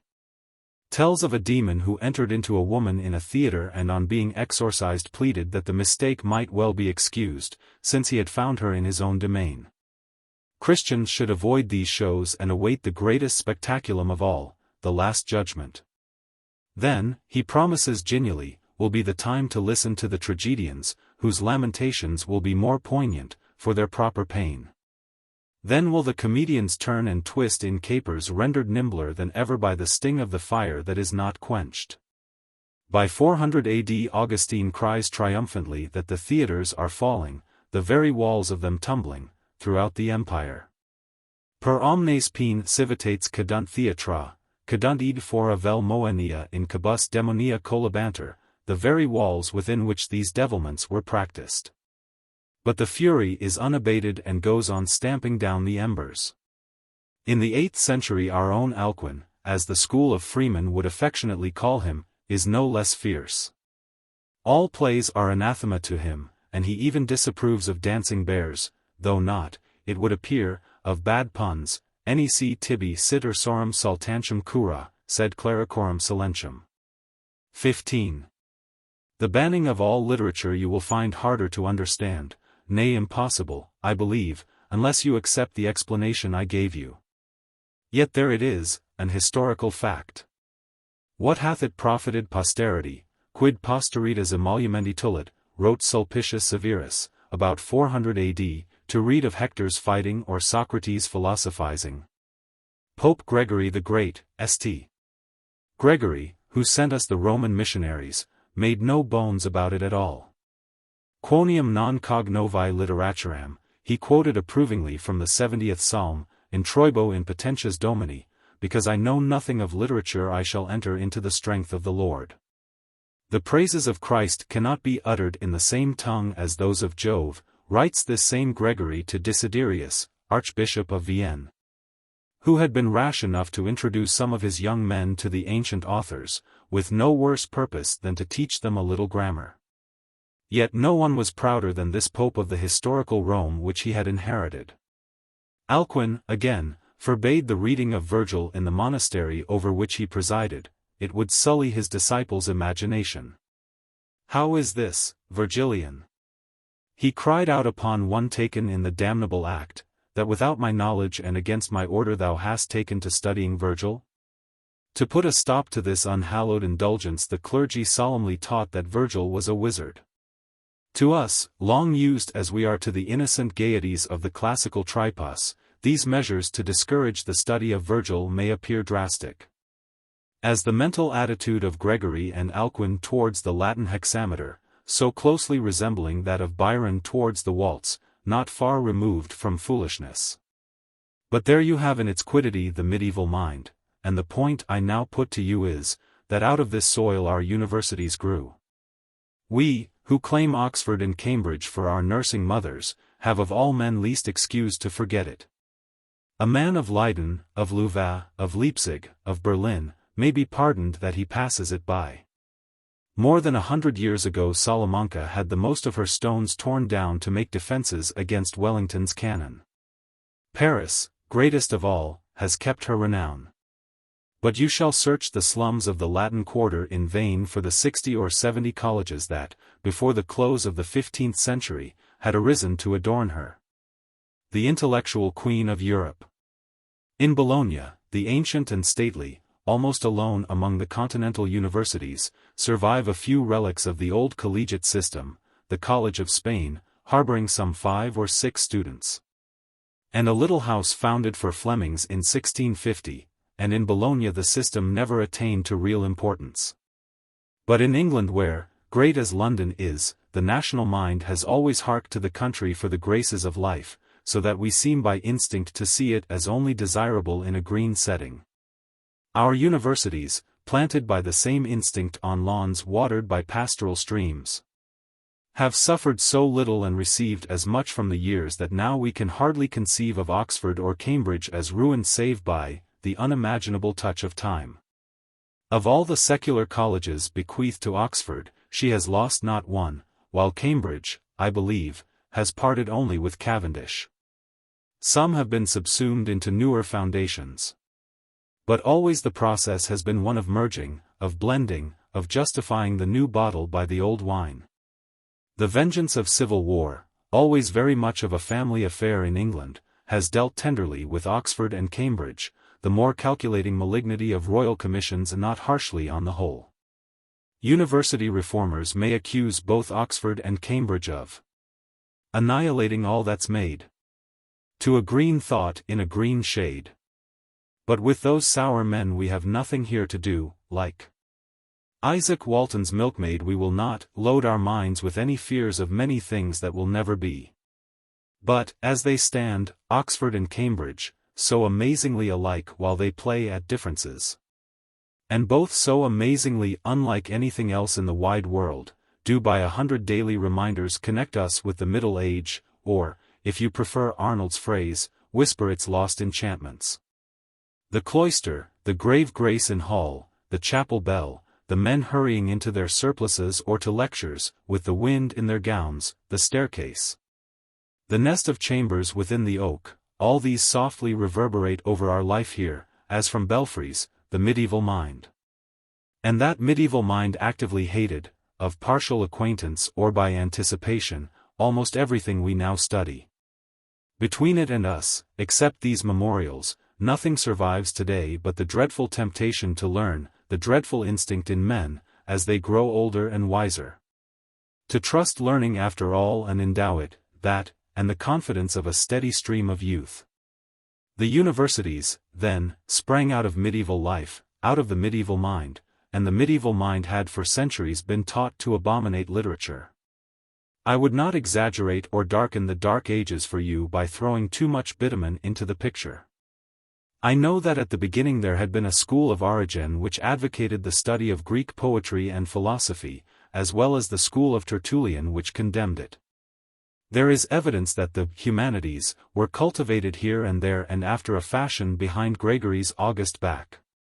I grant that, while in Alcuin's cloister, and Alcuin, remember, became a sort of imperial director of studies in Charlemagne's court, the wretched monk who loved Virgil had to study him with an illicit candle, to copy him with numbed fingers in a corner of the bitter-cold cloister. On the other hand, many beautiful manuscripts preserved to us bear witness of cloisters where literature was tolerated if not officially honored. I would not have you so uncritical as to blame the Church or its clergy for what happened. As I would have you remember that if the Church killed literature, she, and, one may say, she alone, kept it alive. Yet, and after all these reservations, it remains true that literature had gone down disastrously. Even philosophy, unless you count the pale work of Boethius, real philosophy had so nearly perished that men possessed no more of Aristotle than a fragment of his logic. And the philosopher had to creep back into Western Europe through translations from the Arabic. But this is the point I wish to make clear: philosophy came back in the great intellectual revival of the 12th century, literature did not. Literature's hour had not come. Men had to catch up on a dreadful leeway of ignorance. The form did not matter as yet, they wanted science, to know. I should say, rather, that as yet form seemed not to matter, for in fact form always matters, the personal always matters, and you cannot explain the vast crowds Abelard drew to Paris save by the fascination in the man. The fire communicated by the living voice. Moreover, as in a previous lecture I tried to prove, you cannot divorce accurate thought from accurate speech. But for accuracy, even for hair-splitting accuracy, of speech the universities had the definitions of the schoolmen. In literature they had yet to discover a concern. Literature was a thing of the past, inanimate. Nowhere in Europe could it be felt even to breathe. To borrow a beautiful phrase of Wordsworth's, men numbered it among things silently gone out of mind or things violently destroyed. Nobody quite knows how these universities began. Least of all can anybody tell how Oxford and Cambridge began.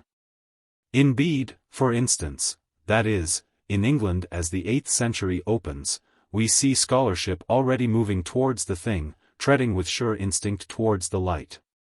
Though 100 historians have quoted it, I doubt if a feeling man who loves scholarship can read the famous letter of Cuthbert describing Bede's end and not come nigh to tears. And Bede's story contains no less wonder than beauty, when you consider how the fame of this holy and humble man of heart, who never left his cloisters at Jarrow, spread over Europe, so that, though it sound incredible, our Northumbria narrowly missed in its day to become the polestar of Western culture. But he was a disinterested genius, and his pupil, Alcuin, a pushing dull man and a born reactionary. So that, while Alcuin scored the personal success and went off to teach in the court of Charlemagne, the great chance was lost. No one knows when the great universities were founded, or precisely out of what schools they grew. And you may derive amusement from the historians when they start to explain how Oxford and Cambridge in particular came to be chosen for sites.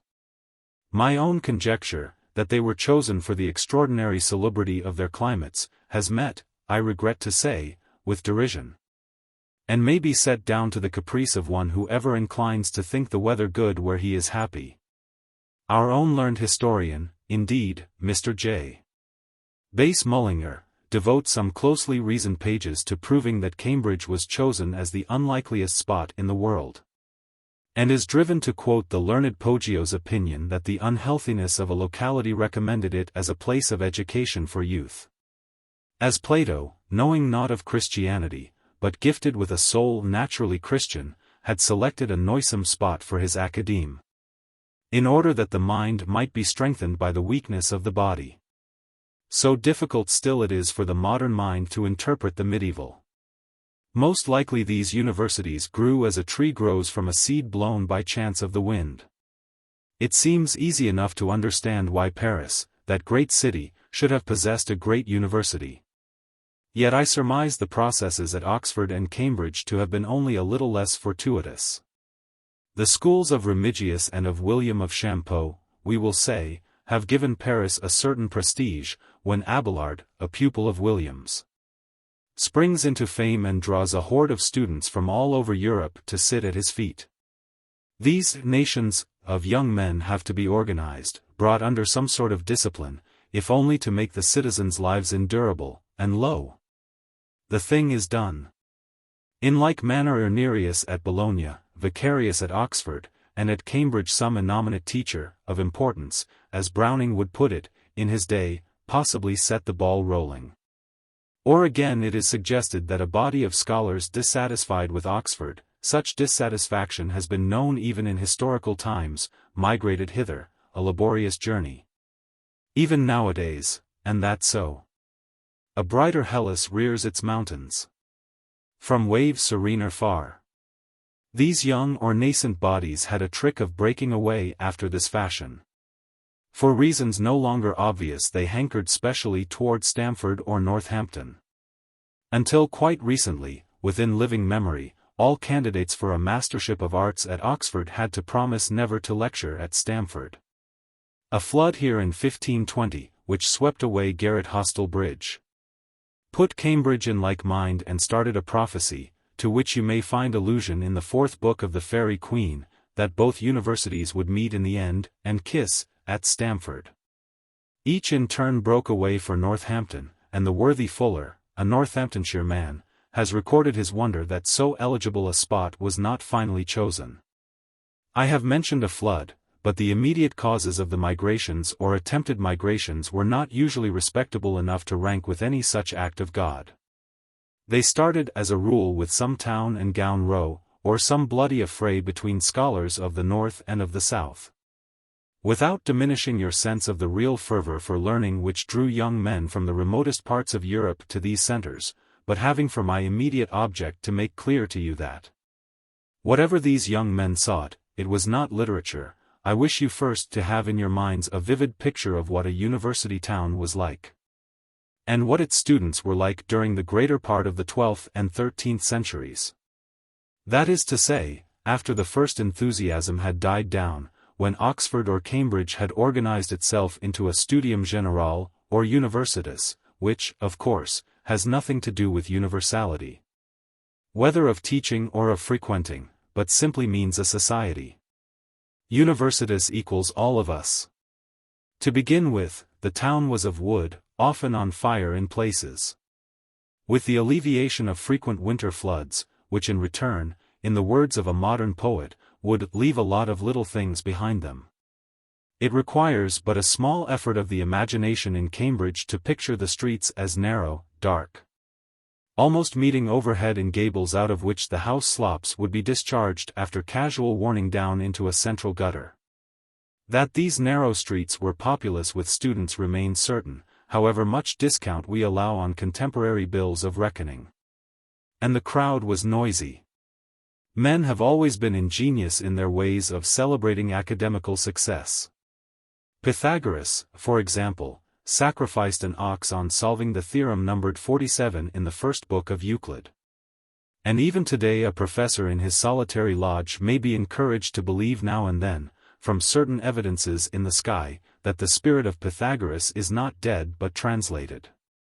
But of the medieval university the lawlessness, though well attested, can scarcely be conceived. When in the streets, nation drew the knife upon nation, town upon gown. When the city bell started to answer the clang of St. Mary's, horrible deeds were done.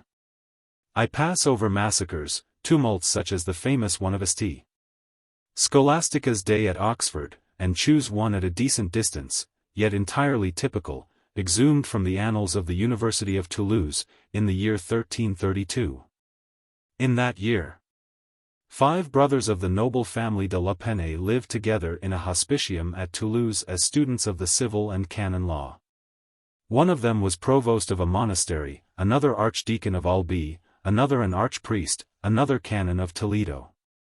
A bastard son of their father, named Peter, lived with them as squire to the canon. On Easter Day, Peter, with another squire of the household named Amory Berenger and other students, having dined at a tavern, were dancing with women, singing, shouting, and beating metallic vessels and iron culinary instruments in the street before their master's house. The provost and the archpriest were sympathetically watching the jovial scene from a window, until it was disturbed by the appearance of a capital and his officers, who summoned some of the party to surrender the prohibited arms which they were wearing. Ben Señor, non fas sat, was the impudent reply. The capital attempted to arrest one of the offenders, whereupon the ecclesiastical party made a combined attack upon the official. Amory Berenger struck him in the face with a poignard, cutting off his nose and part of his chin and lips, and knocking out or breaking no less than 11 teeth. The surgeons deposed that if he recovered, he eventually did recover, he would never be able to speak intelligibly. One of the watch was killed outright by Peter de la Penne. That night the murderer slept, just as if nothing had happened, in the house of his ecclesiastical masters. The whole household, masters and servants alike, were, however, surprised by the other capitals and a crowd of 200 citizens, and led off to prison, and the house is alleged to have been pillaged. The archbishop's official demanded their surrender. In the case of the superior ecclesiastics this, after a short delay, was granted. But Amory, who dressed like a layman in divided and striped clothes, and wore a long beard, they refused to treat as a clerk. Though it was afterwards alleged that the tonsure was plainly discernible upon his head until it was shaved by order of the capitals. Amory was put to the torture, admitted his crime, and was sentenced to death. The sentence was carried out by hanging, after he had had his hand cut off on the scene of the crime, and been dragged by horses to the place of execution. The capitals were then excommunicated by the official, and the ecclesiastical side of the quarrel was eventually transferred to the Roman court. Before the Parliament of Paris the university complained of the violation of the royal privilege exempting scholars' servants from the ordinary tribunals. The capitals were imprisoned, and after long litigation sentenced to pay enormous damages to the ruffian's family and erect a chapel for the good of his soul. The city was condemned for a time to the forfeiture of all its privileges. The body was cut down from the gibbet on which it had been hanging for 3 years, and accorded a solemn funeral. 4 capitals bore the pall, and all fathers of families were required to walk in the procession. When they came to the schools, the citizens solemnly begged pardon of the university, and the cortege was joined by 3,000 scholars. Finally, it cost the city 15,000 livres tournois or more to regain their civic privileges. 16. The late Mr. Cecil Rhodes once summarized all fellows of colleges as children in matters of finance. Be that as it may, you will find nothing more constant in history than the talent of the universities for extracting money or money's worth out of a riot. Time, I speak as a parent, has scarcely blunted that faculty. And still, since where young men congregate, noise there must be, our universities like Wordsworth's happy warrior turn their necessity to glorious gain. These were the excesses of young bloods, and their servants, but with them mingled scholars and not less ferocious in their habits because almost desperately poor. You all know, I dare say, that very poor scholars would be granted licenses to beg by the Chancellor. The sleeve of this gown in which I address you represents the purse or pocket of a Master of Arts, and may hint to you by its amplitude how many crusts he was prepared to receive from the charitable. Now, choosing to ignore, because it has been challenged as overpainted, a picture of penury endured by the scholars of St. John's College in this university, let me tell you two stories, one well attested, the other fiction if you will, but both agreeable as testifying to the spirit of youth which, ever blowing upon their sacred embers, has kept Oxford and Cambridge perennially alive. My first is of three scholars so poor that they possessed but one capa and gown between them. They took it in turns therefore, and when one went to lecture the other two kept to their lodgings. I invite you even to reflect on the joy of the lucky one, in a winter lecture room, dark, with unglazed windows, as he listened and shuffled his feet for warmth in the straw of the floor. No one, by the way, can understand the incessant harping of our early poets upon Maytime and the return of summer until he has pictured to himself the dark and cold discomfort of a Middle English winter.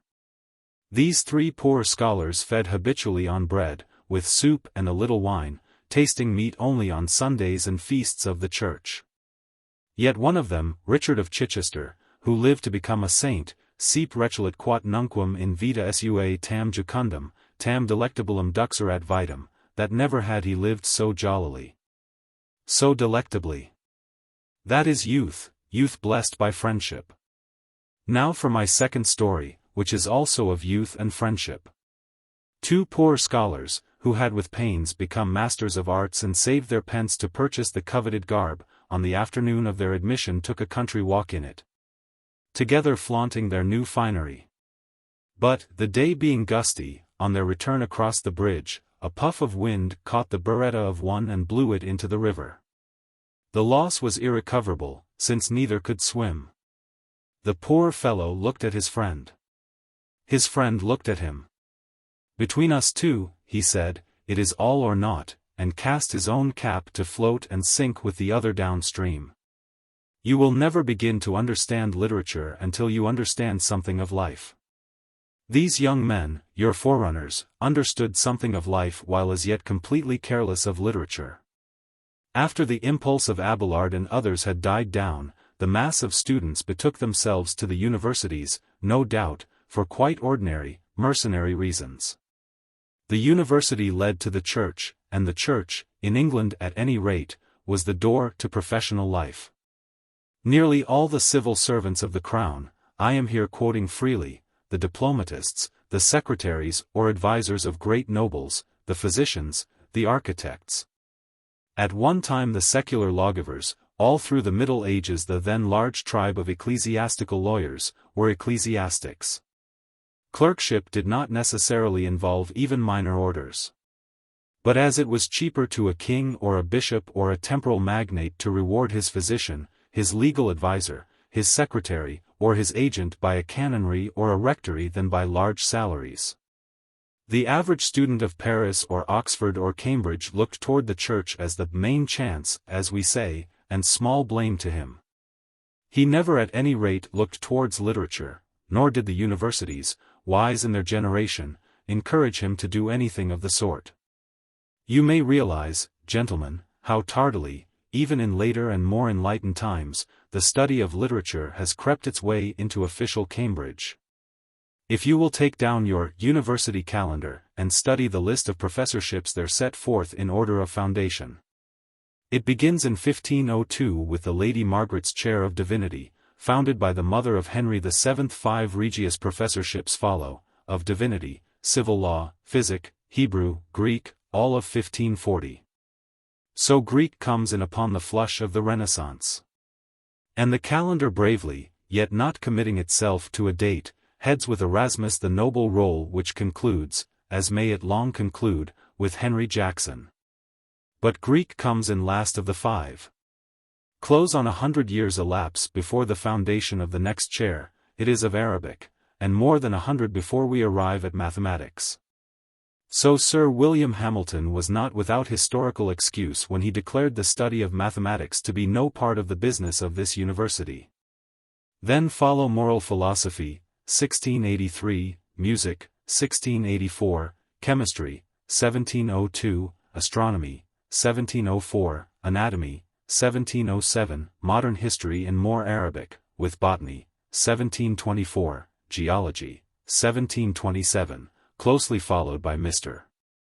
Hulse's Christian Advocate, more astronomy, 1749, more divinity, 1777, experimental philosophy, 1783. Then in the 19th century more law, more medicine, mineralogy, archaeology, political economy, pure mathematics, comparative anatomy, Sanskrit and yet again more law, before we arrive in 1869 at a chair of Latin. Faint yet pursuing, we have yet to pass chairs of fine art, belated, experimental physics, applied mechanics, Anglo-Saxon, animal morphology, surgery, physiology, pathology, ecclesiastical history, Chinese, more divinity, mental philosophy, ancient history, agriculture, biology, agricultural botany, more biology, astrophysics, and German. Before arriving in 1910 at a chair of English literature which by this time I have not breath to defend. The enumeration has, I hope, been instructive. If it has also plunged you in gloom, to that atmosphere, as the clock warns me, for a fortnight I must leave you, with a promise, however, in another lecture to cheer you, if it may be, with some broken gleams of hope. Lecture. Chapter 11. English Literature in Our Universities, 2. Wednesday, December 3rd. We broke off, gentlemen, upon the somewhat painful conclusion that our universities were not founded for the study of literature, and tardily admitted it. The dates of our 3 literary chairs in Cambridge, I speak of our Western literature only, and omit Arabic, Sanskrit, and Chinese, clenched that conclusion for us. Greek in 1540, Latin not until 1869, English but 3 years ago. From the lesson of these intervals there is no getting away. Now I do not propose to dwell on the Renaissance and how Greek came in, for a number of writers in our time have been busy with the Renaissance. And have, I was going to say, overwritten the subject. But no, it is better to say that they have focused the period so as to distort the general perspective at the cost of other periods which have earned less attention. The 12th century, for example. At any rate their efforts, with the amount they claim of your reading, absolve me from doing more than remind you that the Renaissance brought in the study of Greek. And Greek necessarily brought in the study of literature, since no man can read what the Greeks wrote and not have his eyes unsealed to what I have called a norm of human expression. A guide to conduct, a standard to correct our efforts, whether in poetry, or in philosophy, or in art. For the rest, I need only quote to you Gibbon's magnificent saying, that the Greek language gave a soul to the objects of sense and a body to the abstractions of metaphysics. May I add, in parenthesis, that, while no believer in compulsory Greek, holding, indeed, that you can hardly reconcile learning with compulsion, and still more hardly force them to be compatibles. I subscribe with all my heart to Bagehot's shrewd saying, while a knowledge of Greek and Latin is not necessary to a writer of English, he should at least have a firm conviction that those 2 languages existed. But, assuming you to know something of the Renaissance, and how it brought Greek into Oxford and Cambridge, I find that in the course of the argument 2 things fall to be said. And both to be said with some emphasis. In the first place, without officially acknowledging their native tongue or its literature. Our two universities had no sooner acquired Greek than their members became immensely interested in English. Take, for one witness out of many, Gabriel Harvey, Fellow of Pembroke Hall. His letters to Edmund Spenser have been preserved, as you know. Now Gabriel Harvey was a man whom few will praise, and very few could have loved. Few will quarrel with Dr. Courthope's description of him as a person of considerable intellectual force, but intolerably arrogant and conceited, and with a taste vitiated by all the affectations of Italian humanism. Or deny that his tone in his published correspondence with Spenser is that of an intellectual bully. 17 None will refuse him the title of fool for attempting to mislead Spenser into writing hexameters. But all you can urge against Gabriel Harvey, on this count or that or the other, but accumulates proof that this Donish man was all the while giving thought, giving even ferocious thought, to the business of making an English literature. Let me adduce more pleasing evidence. At or about Christmas, in the year 1597, there was enacted here in Cambridge, in the hall of St. John's College, a play called The Pilgrimage to Parnassus, a skittish work, having for subject the discontent of scholars. The misery attending those who, unsupported by a private purse, would follow after Apollo and the Nine. No one knows the author's name, but he had a wit which has kept something of its salt to this day, and in Christmas, 1597, it took Cambridge by storm. The public demanded a sequel, and The Return from Parnassus made its appearance on the following Christmas, again in St. John's College Hall. To be followed by a second part of The Return from Parnassus, the author's overflow of wit, 3 years later. Of the popularity of the first and second plays, The Pilgrimage and The Return, Part I, we have good evidence in the prologue to The Return, Part II, where the author makes Momus say, before an audience which knew the truth. The Pilgrimage to Parnassus and The Return from Parnassus have stood the honest stage keepers in many a crown's expense for links and vizards, purchased many a sophister a knock with a club, hind-read the butler's box, and emptied the college barrels. And now, unless you have heard the former, you may return home as wise as you came, for this last is the last part of The Return from Parnassus. That is, the last time that the author's wit will turn upon the toe in this vein. In other words, these plays had set everybody in Cambridge agog, had been acted by Linklight, had led to brawls, either between literary factions or through offensive personal allusions to which we have lost all clue, had swept into the box office much money usually spent on Christmas gambling, and had set up an inappeasable thirst for college ale. The point for us is that, in 1597, 1601, they abound in topical allusions to the London theatres, that Shakespeare is obviously just as much a concern to these young men of Cambridge as Mr. Shaw, say, is to our young men today, and an allusion to him is dropped in confidence that it will be aptly taken. For instance, one of the characters, Gullio, will have some love verses recited to him, in 2 or 3 diverse veins, in Chaucer's, Gower's and Spenser's and Mr. Shakespeare's. Having listened to Chaucer, he cries, "Tush!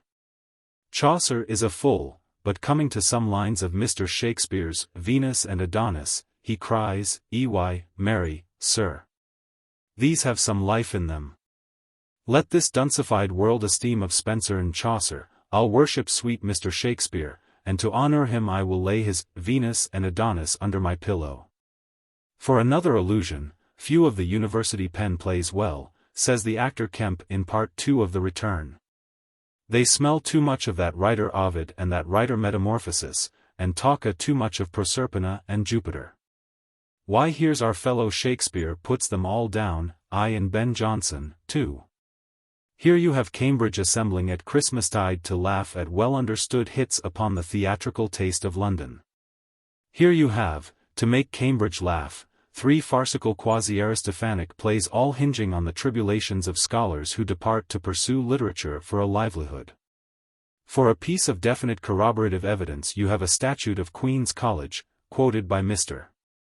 Base Mullinger, which directs that any student refusing to take part in the acting of a comedy or tragedy in the college and absenting himself from the performance, contrary to the injunctions of the president, shall be expelled from the society, which seems drastic.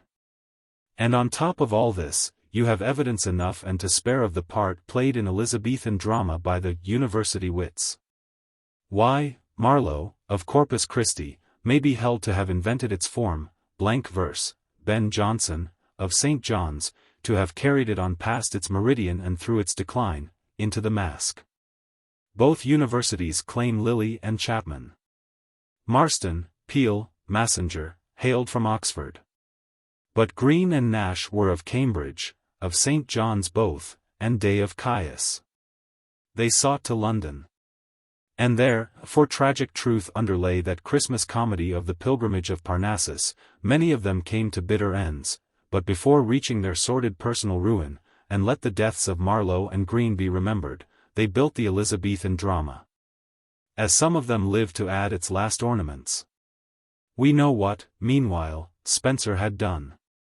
I think it scarcely needs further proof that Cambridge, towards the end of the 16th century, was fermenting with a desire to read, criticize, yes and write, English literature.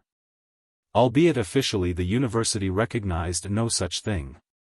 There remains a second question: how happened it that Cambridge, after admitting Greek, took more than 300 years to establish a chair of Latin, and that a chair of English is, so to speak, a mushroom, call it not toadstool, of yesterday? Why, simply enough, Latin continued to be the working language of science. In Latin Bacon naturally composed his Novum Organum and indeed almost all his scientific and philosophical work, although a central figure of his age among English prose writers.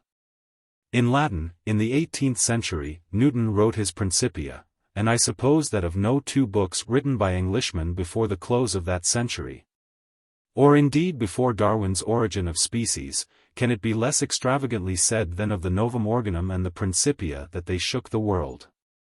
Now, without forgetting our classical tripos, founded in 1822, as without forgetting the great names of Bentley and Porson, we may observe it as generally true, that whenever and wherever large numbers of scientific men use a particular language as their working instrument, they have a disposition to look askance on its refinements, to be jealous of its literary professors, to accuse these of treating as an end in itself what is properly a means.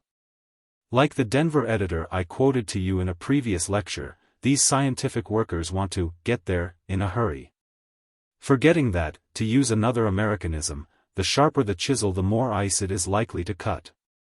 You may observe this disposition, this suspicion of literature, this thinly veiled contempt, in many a scientific man today.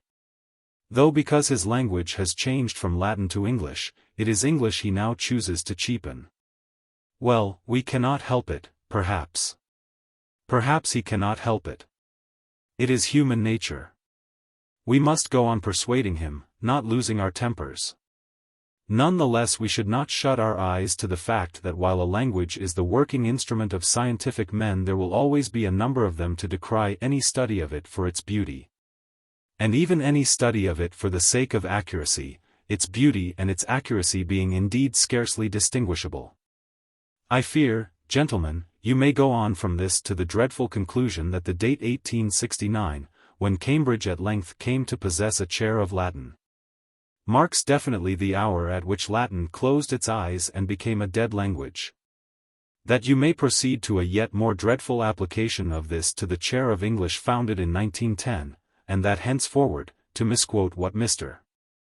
Max Beerbohm once wickedly said of Walter Pater, you will be apt to regard Professor Haussmann and me as two widowers engaged, while the undertaker waits, in composing the features of our beloveds. But, to speak seriously, that is what I stand here to controvert, and I derive no small encouragement when, as has more than once happened, a scientific man comes to me and complains that he for his part cannot understand another scientific man, because the fellow can't express himself. And the need to study precision in writing has grown far more instant since men of science have abandoned the universal language and taken to writing in their own tongues. Let us, while not on the whole regretting the change, at least recognize some dangers, some possible disadvantages. I will confine myself to English, considered as a substitute for Latin. In Latin you have a language which may be thin in its vocabulary and inelastic for modern use. But a language which at all events compels a man to clear his thought and communicate it to other men precisely. Thoughts hardly to be packed into the narrow act may be all impossible of compression into the Latin speech. In English, on the other hand, you have a language which by its very copiousness and elasticity tempts you to believe that you can do without packing, without compression, arrangement, order. That, with the Denver editor, all you need is to get there, though it be with all your intellectual belongings in a jumble, overflowing the portmanteau. Rather I preach to you that having proudly inherited English with its copia fondi, you should keep your estate in order by constantly applying to it that jus iti norma loquendi of which, if you seek to the great models, you will likewise find yourselves inheritors. But, it is sometimes urged, why not leave this new study of English to the younger universities now being set up all over the country? Ours is an age of specializing. Let these newcomers have something, what better than English, to specialize upon? I might respond by asking if the fame of Cambridge would stand where it stands today had she followed a like counsel concerning other studies and, resting upon mathematics, given over this or that branch of natural science to be grasped by new hands. What of electricity, for example? Or what of physiology? Yes, and among the unnatural sciences, what of political economy? But I will use a more philosophical argument. Some years ago I happened on a collection of Bulgarian proverbs of which my memory retains but two, yet each an abiding joy. In a lecture on English literature in our universities you will certainly not miss to apply the first, which runs, "Many an ass has entered Jerusalem." The application of the second may elude you for a moment. It voices the impatience of an honest Bulgar who has been worried overmuch to subscribe to what, in this England of ours, we call church purposes. And it runs, "All these twopenny saints will be the ruin of the church."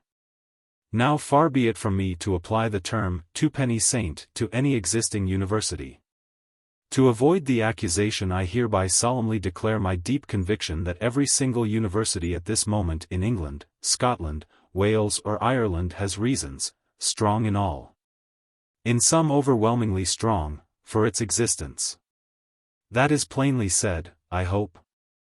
Yet I do maintain that if we go on multiplying universities we shall not increase the joy. That the reign of twopenny saints lies not far off and will soon lie within measurable distance, and that it will be a pestilent reign. As we saw in our last lecture, the word university, universitas, had, in its origin, nothing to do with universality. It meant no more than a society organized, as it happened, to promote learning. But words, like institutions, often rise above their beginnings, and in time acquire a proud secondary connotation. For an instance let me give you the beautiful Wykehamist motto "Manners maketh man," wherein manners, originally meant no more than morals. So there has grown around our two great universities of Oxford and Cambridge a connotation, secondary, if you will, but valuable above price, of universality. Of standing like great beacons of light, to attract the young wings of all who would seek learning for their sustenance. Thousands have singed, thousands have burned themselves, no doubt, but what thousands of thousands have caught the sacred fire into their souls as they passed through and passed out, to carry it, to drop it, still as from wings, upon waste places of the world. Think of country vicarages, of Australian or Himalayan outposts, where men have nourished out lives of duty upon the fire of 3 transient, priceless years. Think of the generations of children to whom their fathers' lives, prosaic enough, could always be re-illumined if someone let fall the word Oxford or Cambridge, so that they themselves came to surmise an aura about the name as of a land very far off. And then say if the ineffable spell of those 2 words do not lie somewhere in the conflux of generous youth with its rivalries and clash of minds, ere it disperses, generation after generation, to the duller business of life. Would you have your mother university, gentlemen, undecorated by some true study of your mother English? I think not, having been there, and known such thoughts as you will carry away, and having been against expectation called back to report them. And sometimes I remember days of old, when fellowship seemed not so far to seek, and all the world and I seemed far less cold, and at the rainbow's foot lay surely gold, and hope was strong, and life itself not weak. My purpose here, and I cannot too often recur to it, is to wean your minds from hankering after false Germanic standards and persuade you, or at least point out to you, in what direction that true study lies if you are men enough to take up your inheritance and believe in it as a glory to be improved. Neither Oxford or Cambridge nor any university on earth can study English literature truthfully or worthily, or even at all profitably, unless by studying it in the category for which heaven or nature, call the ultimate cause what you will, intended it. Or, to put the assertion more concretely, in any other category than that for which the particular author, be his name Chaucer or Chesterton, Shakespeare or Shaw, designed it. As neither can Oxford or Cambridge nor any university study English literature, to understand it, unless by bracing itself to consider a living art. Origins, roots, all the gropings towards light, let these be granted as accessories, let those who search in them be granted all honor, all respect. It is only when they preach or teach these preliminaries, these accessories, to be more important than literature itself, it is only when they, owing all their excuse in life to the established daylight, din upon us that the precedent darkness claims precedence in honor, that one is driven to utter upon them this dialogue, in monosyllables. And God said, Let there be light, and there was light. Oh, thank you, sir, said the bat and the owl, then we are off. I grant you, gentlemen, that there must always inhere a difficulty in correlating for the purposes of a tripos a study of literature itself with a study of these accessories. The thing itself being naturally so much more difficult, being so difficult indeed that, to take literary criticism alone and leave for a moment the actual practice of writing out of the question, though some of the first intellects in the world, Aristotle, Longinus, Quintilian, Boileau, Dryden, Lessing, Goethe, Coleridge, Sainte-Beuve, have broken into parcels of that territory, the mass of it remains unexplored. And nobody as yet has found courage to reduce the reports of these great explorers to any system. So that a very eminent person indeed found it easy to write to me the other day, the principles of criticism? What are they? Who made them? To this I could only answer that I did not know who made them, but that Aristotle, Dryden, Lessing, had, as it was credibly reported, discovered 5 or, it might be, 6. And this difficulty of appraising literature absolutely inheres in your study of it from the beginning. No one can have set a general paper on literature and examined on it, setting it and marking the written answers, alongside of papers about language, inflections and the rest, without having borne in upon him that here the student finds his difficulty, while in a paper set about inflections, etc. A pupil with a moderately retentive memory will easily obtain 60 or 70% of the total marks, in a paper on the book or play considered critically an examiner, even after setting his paper with a view to some certain inferiority of average, has to be lenient before he can award 50, 40, or even 30% of the total. You will find a somewhat illuminating passage, illuminating, that is, if you choose to interpret and apply it to our subject, in Lucian's True History, where the veracious traveler, who tells the tale, affirms that he visited Hades among other places, and had some conversation with Homer, among its many inhabitants. Before many days had passed, I accosted the poet Homer, when we were both disengaged, and asked him, among other things, where he came from. It was still a burning question with us, I explained. He said he was aware that some derived him from Chios, others from Smyrna, and others again from Colophon. But in fact he was a Babylonian, generally known not as Homer but as Tigranes, but when later in life he was given as a Homer or hostage to the Greeks, that name clung to him. Another of my questions was about the so-called spurious books, had he written them or not? He said that they were all genuine, so I now knew what to think of the critics Xenodotus and Aristarchus and all their lucubrations.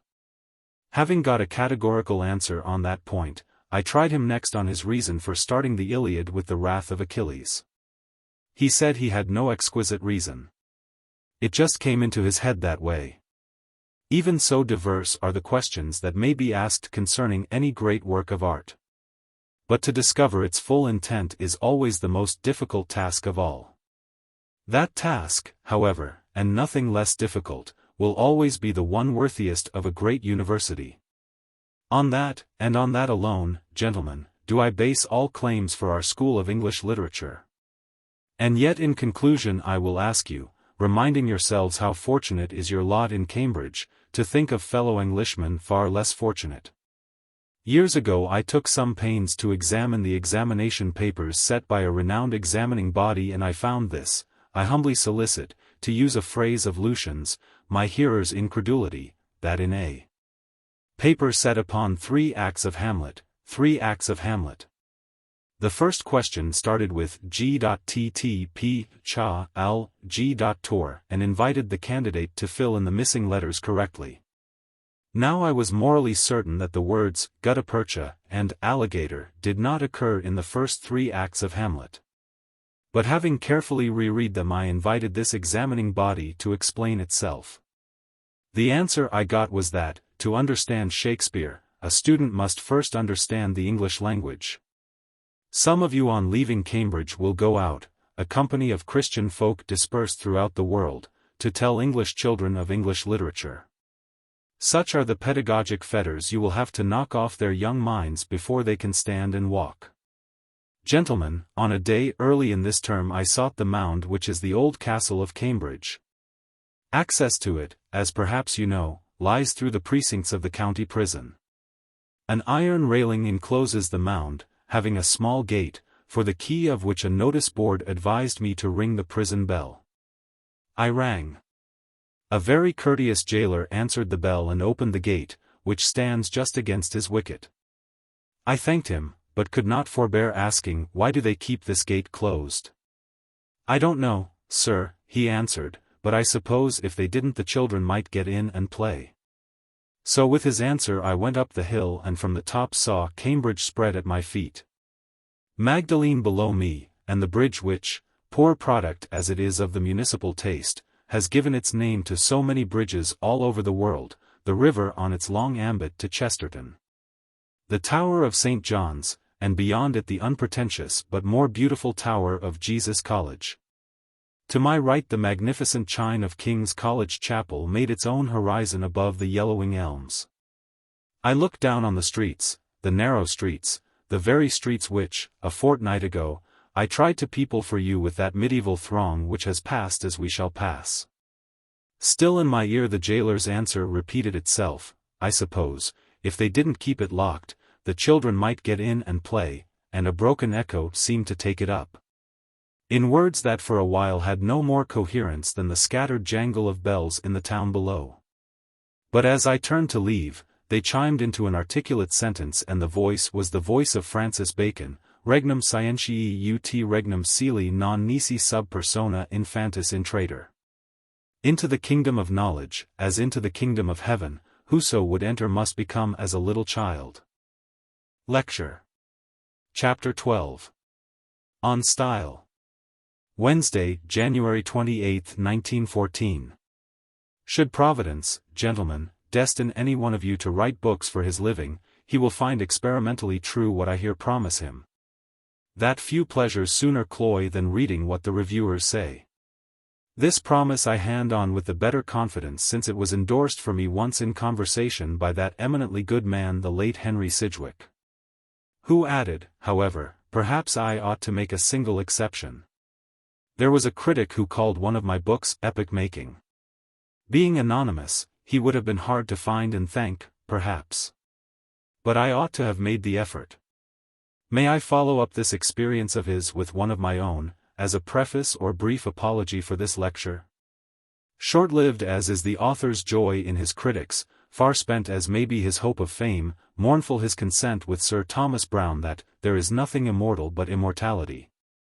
He cannot hide from certain sanguine men of business, who in England call themselves press-cutting agencies, in America press-clipping bureaus, and, as each successive child of his invention comes to birth, unbecomingly presume in him an almost virginal trepidation.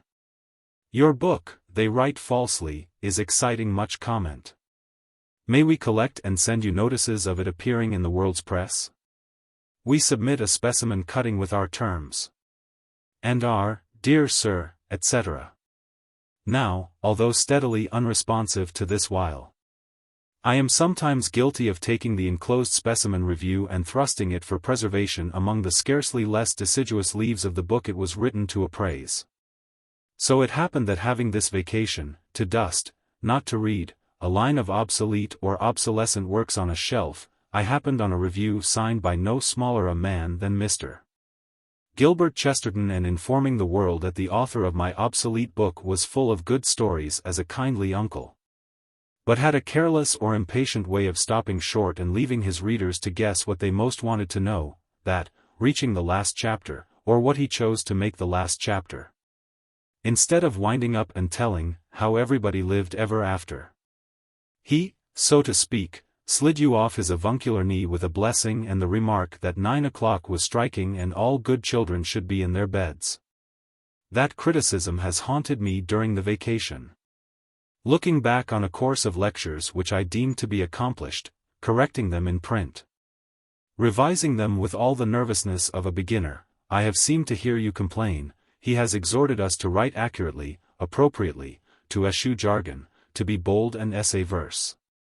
He has insisted that literature is a living art, to be practiced. But just what we most needed he has not told. At the final doorway to the secret he turned his back and left us. Accuracy, propriety, perspicuity, these we may achieve. But where has he helped us to write with beauty, with charm, with distinction? Where has he given us rules for what is called style and short? Having attained which an author may count himself set up in business. Thus, gentlemen, with my mind's ear I heard you reproaching me. I beg you to accept what follows for my apology. To begin with, let me plead that you have been told of one or two things which style is not, which have little or nothing to do with style, though sometimes vulgarly mistaken for it. Style, for example, is not, can never be, extraneous ornament. You remember, maybe, the Persian lover whom I quoted to you out of Newman, how to convey his passion he sought a professional letter writer and purchased a vocabulary charged with ornament, wherewith to attract the fair one as with a basket of jewels.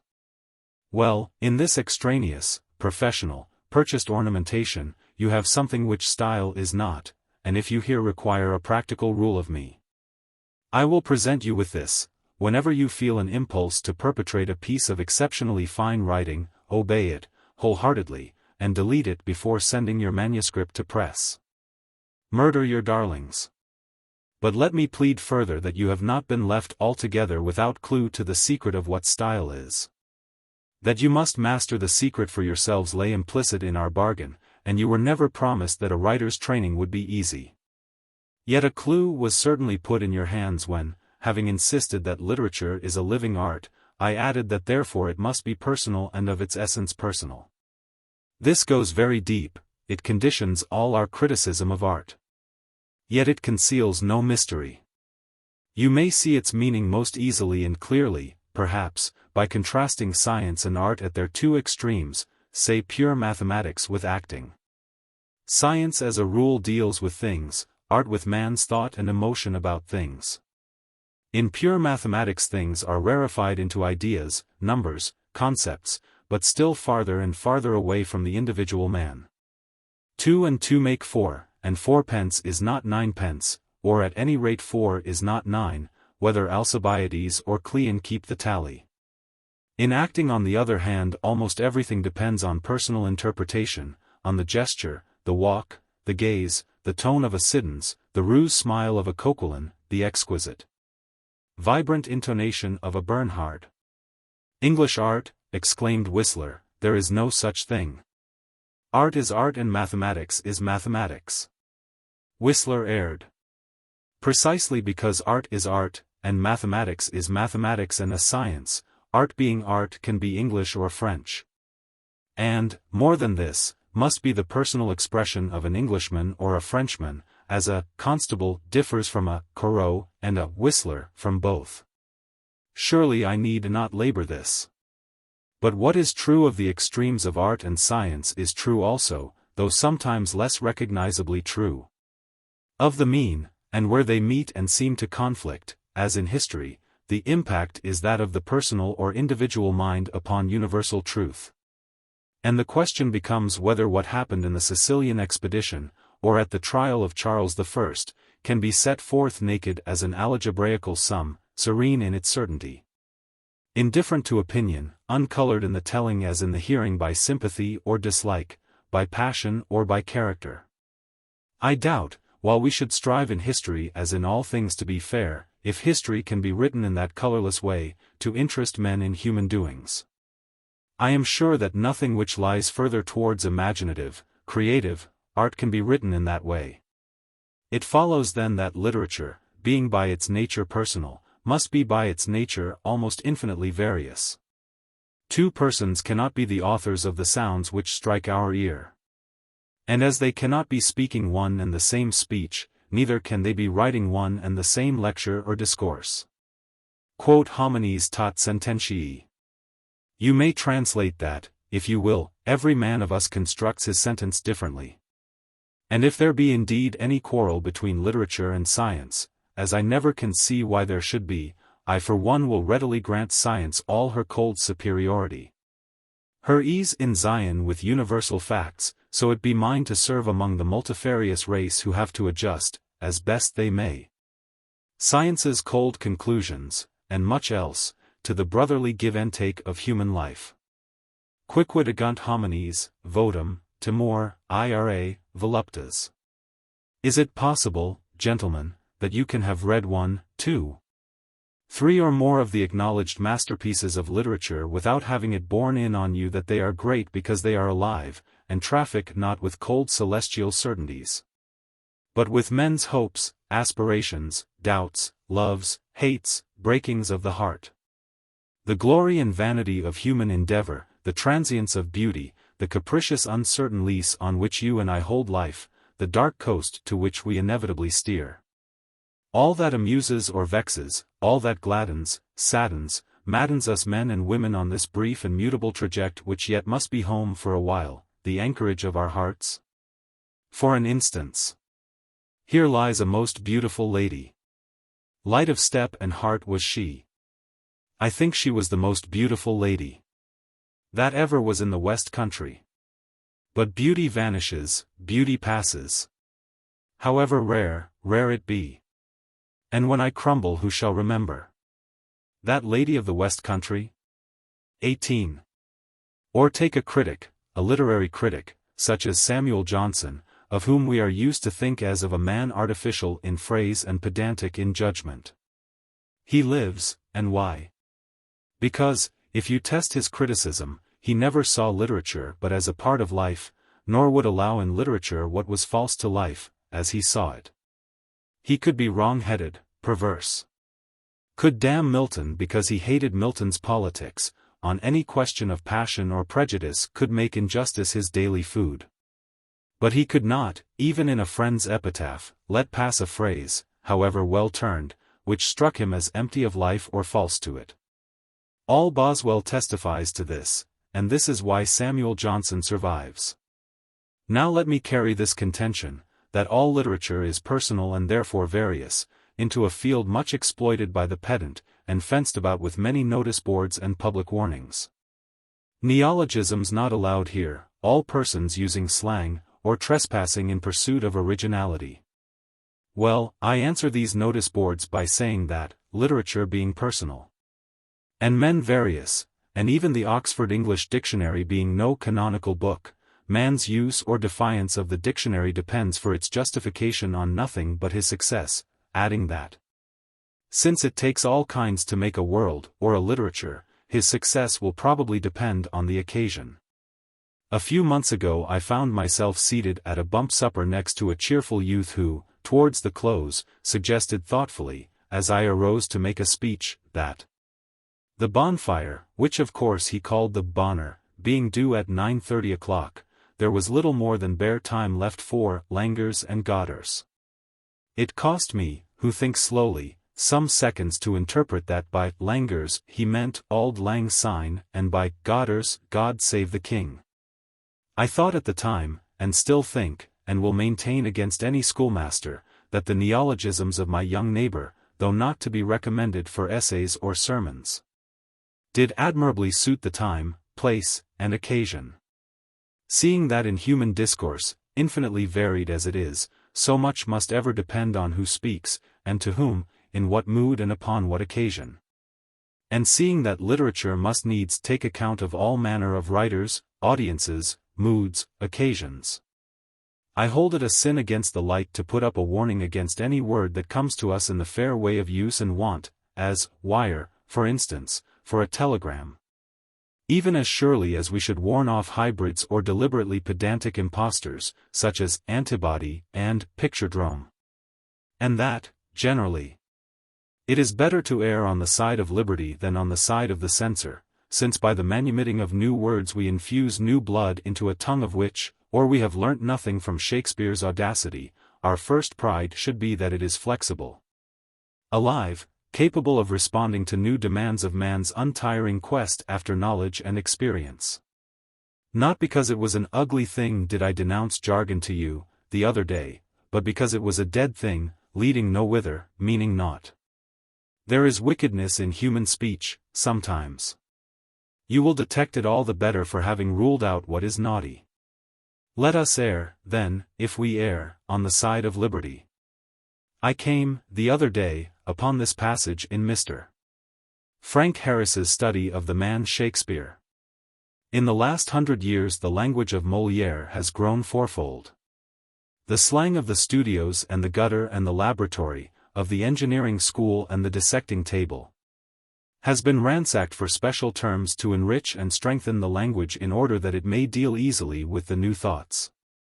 French is now a superb instrument, while English is positively poorer than it was in the time of Shakespeare, thanks to the prudery of our illiterate middle class.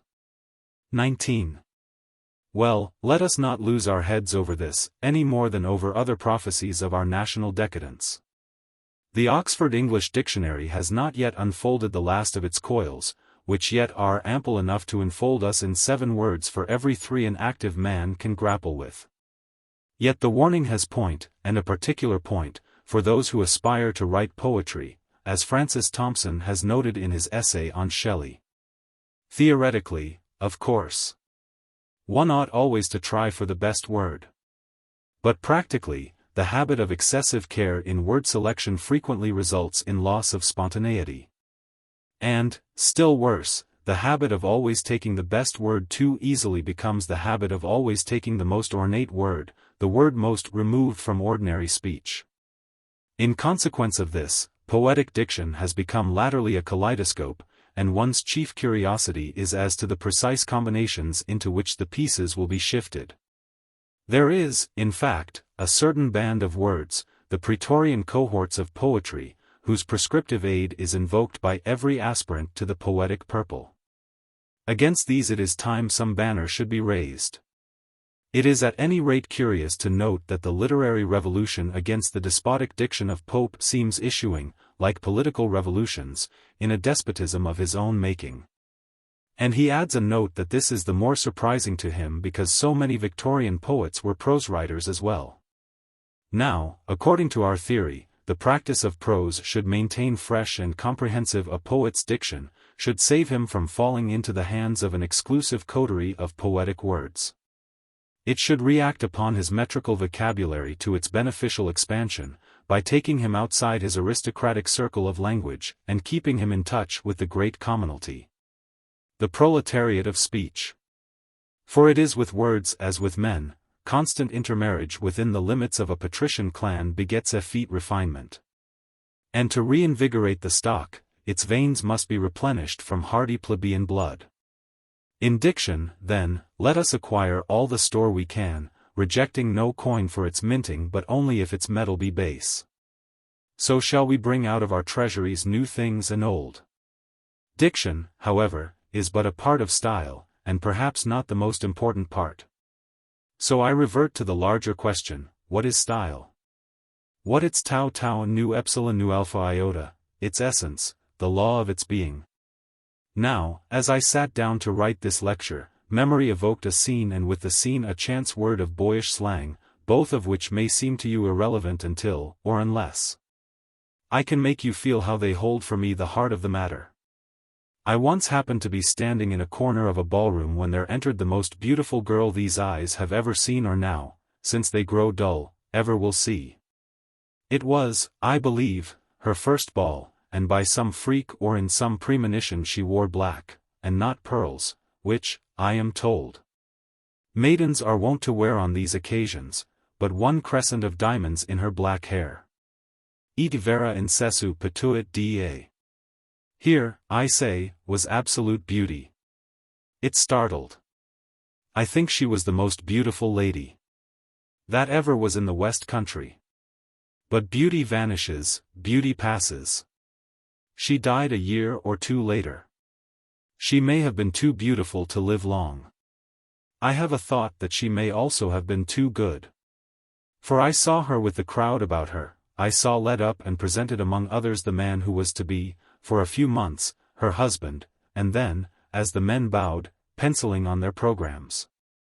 Over their shoulders I saw her eyes travel to an awkward young naval cadet. Do you remember Crossjay in Meredith's The Egoist? It was just such a boy, who sat abashed and glowering sulkily beside me on the far bench. Promptly with a laugh, she advanced, claimed him, and swept him off into the first waltz. When it was over he came back, a trifle flushed, and I felicitated him. My remark, which I forget, being no doubt, just the sort of banality, you know, one does come out with, as maybe that the British Navy kept its old knack of cutting out. But he looked at me almost in tears and blurted, "It isn't her beauty, sir. You saw? It's, my God, it's the style." Now you may think that a somewhat cheap, or at any rate inadequate, cry of the heart in my young seaman. As you may think it inadequate in me, and moreover a trifle capricious. To assure you, as I do, that the first and last secret of a good style consists in thinking with the heart as well as with the head. But let us philosophize a little. You have been told, I dare say often enough, that the business of writing demands two, the author and the reader. Add to this what is equally obvious, that the obligation of courtesy rests first with the author, who invites the séance, and commonly charges for it. What follows, but that in speaking or writing we have an obligation to put ourselves into the hearer's or reader's place? It is his comfort, his convenience, we have to consult. To express ourselves is a very small part of the business, very small and almost unimportant as compared with impressing ourselves, the aim of the whole process being to persuade. All reading demands an effort. The energy, the goodwill which a reader brings to the book is, and must be, partly expended in the labor of reading, marking, learning, inwardly digesting what the author means. The more difficulties, then, we authors obtrude on him by obscure or careless writing, the more we blunt the edge of his attention, so that if only in our own interest, though I had rather keep it on the ground of courtesy, we should study to anticipate his comfort. But let me go a little deeper. You all know that a great part of Lessing's argument in his Lacune, on the essentials of literature as opposed to pictorial art or sculpture, depends on this, that in pictorial art or in sculpture the eye sees, the mind apprehends, the whole in a moment of time. With the correspondent disadvantage that this moment of time is fixed and stationary. Whereas in writing, whether in prose or in verse, we can only produce our effect by a series of successive small impressions, dripping our meaning, so to speak, into the reader's mind, with the correspondent advantage, in point of vivacity, that our picture keeps moving all the while. Now obviously this throws a greater strain on his patients whom we address. Man at the best is a narrow-mouthed bottle. Through the conduit of speech he can utter, as you, my hearers, can receive, only one word at a time.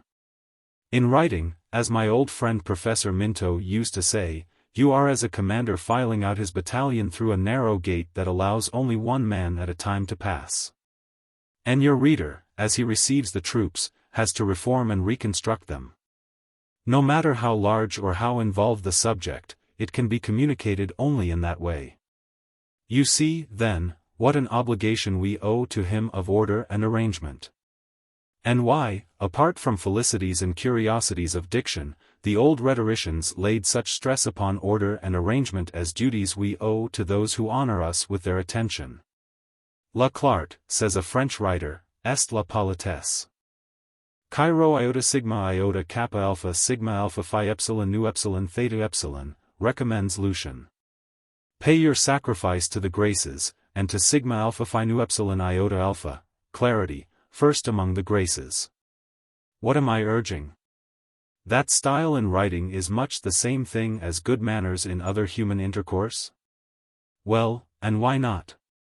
At all events we have reached a point where Buffon's often quoted saying that style is the man himself touches and coincides with William of Wykeham's old motto that manners maketh man, and before you condemn my doctrine as inadequate listen to this from Coventry Patmore.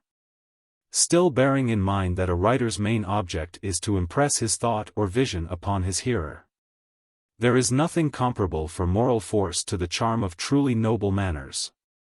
I grant you, to be sure, that the claim to possess a style must be conceded to many writers, Carlyle is one, who take no care to put listeners at their ease. But rely rather on native force of genius to shock and astound. Nor will I grudge them your admiration. But I do say that, as more and more you grow to value truth and the modest grace of truth, it is less and less to such writers that you will turn. And I say even more confidently that the qualities of style we allow them are not the qualities we should seek as a norm. For they one and all offend against art's true maxim of avoiding excess. And this brings me to the two great paradoxes of style. For the first, although style is so curiously personal and individual, and although men are so variously built that no two in the world carry away the same impressions from a show, there is always a norm somewhere. In literature and art, as in morality. Yes, even in man's most terrific, most potent inventions, when, for example, in Hamlet or in Lear Shakespeare seems to be breaking up the solid earth under our feet, there is always some point and standard of sanity, a Kant or an Horatio, to which all enormities and passionate errors may be referred. To which the agitated mind of the spectator settles back as upon its center of gravity, its pivot of repose. 2. The second paradox, though it is equally true, you may find a little subtler. Yet it but applies to art the simple truth of the gospel, that he who would save his soul must first lose it. Though personality pervades style and cannot be escaped, the first sin against style as against good manners is to obtrude or exploit personality. The very greatest work in literature, the Iliad, the Odyssey, the Purgatorio, the Tempest, Paradise Lost, the Republic, Don Quixote, is all seraphically free from taint of personality. And Flaubert, that gladiator among artists, held that, at its highest, literary art could be carried into pure science. I believe, said he, that great art is scientific and impersonal. You should by an intellectual effort transport yourself into characters, not draw them into yourself. That at least is the method. On the other hand, says Goethe, we should endeavor to use words that correspond as closely as possible with what we feel, see, think, imagine, experience, and reason. It is an endeavor we cannot evade and must daily renew.